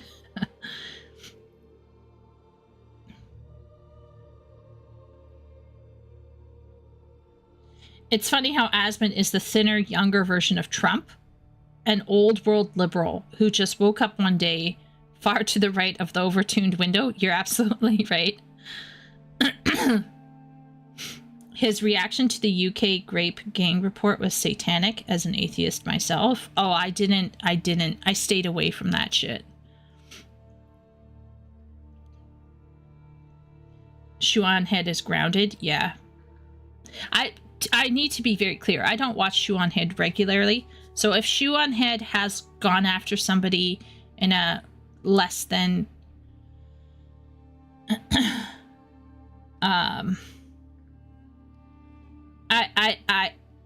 I don't know if she has gone for low blow personal attacks, but yeah. I don't appreciate how abusive some people can get online and just get away with it. Especially, like I said, towards somebody who's recounting something that was traumatizing and then just dismissing it. Shu jokes around a lot, like hitting on square. Yeah. His reaction... I don't know how Hassan reacted to the UK grape report. I can only imagine.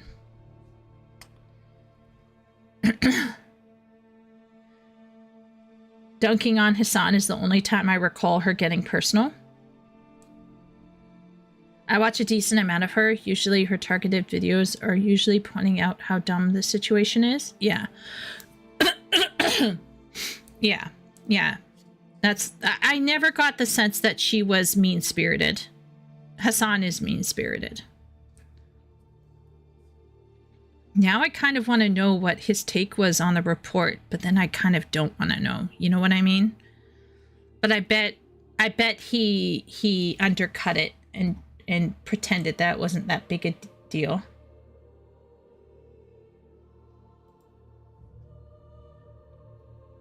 Asmund covered it?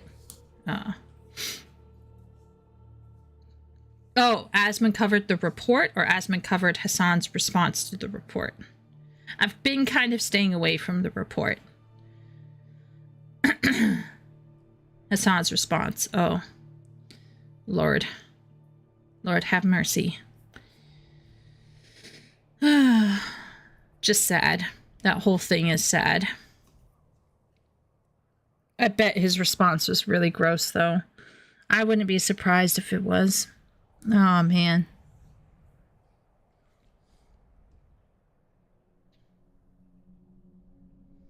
He covered Shu's video, too.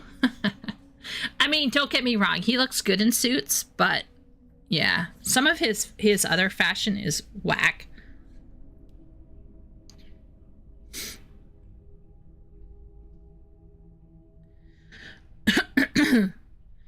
Well, Shuan Head is a liberal, right? Shuan Head is a left-winger who found herself shunted. she found herself shunted to the side. So I view Shoe on Head not to be actually conservative. She's just she's more center left. And the fact that she's being treated that way is just, it's nutty to me, but that is where we're at now. Wooly can't bring himself to go deep into the... Yeah, I read like a couple pages in and I was like, nah, I'm out. I can't do it.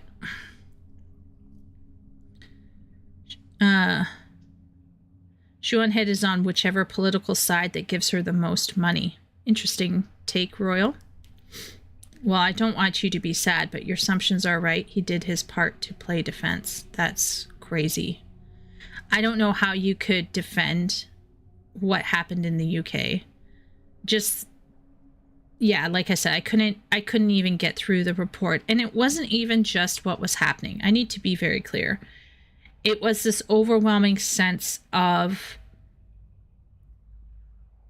helplessness. And you know how people talk about this is institutional or that is institutional? That's what I felt when I was reading that report. You know how people talk about institutional patriarchy or institutional this or that oppression? That was institutionalized. It became a fabric of society. And I got the sense that it was exacerbated by social issues and religious issues and cultural issues that went beyond just the bad people involved. And it was hidden by people who should have protected and watched over the situation. And Party told me bits and pieces, and one of the interesting things she read was that the Sikh community was targeted and victimized as well, until the Sikh men came out of the woodwork and began to protect their children. And the Sikh community as a whole, men and women, took steps to physically and communally protect their children. And hearing about that made me realize that the fragmentation of white culture has resulted in vulnerability.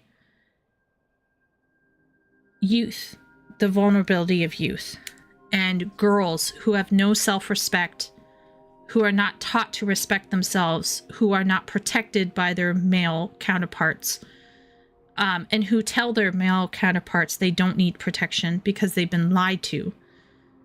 All of this combines into exploitation, institutionalized exploitation.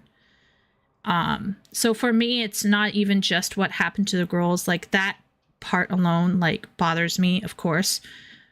But it is this overwhelming sense of wrongness that will not easily be fixed.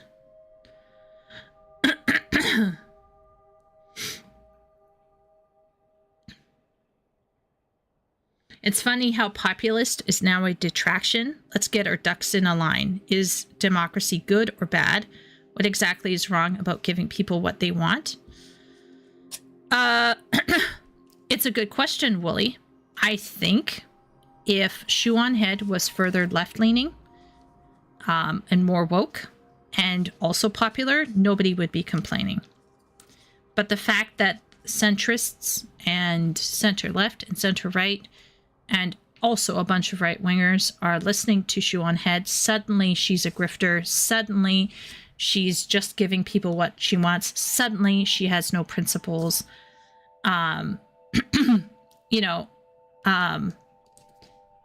Because, I guess only somebody who has no morals and is just trying to get money would say the things that she says.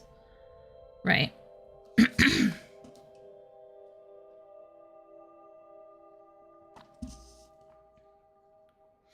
So according to Royal, she was on the Gamergate wave then on the atheist libertarian wave, then on the right-wing wave, and now she's LARPing as a leftist. When was she right-wing? Wait a minute. Did she go right-wing? I never got the sense that she was a right-winger. At no point in time was I ever... I didn't think she was ever a right-winger. Was she ever right-wing? People just say that? Oh. No, she has just different opinions about different situations. Oh, okay. I guess like she's maybe a bit too nuanced for some people. Or she might be changing her mind.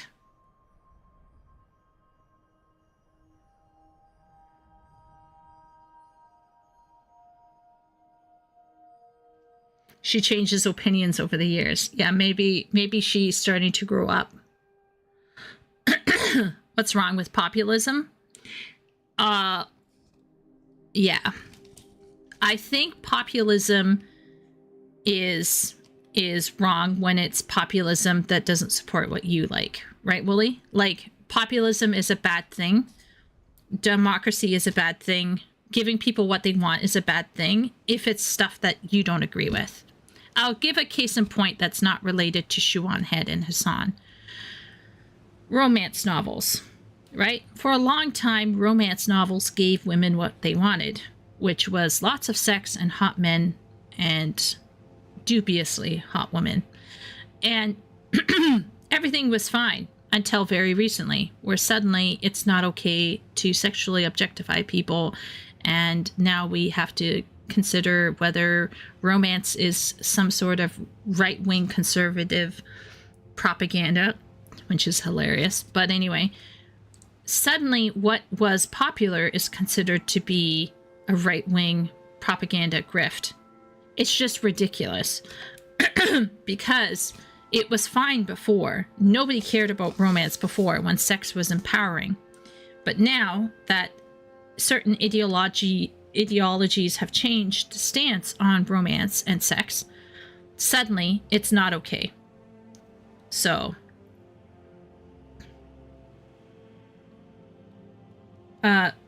she literally said her priorities changed once she had a kid.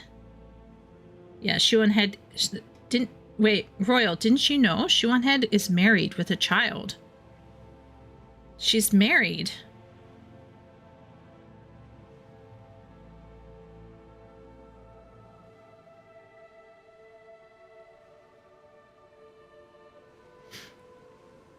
Yeah, I'm pretty sure she's married with a kid, and we all know what happens when you get married with a kid. You start to change a little. Now, I don't think she'll ever go full conservative. I just don't think that's necessarily her future, but she definitely stabilized as a left wing.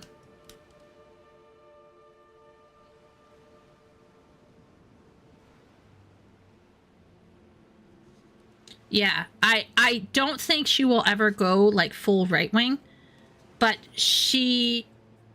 I think she will end in the center like most grown-up people do. She's the ultimate pick-me. She got married and had a kid. Yeah, I guess so.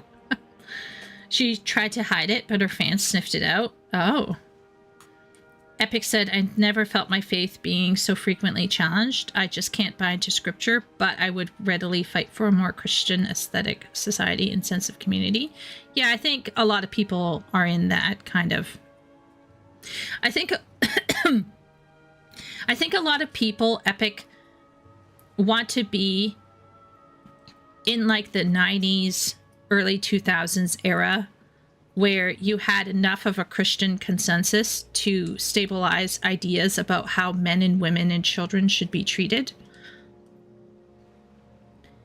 And we're now going into a place where people are justifying, you know, pedo shit, and people are justifying the rape of 12-year-olds repeatedly by certain minority groups, you know.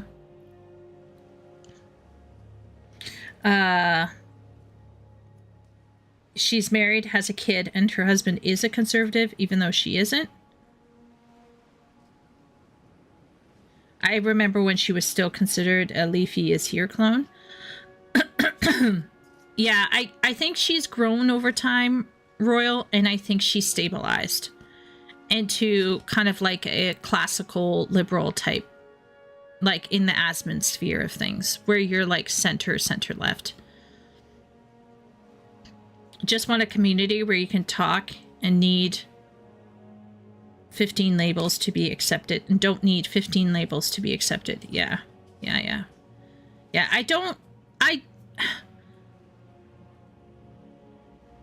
I do agree with Wooly. What's so wrong with giving people what they want? And what's so wrong with changing your mind over time?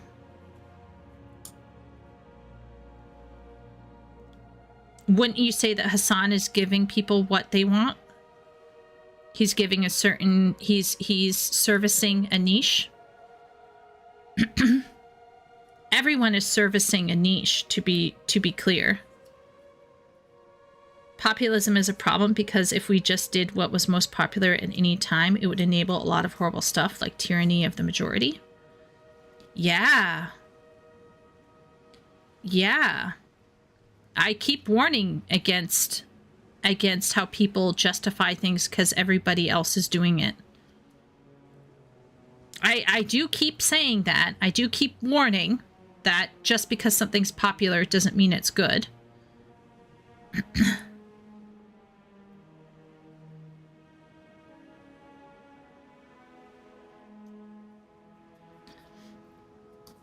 But populism is, if populism is a problem, it is a problem on both sides of the spectrum. And in fact, populism was a lever that was often cranked during certain administrations.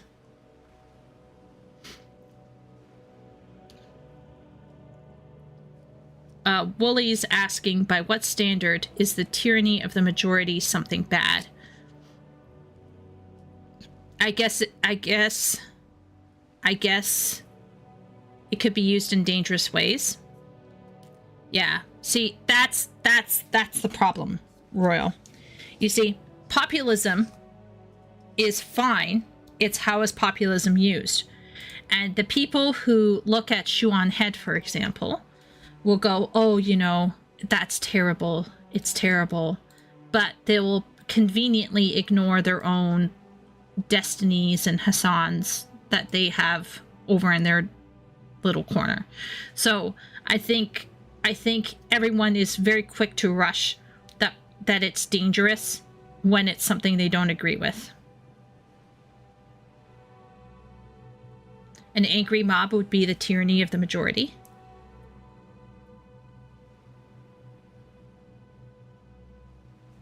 Wooly says, gah.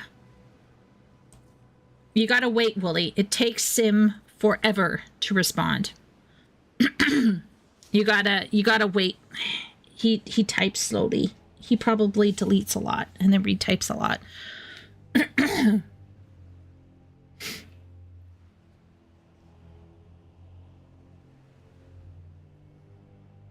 SSPX are in error. The C is empty.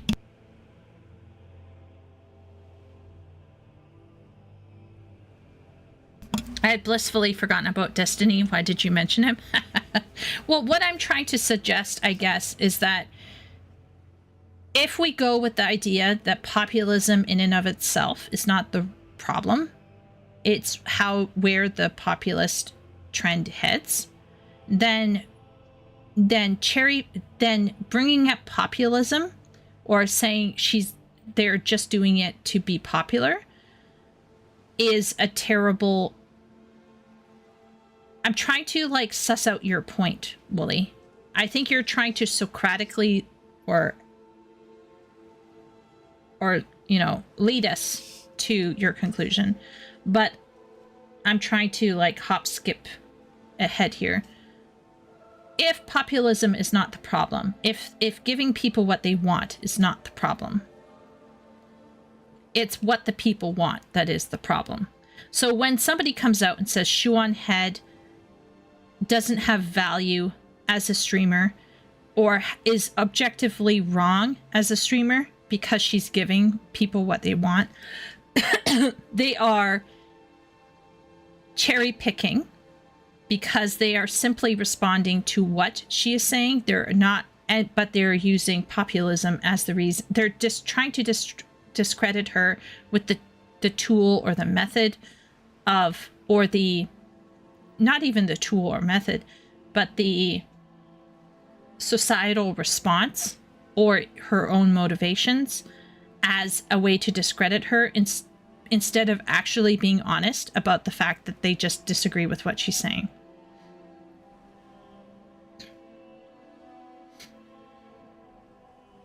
My problem is that people screenshot online creators and then typecast them years later without even checking their current mindset. That's true. I think I think you're right, Party, that there are people who put people in a box and they can't accept that a person will change or will even change their mind. That's why we need diverse debate. We can have a popular topic, but we do need people to discuss the good and bad of the problem on each side. But debate these days is side screaming without a proper talk towards what's actually beneficial to society. You need to work with people. How many people can't put into words what they want or confuse what they want with what they need? Yes, that's true. That is true. Ekineko, welcome in. Yeah, absolutely. There's no such thing as left or right in Catholicism. There's only Catholicism.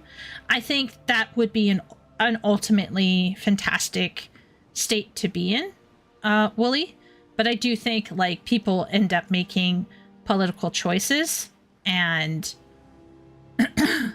Catholicism has historically gotten embroiled in matters of the state. So I do think it's human nature to sometimes see trends emerge within certain populations because people are rarely apolitical. So in the end, there'll be a trend one way or another, usually, right? Like, but on paper, yes, religion isn't supposed to be technically left-wing or right-wing.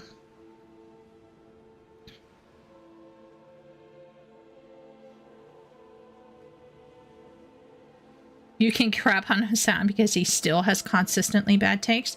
I mean, like I said, I'm sure there's some things that Hassan has said that I might agree with, but the things that he has said that I disagree with have been quite massive, and how he treats people that he dislikes or disagrees with is extremely unfortunate.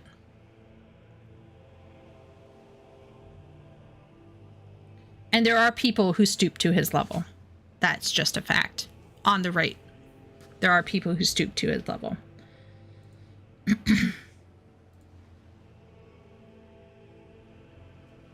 So Wooly asked, by what standard is the tyranny of the majority something bad? So is Wooly trying to ask, like, what philosophical standard or moral or ethical standard?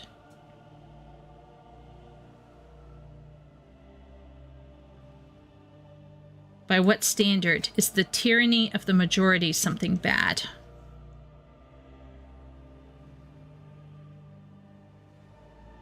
The things I disagree with Hassan on have me double taking the things I do agree with him on. Yeah, I think Epic, I'm kind of in your boat. I haven't yet actually really heard something that Hassan has said that I would agree with, but I can imagine he must have said at some point in time in his life something that I agree with. But so far what I have heard from him has been pretty wacky and unfortunate.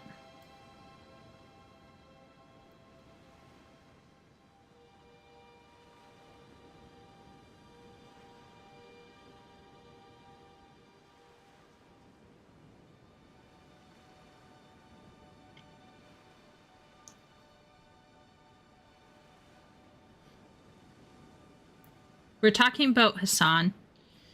Hassanabi. You're allowed to agree with things that crazy people say. Sometimes they say things that make sense and seem good.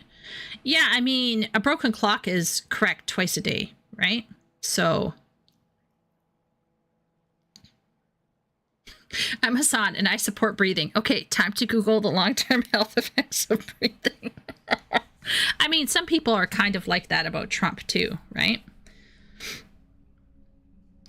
People get Hassan derangement syndrome. People get Trump derangement syndrome, TDS, HDS. It's probably both real, right?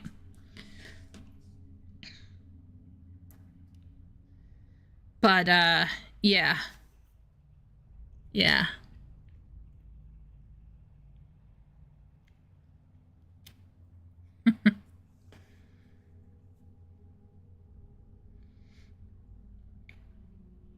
A handsome brown guy with communist takes who sometimes verbally treats people very poorly. Like the Vietnamese woman, for example, among other things. Who calls himself white sometimes, yes. He's white when it's very convenient for him to be white. Yeah.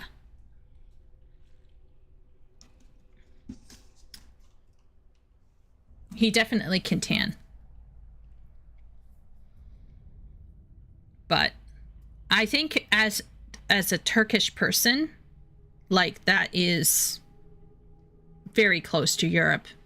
So I don't care if he calls himself white or not. I really don't give a crap.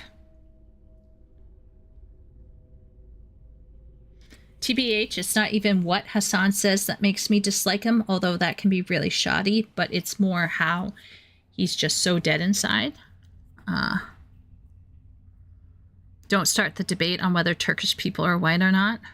Well, I mean, like, physically speaking, their skin can be paler, but some Jewish people can be quite pale too. Some Asians can be quite pale. I think the concept of the word white is also, like, very debatable, right? But yeah. Poor Turkey knocking at Europe's door. Let me in. Is Turkey part of the EU? I don't think it is, right? They keep saying no, right?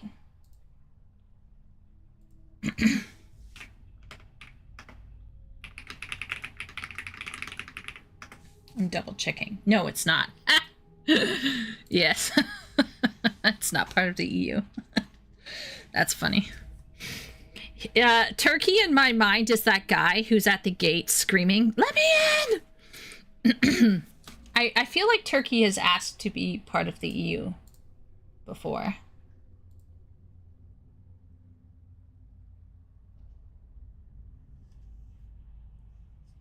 It's an EU candidate country, but not a full EU member.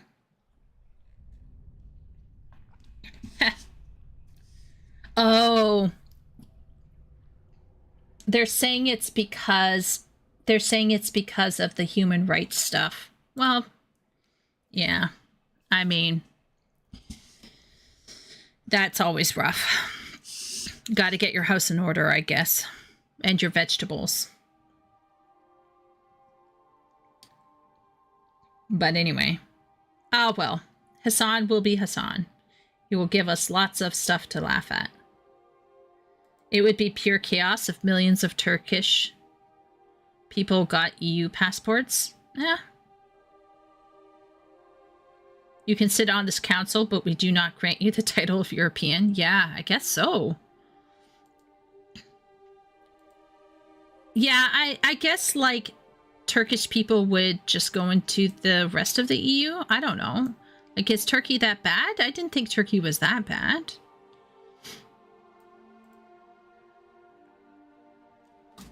But maybe it is. I have no idea.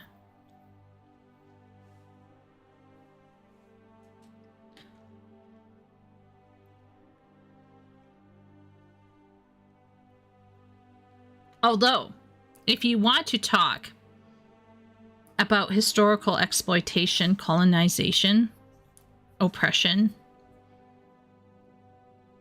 Doing a read-up on the Ottoman Turkish Empire is fascinating. That shit lasted forever.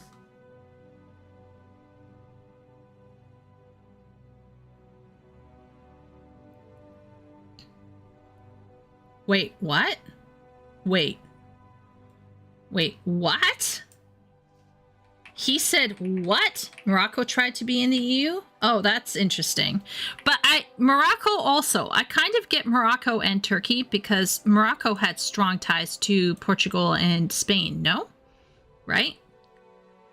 So, like, Morocco and Turkey I kind of get because they are countries with strong European ties historically.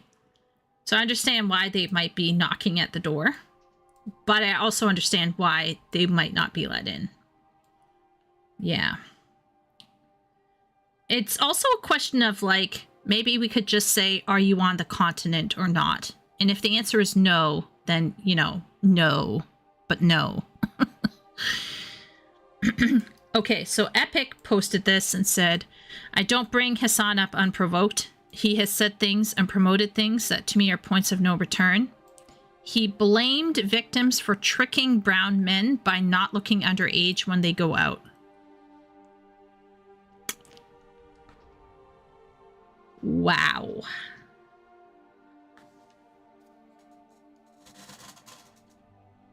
Oh. Oh. Oh, that's... Oh. Oh.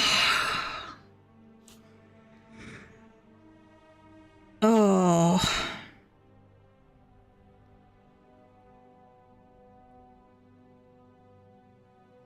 Oh, that's not good. Oh, that's bad.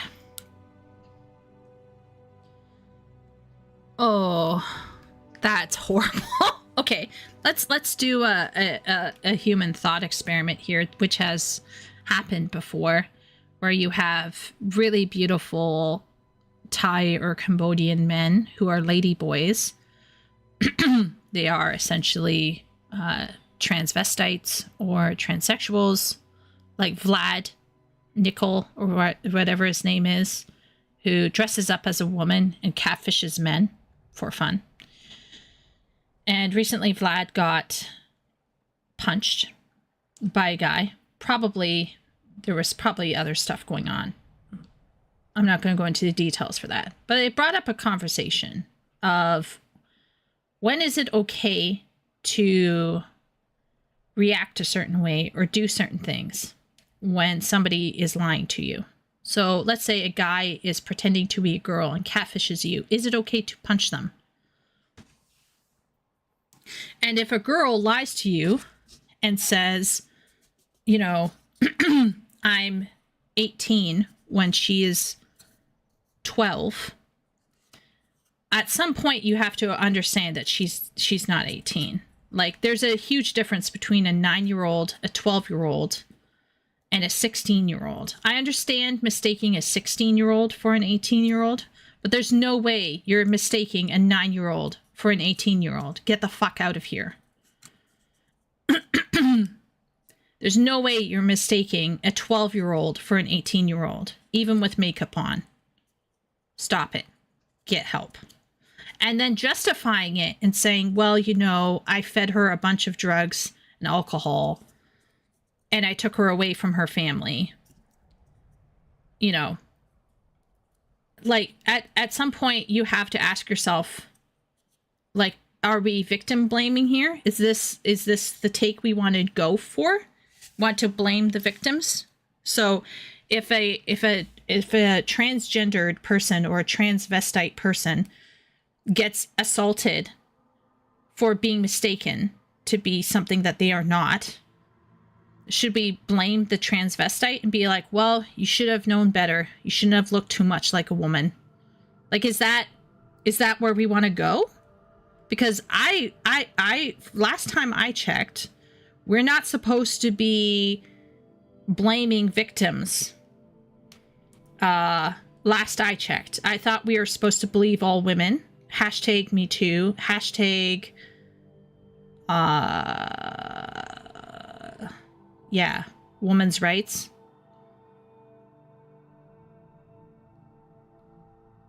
If you're at a point where you need to check if they're 18, you're probably too old for them. Yeah. I just think this is an extremely terrible take for Hassan to take. I think it's okay for us to question white culture and parenting.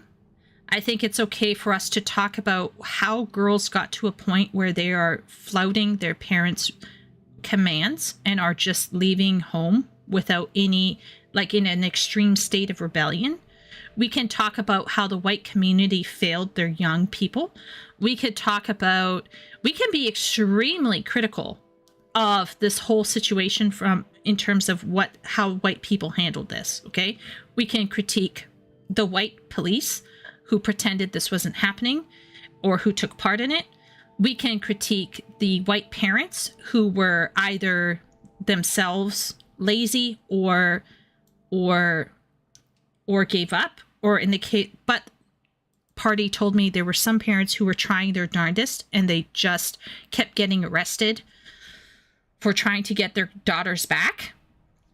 We can be critical of how parenting got to such a bad state that a girl could be so rebellious as to leave home and disappear for days.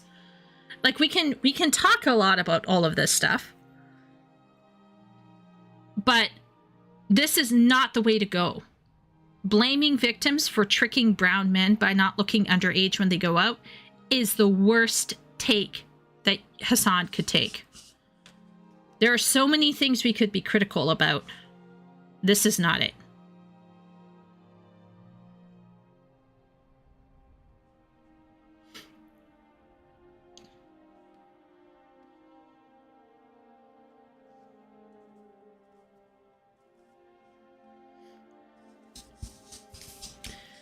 Blaming victims is never good in this case. Now, we can, like I said, talk about situations that cause these girls to continually return to the men who are grooming them.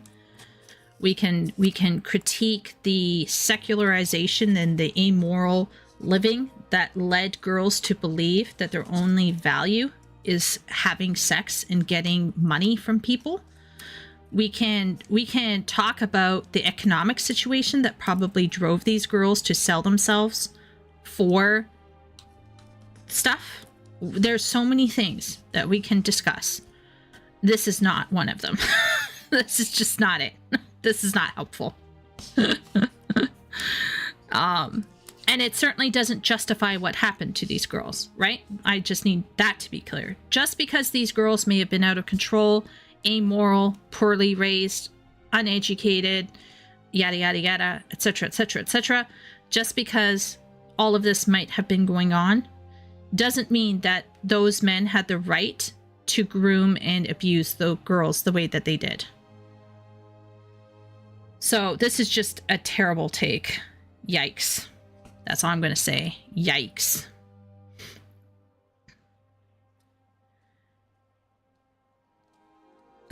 Pretending white Europeans are uniquely evil is perplexing unless you consider racism. Yeah, there's a lot of racism, I think, happening for sure. A person like that should be excommunicated from society, but we don't have that. Instead, you have to be diligent. If you see a snake in a bush, avoid the bush. Yep. If you're at a point where you need to check if they're 18, you're probably too old for them. Yes.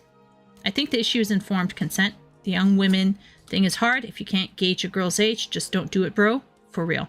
If you're getting nasty with a perceived lady, then realize they're not a true girl, then you can leave. Violence is a no-no. Yeah, exactly.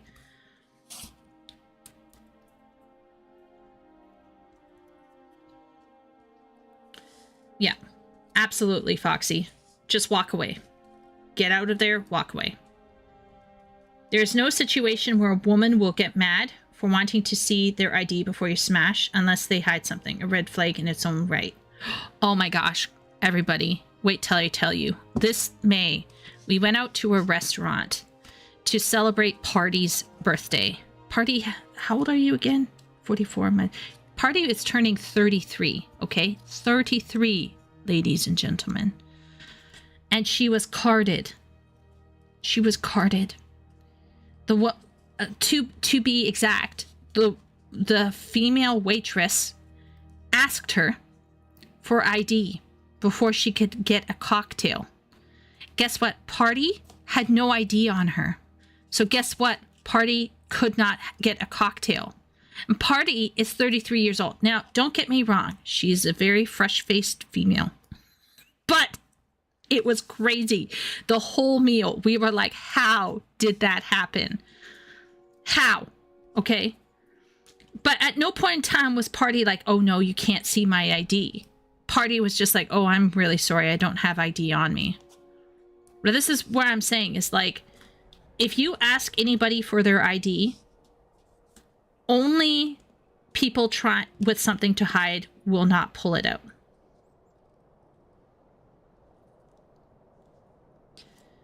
So, yeah.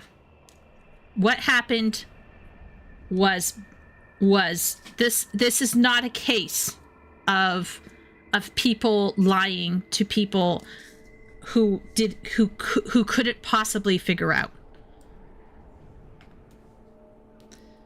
This was predators being the most absolute trash fire human beings you can be.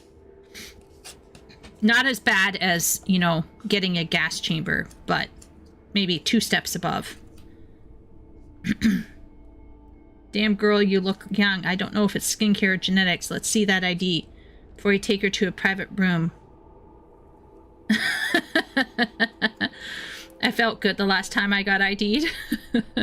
Also, don't listen to the crowd saying you're transphobic for not being willing to sleep with a transgender person because they're not biological gender you're attracted to. Yeah, I mean, like, let's say I'm a female, right? So let's say I for some reason suddenly woke up with a strong desire to partake of the sausage, right? I would feel extremely gypped if I started dating Marcus Dibs and discovered there was no sausage for me that night. I have no beef with Marcus, right? But it would be extremely unfair to suddenly discover there is no sausage. So I think if you want tacos, you should get tacos. And if you want sausage, you should get sausage. And people should not lie. But yeah. I'm seeing gay women, like lesbians, under attack for not dating trans women. Yes, and there are videos of trans men complaining about gay men not wanting to date with them. And I'm like, my lovely trans man, you do not have a peen, which is what they want. And they want a working one, not like, you know what I'm saying. Everybody knows what I'm saying, okay? I don't know how progressives got into guilting people over sex. It is wild. It is very strange.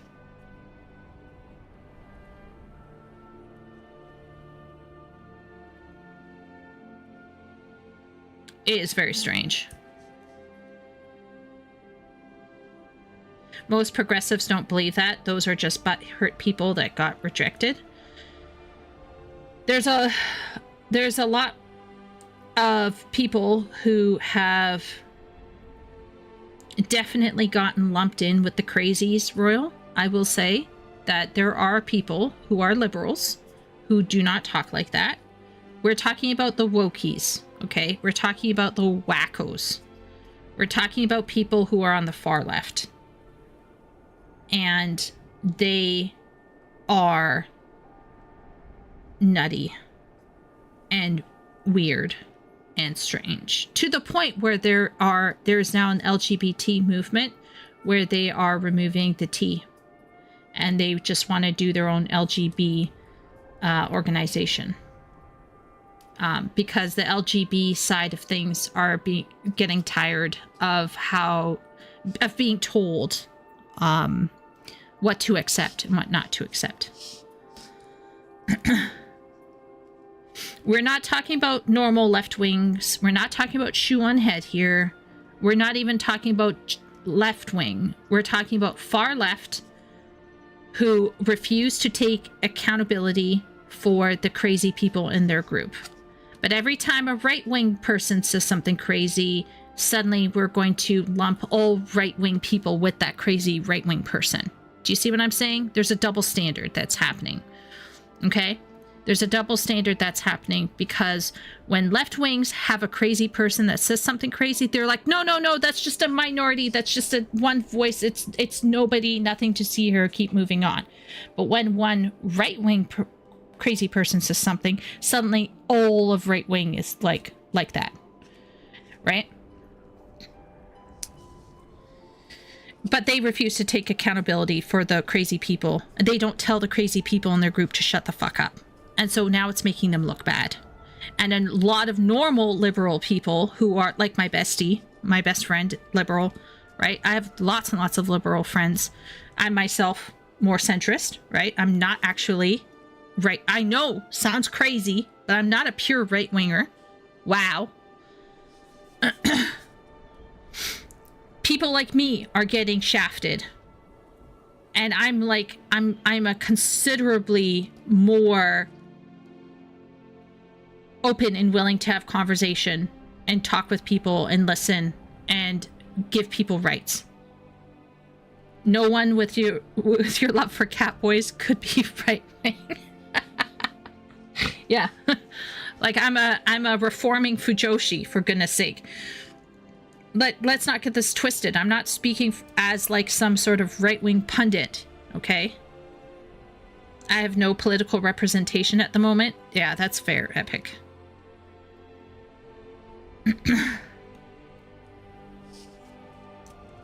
They're piggybacking off the LGB movement to push their gender liberation, which in my opinion just reinforces the gender role boxes. It happened. It happened to my sister.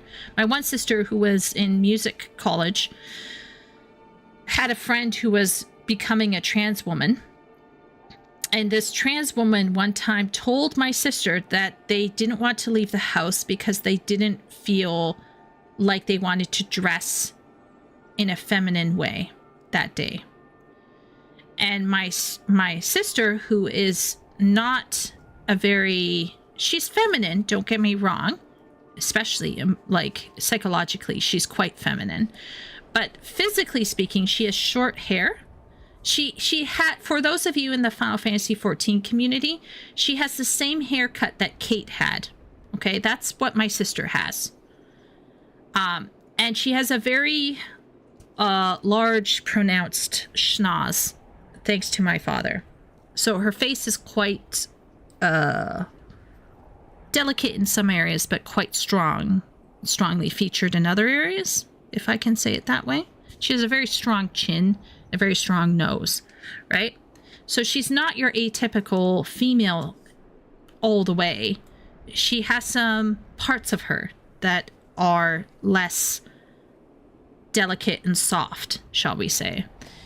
And as a result, like sometimes she will wear jeans and raggedy t-shirts, and she's grown out of her, well, anyway, long story short, my sister had to sit down with this person and be like, you do realize that like girls aren't always fussing about wearing pink and wearing a dress all the time. Like some of us just want to be normal. So this person was actually reinforcing extremely strict ideas about how a woman has to look. And my sister had to come in and be like, whoa, whoa, whoa, whoa, whoa. Slow down. Because by accident, the trans people are making it impossible for somebody like myself to exist.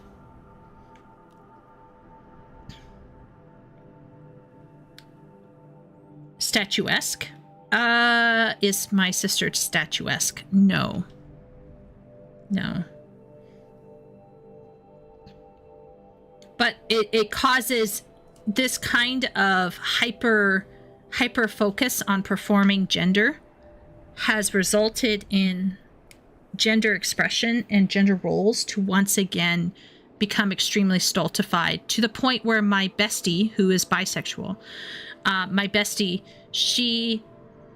her daughter is neurologically not like most girls, and because she's a tomboy, one of her family members asked her if her daughter was trans. Had her daughter considered changing, like getting medicated or whatever for trans. And it's just a tomboy. And my friend, who is part of the LGB, was like, no, she's just a tomboy.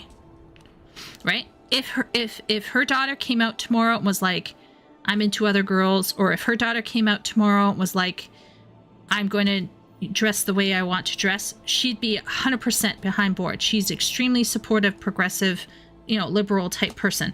But even she was like, no. Because she recognized that her daughter didn't want to be a boy. Her daughter just wasn't interested in traditionally female things. So at what point are you starting to eradicate atypical women in your desperate desire to validate your own existence as a fake woman? It's just ridiculous.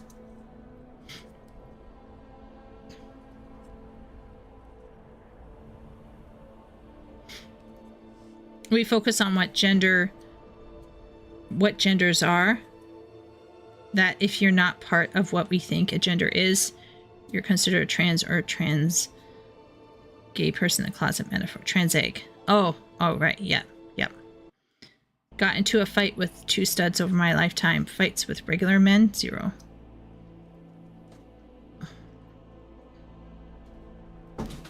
Who knows? Guess who pooped and peed in his litter? What happened? Guess who pooped and peed in his litter? Oh, somebody pooped and peed. You say hello? Oh, I've been a good boy. Can you guys hear the purring? Oh, somebody pooped and peed. What a good boy. Oh, so smart. Oh man. What a good boy. Yeah. Are you wanting to go where Auntie is? Sorry, guys. Wait 1 second. He's walking on my neck right now, and I'm a little worried that he might get stuck here.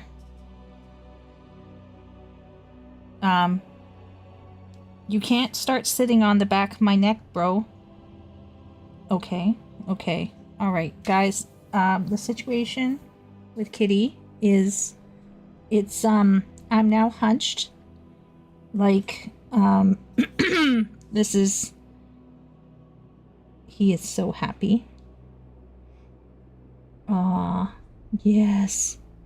He's purring so much. I don't know if you guys can hear it because he's on my back now. Are you stuck, my man? You want to go on the desk? Do you want to hop on from my head onto the desk? Or do you want to go on my bed? Are you stuck on my shoulder? No. Yeah, things are escalating over here, guys. I'm trying to get him off my back. He's having too much fun. Sorry, everybody. But anyway, we're very happy. Remember a while back he reacted to a video complaining about tomboy erasure? Cat attack. Okay, he's on the desk. Oh, guys, I wish I did real life camera. You could see such a handsome boy. Okay. I'll put you down on the ground. Go and have fun. You earned it.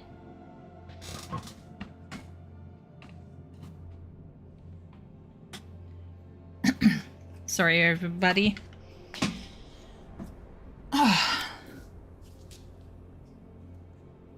Oh no. Don't roll around down there. That's very dusty. Oh no.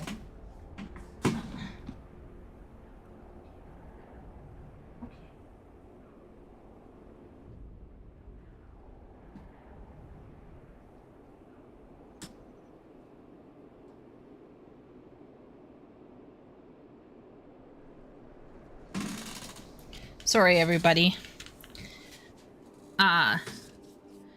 Milo did the thing. He went in his cat litter box, so we can now take out the poop palace. We got him a nice bougie, what I'm calling the poop palace, but it's a bougie, super bougie cat litter. Oh.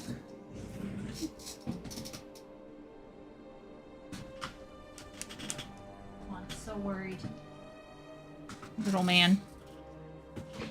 There we go. How about you chillax on here? Yeah. I heard kitty. Yeah. He is only 2 months old. He's only 2 months old. But yeah. Tomboy erasure. Yeah, tomboy erasure was something we discussed. Is it self-cleaning? It is. Wait, the bougie poop palace? I don't think it is, but we're gonna do wood pellets. Pine pellets. Yeah. Aw, guys, I wish you could see him on the video. He's so adorable. But he does meow. Kitten ain't self-cleaning. There are self-cleaning litter boxes now, but we're going to be doing pine pellets with like a tray, and it has like a little step thing. And oh no, don't chew on my cord. Nope. Let's not do that. Anyway, Tailwind boys are just trans now. Even that alternative dressing manga creator was assumed trans, attacked when saying they weren't. Oh, see, that's just, what is even? Need to set up a cat cam for stream. Yeah, I can join the rest of Twitter. Yeah, I can. He's so adorable. He's currently like trying to climb Boob Mountain. Yeah? Are you chewing on my t-shirt? No shock collars. Yeah. Shock my dog. I can't stop. Yeah. I hate crystals. It's like Lego for me now. No palpatining that cat. Nope. Actually, we will have to get him vaccinated. We're going to get him neutered. And then we'll get a nice little collar for him. Right? Yes, we will. When you're just a bit older. He's not going outside. He's going to be an indoor cat. Just because we live in an apartment and it's just not feasible. So. Yeah. Anyway. Yeah. Anyhow, I want to let people express themselves within reason. It's just that I think at this point we got people trying to strong arm other people, and I'm not a fan. I'm not a fan of that. Yeah, I'm not a super fan. Especially for the tomboys, because, you know, I'm not technically a tomboy because I'm not very sporty, but I'm definitely not a woman who is interested in certain female things and priorities. So I think for me, I struggle a little bit with how some of the trans community talk about being a woman or a man, and I think it's unhelpful. Oh, you want to start attacking the microphone? Okay. All right. Let's not do that. Yeah. He's very young. So he's still figuring out his feet and his tail. So sometimes he'll chase his tail and bite his own tail. A community that hates being misgendered, they're very ready to assume somebody's gender. Yeah, there's this whole even thing of like cracking the egg. It's like this whole like fetish around welcoming people into the world. The only time I've ever felt that way personally was drinking at university. People were very much interested in getting me drunk and or getting me to have sex. There's this kind of like this initiation fetish that people have that can be very unhealthy and detrimental to the person that they are initiating. let him speak 100. Now you're just attacking everything, aren't you?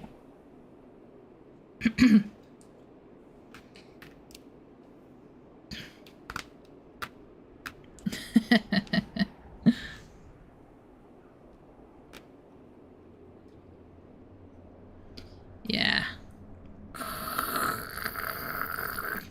Anyhow, I'm sorry, everybody. I've gotten distracted. The cat is now out. He's been trapped in that bathroom for 24 hours, but he has gotten the Dionysius worship is still going strong.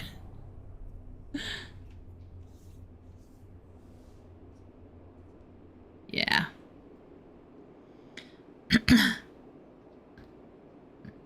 What are you trying to do, bro? What are you trying to do? Do you want to go over here? Okay. There are like two tables that are kind of like L-shaped. So he's stepping over the crack to the second table. Anyhow, did anybody else have any other topics they wanted to discuss or share?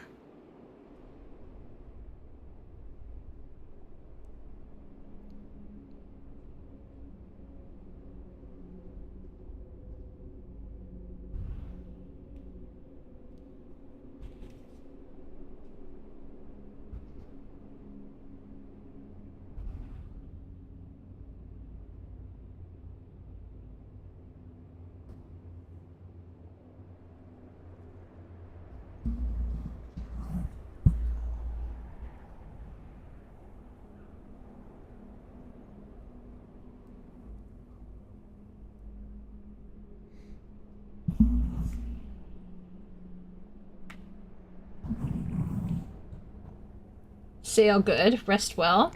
Hey. I don't know if you guys can hear him licking me, but I believe the future involves cybernetic enhancements. Oh, yeah, that's probably true. Yeah. As far past the point of any authentic conversation, for me, it's always about what defines gender roles in a society where difference of output are equalizing. That it is. The situation around this is very interesting, and I do think it is important because it will affect how people interact with each other. It will affect education. It will affect culture as well. And I think that's why, for me, the conversation needs to be had.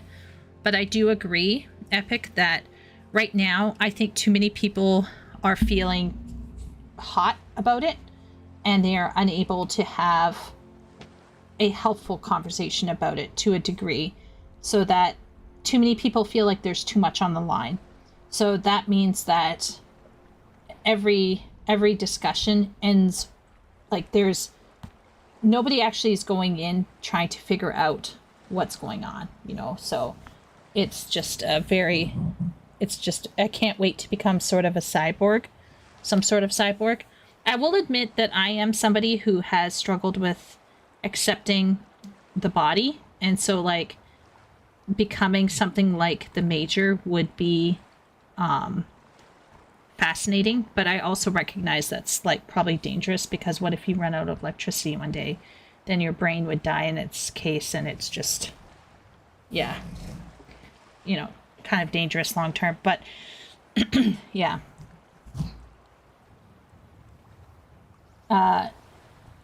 Do what they want and shouldn't prescribe to something that isn't beneficial to them or their community. Yes. Yeah. But I think the problem with that, Foxy, is that women and men often seek validation through majority rule. So because if they are different, suddenly it's not good enough, right? So like, for example, for years it was fine for a woman, should she wish, to go into engineering or game development, right? No one had beef. Marie Curie, for example, had to go through massive opposition to get to where she got to. But she did, with the help of her husband and men who were willing to work with her. I guess what I'm trying to suggest is that there still is a general rule that women like certain things and men like certain things.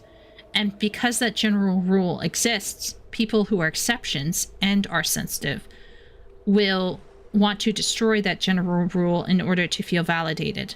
The exceptions to the rule are not the problem. It's when the exception people, the people who are different, get too sensitive or egotistic to the point where they need other people to go along with them in their exception to the rule. So it's kind of like they want to be exceptions without having to pay for the price of being an exceptional person, if that makes sense.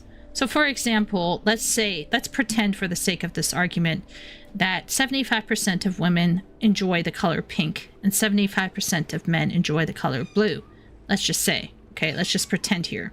Let's say there's a 25% men and women who prefer other colors, not the color of their preferred gender. Let's just say, once again, thought experiment here.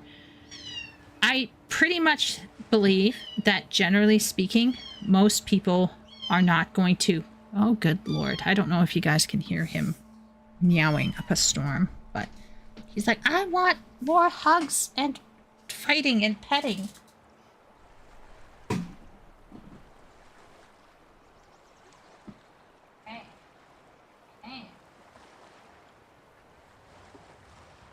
Right.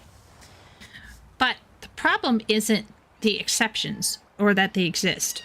The problem is that the people who are the exceptions, on occasion, some of those exceptions to the rule, want the general rule people to change in order to validate them. And that is the problem. He's so loud. Oh my gosh. Sorry, everybody. Here. All right. You can come back up again, buddy. All right. Yes, instant purring. Okay. So, like, in the case of the pink and blue situation, no one is... I don't think most people would be mad at the other people for liking different colors. The problem is that some of the people who like different colors are not content to simply like different colors. They want to make everyone else also like their different colors, and that is the problem. People are sweeping away the general observations that can be made about men and women in an effort to make the exceptions feel, welcome. And personally, I think that people who are different need to recognize that in being different, there will be a loss. You can't gain everything. You will always lose something. I highly recommend reading The Cat Who Walked Alone by Rudyard Kipling in Just So stories. In that, the cat walks alone, but because he walks alone, and all paths were the same to him, because he walks alone, he has to give up certain things that the dog has, and the cow and the horse have. Because he refuses to compromise with humans, the cat has to come to an acceptance that he won't get everything that the other animals who did compromise and who did allow themselves to be tamed got. So that's kind of why, if you look at my Final Fantasy profile picture, you can see, okay, bro, you cannot chew on my headphone. No, stop. Okay. Yeah, you can chew on my finger, but not... Okay. Anyway, so on my Final Fantasy Nico adventure profile, you'll see a quote from this fable by Rudyard Kipling. And the reason why is because it's a reminder to myself that as I pursued what felt natural to me, which was different from other women, I also gained something, but I also lost something.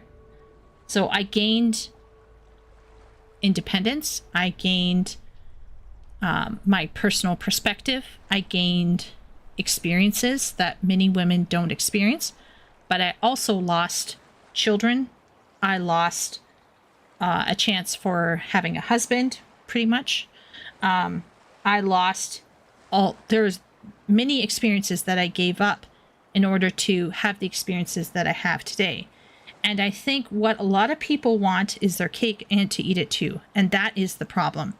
There's nothing wrong with being an individual and pursuing your individual experience. But don't kid yourself and think that you having your individual experience has to be validated by everybody else in society. And that's where my problem is when they are requiring everybody else to do and be as they are in order to validate the choices that they made.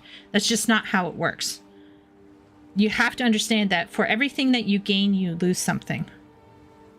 And for everything that you lose, you will also gain something. But you can never go through life gaining only. And I know there are eternal victims out there, but I hate to tell you, bros, you also can't go through your life losing everything. You usually will gain here and there somewhere. So, yeah. They want to make it gray and for everyone to accept it, yes. So for me, that's how I view the topic, not this attempt at delegitimizing genetics, yes. Transgenderism is a worldly trend. It will mutate or fade with the moral character of society. Most possibly. Back in the day, there were laws that actually limited what genders did what. Now we live in a society that removed police women for police officers. The roles were homogenized. You can still find a husband and have kids. Don't write yourself out of family. Even I have to hold out onto hope. I mean, I could one day have a husband in my later years, for sure. But not kids, I'm pretty sure. Like, I'm hoping, anyway. I would love to someday hit menopause. That would be great. If I had a kid at this point in time, that would postpone menopause. No! No, God, no! But anyway, long story short, though, I think there's this bizarre thing where people want to be different and unique without paying the price for being different and unique. And the reality is that the browbeating people for being normal and wanting to have a normal life. Like, there was this woman on Instagram who got bashed for making lunches for her husband. Like, at what point in society are we trying to shame a woman for naturally doing something that came naturally to her and was her desire and was her joy, simply because you didn't want to be beholden to your husband and make him lunches? Like at what point what are we doing here, right? So it is really, like, it is like, this is the kind of where we're at, where we're spiting people who are straight in order to make this other person who's not straight comfortable. And it's just unhelpful. It's unhelpful for the not straight people. It's unhelpful for the straight people. It's like, it's not helpful for anybody. There are plenty of people who verbally put pressure on people for liking the less popular color. A smaller group that do violence, probably a continuum where they just ruin your life. Yes. So there are people who are anti, like, sim. I have met people who would look askance at me and be like, oh my gosh, you're not married, you don't have kids, right? I knew somebody very close to me who basically stated that I wasn't actually an adult because I didn't drive. Okay? That's how locked in some people can get, all right? You don't have a house with a white picket fence.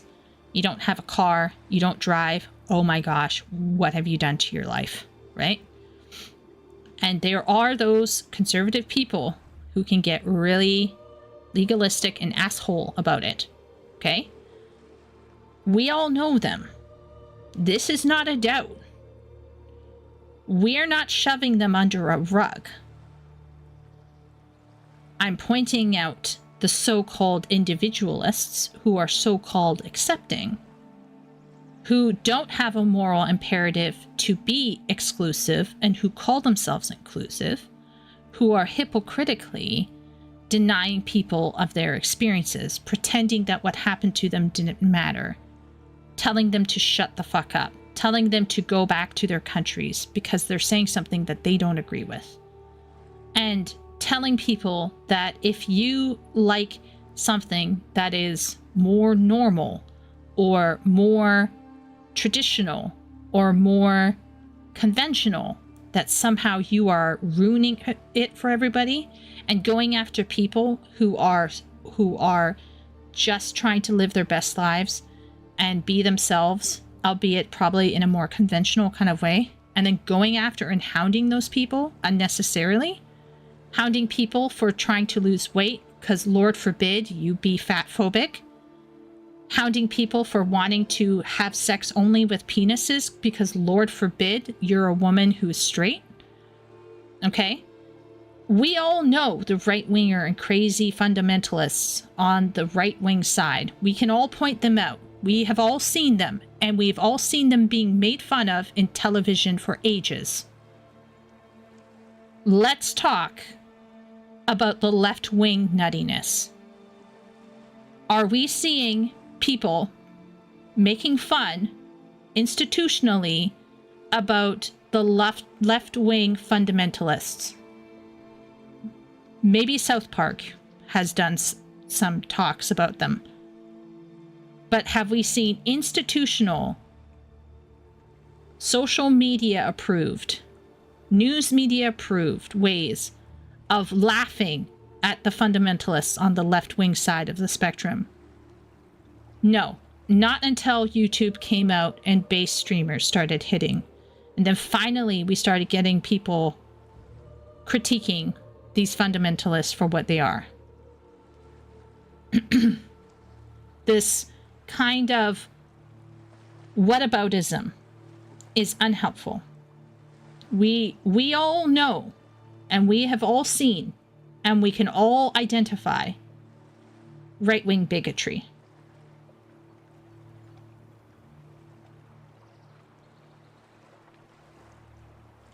Whatabouting them is silly. In this particular conversation, we are talking about so-called inclusive groups not including normal people. And that's what I'm talking about.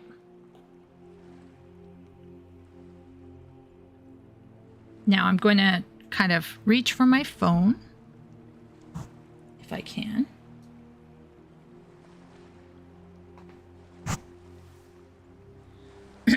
Destiny calls out the far left for that. Okay. Let's lie down. Let's go back. It's fine. I was just reaching for my phone. Well, that's good for Destiny. Unfortunately, Destiny is only one. Like I said, there's a lack of institutional disdain that has existed for a long time toward the right-wing conservatives. Making fun of them, disdaining them, putting them in social culture, putting them in comedic sketches, and making fun of them.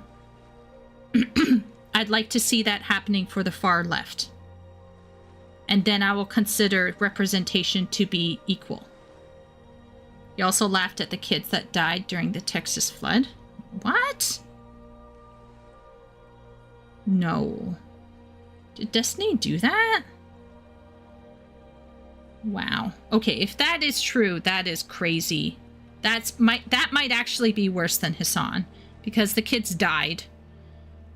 Well, I mean, some kids committed suicide after getting raped repeatedly, but like, setting aside the suicides,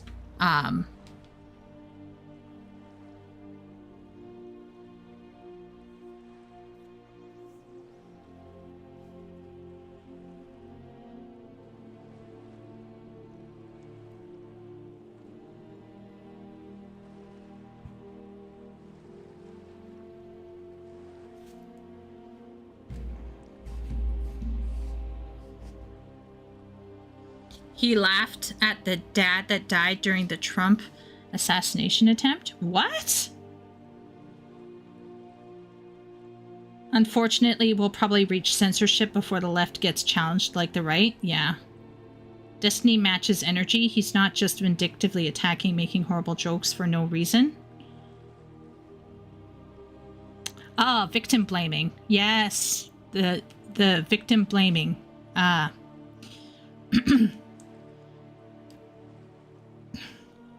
That's great. I love that.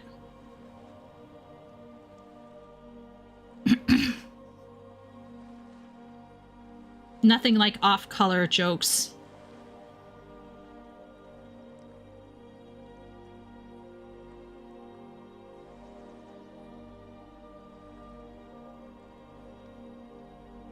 No one will ever find unity with that attitude on either side. I do agree.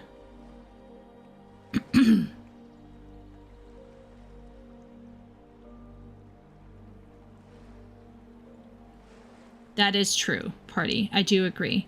If you are coming into a conversation with that kind of an attitude where you're laughing at people dying, or you are saying they deserve it, they deserve getting raped, they deserve to die, then I think that's bad.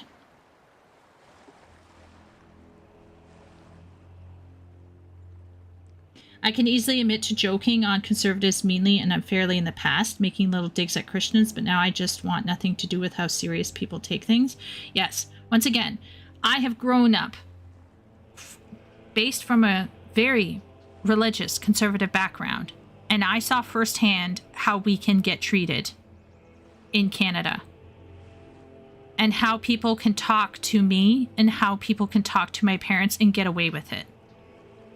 And I saw firsthand at university how even people like me who are centrist, who moved away from being severely conservative into being more open to open to discourse, open to discussion, open to letting people make choices for their lives, not extremely judgmental, even people like me being told to be silent, right? And me having to sit in class while people who know nothing about most things demeaning people that they barely understand, much less know.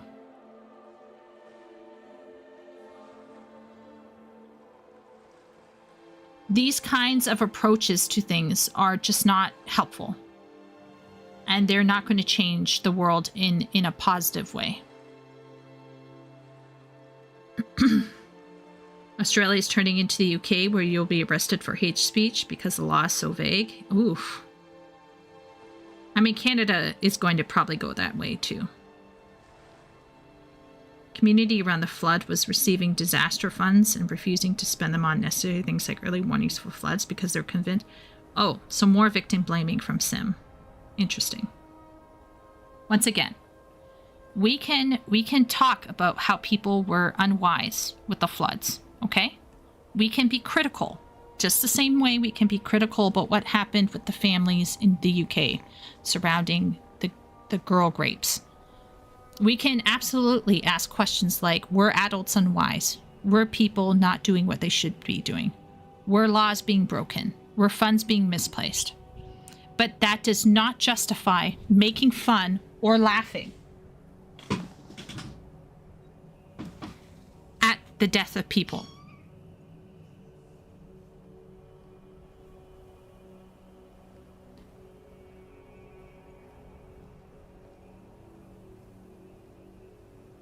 A woman goes down an alley late at night, 2:30 in the morning. It's dark. She's dressed a certain way. She gets accosted. Do we laugh and joke about that? Do we go, ha ha, she deserved it?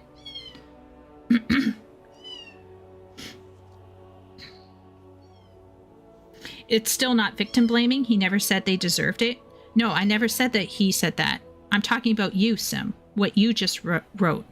That is victim blaming. I put Kitty down on the ground. He's freaking out.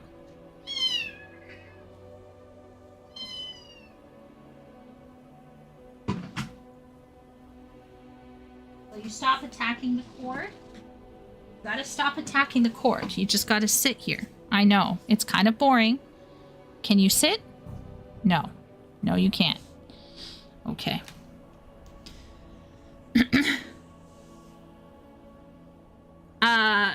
Yeah, I'm not saying that Destiny is victim blaming. I'm saying that the statements that you just wrote in response to what I said is victim blaming.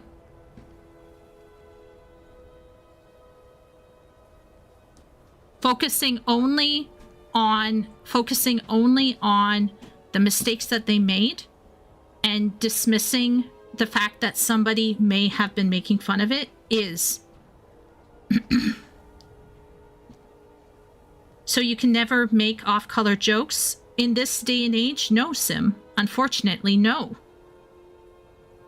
Because we are not allowed to make off-color jokes about other things. So why should anybody make off-color jokes?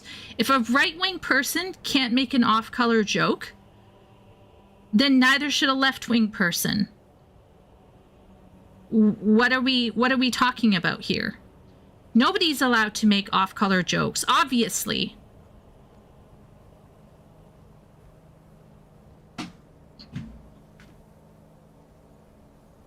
You can. He restated how serious he was, especially with the guy that got shot at the Trump rally. Yeah. I'm white. I'm not allowed to have off-color jokes, just white ones. Can I make jokes about sodomites getting AIDS and monkeypox? Willie, if you made a joke like that in any ordinary Discord or like at a university institution, we all know what would happen to you.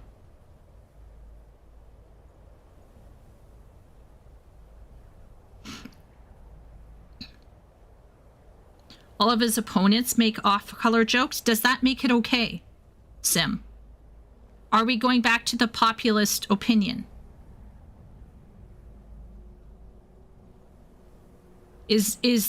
Are we going back to it's okay to do the populist thing? So everybody's doing it, so now we can do it too? Are we going to backtrack on that? Like we got to keep this consistent here, right? Either everyone can make off-color jokes or no one can make off-color jokes.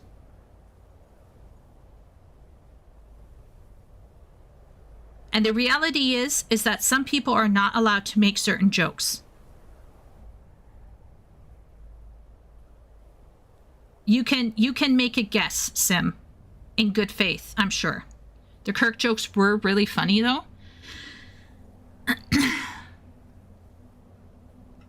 I don't know if they were funny or not funny. But what I can say is that if a circumstance happens where somebody dies and your first joke is something along the lines of he deserved it or they deserved it, and that's what you start calling a joke, I think you've lost the plot. And you certainly are cruising on a societal convenience that allows you to say that. Because very, very, very few mainstream institutions would allow a conservative to say that somebody deserved it if they were, let's say, a left-wing person who was victimized at the hands of a fundy, right-wing fundy.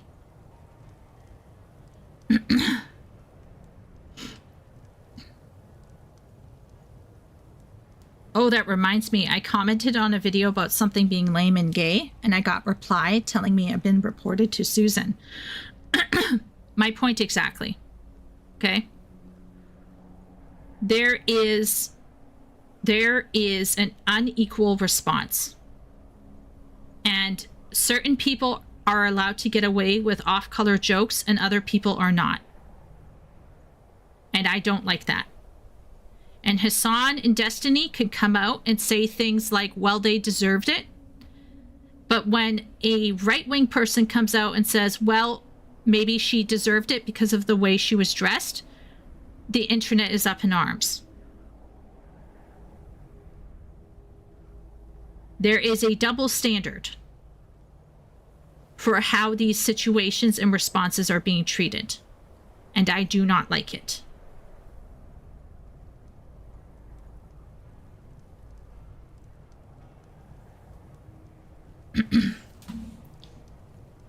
So yes, I will continue to be critical of what I perceive to be off color or insensitive or disgusting or pig-like jokes. Because I personally think that if people like me who are considerably reasonable are being held to some ridiculous linguistic standards, then I'm going to hold them to it. The fact that one side is joking and encouraging violence without being censored, but the other side pointing this out is censored or attacked, yes, that's what my problem is.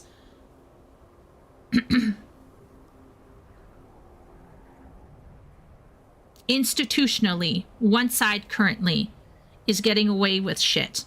And the other side, if they say it, they don't get away with shit. So either they both get away with shit or nobody gets away with shit.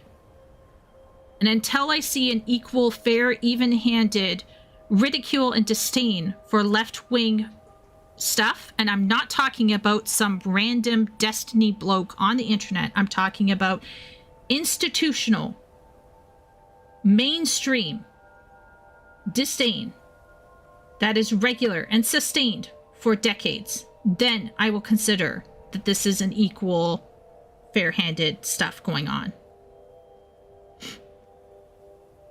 Every side seems to perceive that the other side is worse than their own.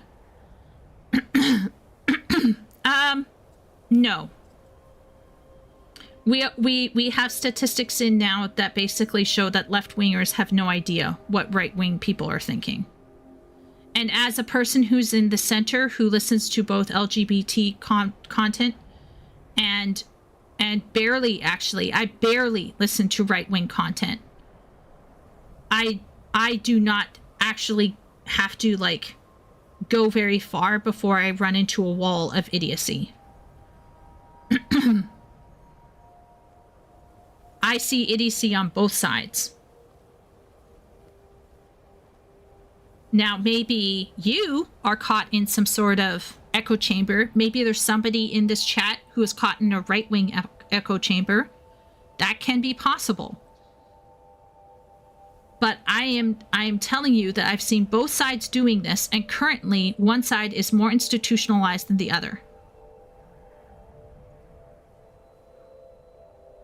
And the fact that whenever I've shared my personal story of how I was treated, and only a handful of left-wing friends have admitted that this is a problem, and the rest pretend and don't even respond to what happened, tells me exactly what I need to know.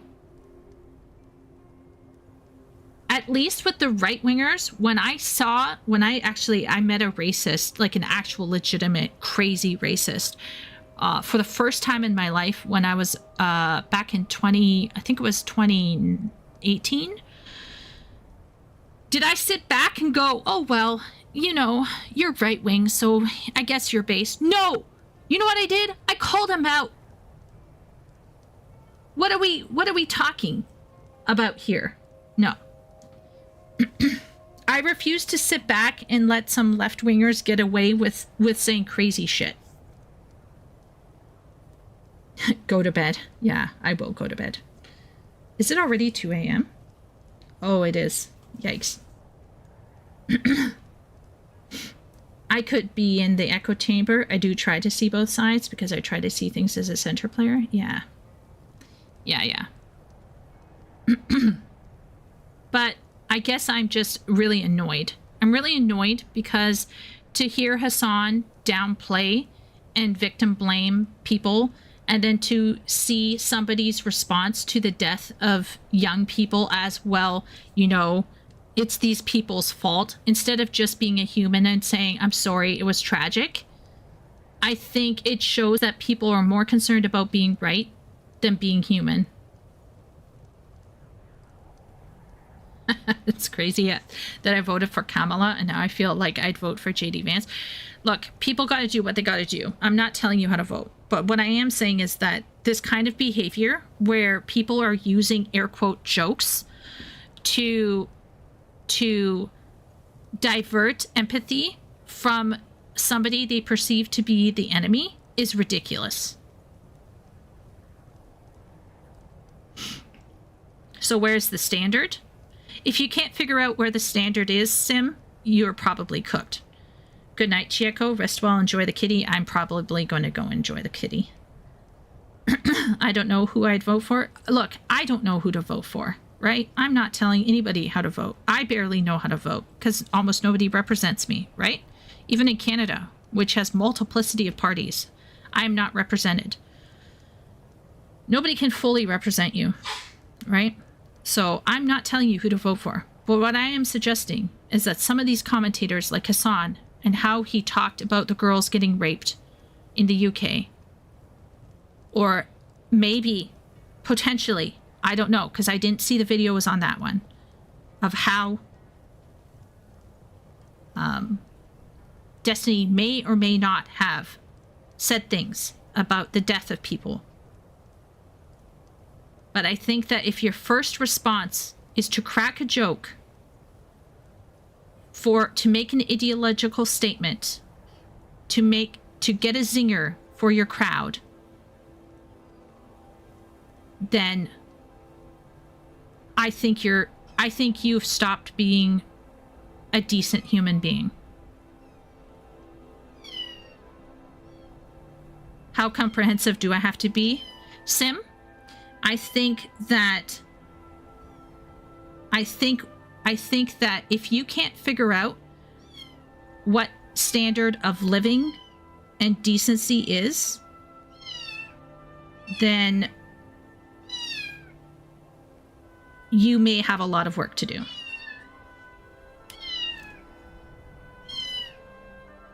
And I'm not getting into how to vote.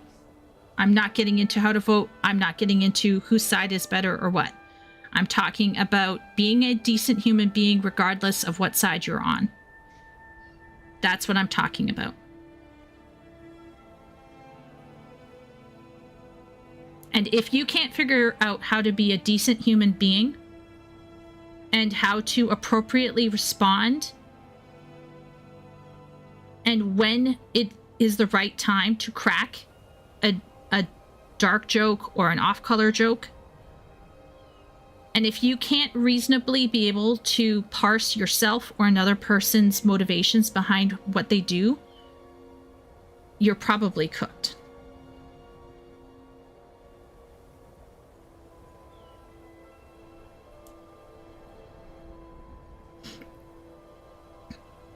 We are talking about e-celebrities. We're talking about every human being on this planet, Sim.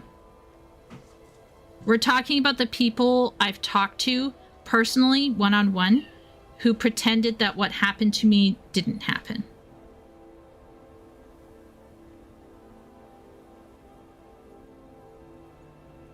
We're talking about people who victim blame. The people that they decide aren't important and aren't valued. We're talking about e-celebrities who crack a joke for the audience because they want to make money and be popular. So we're talking about not just e-celebrities. We're talking about many people.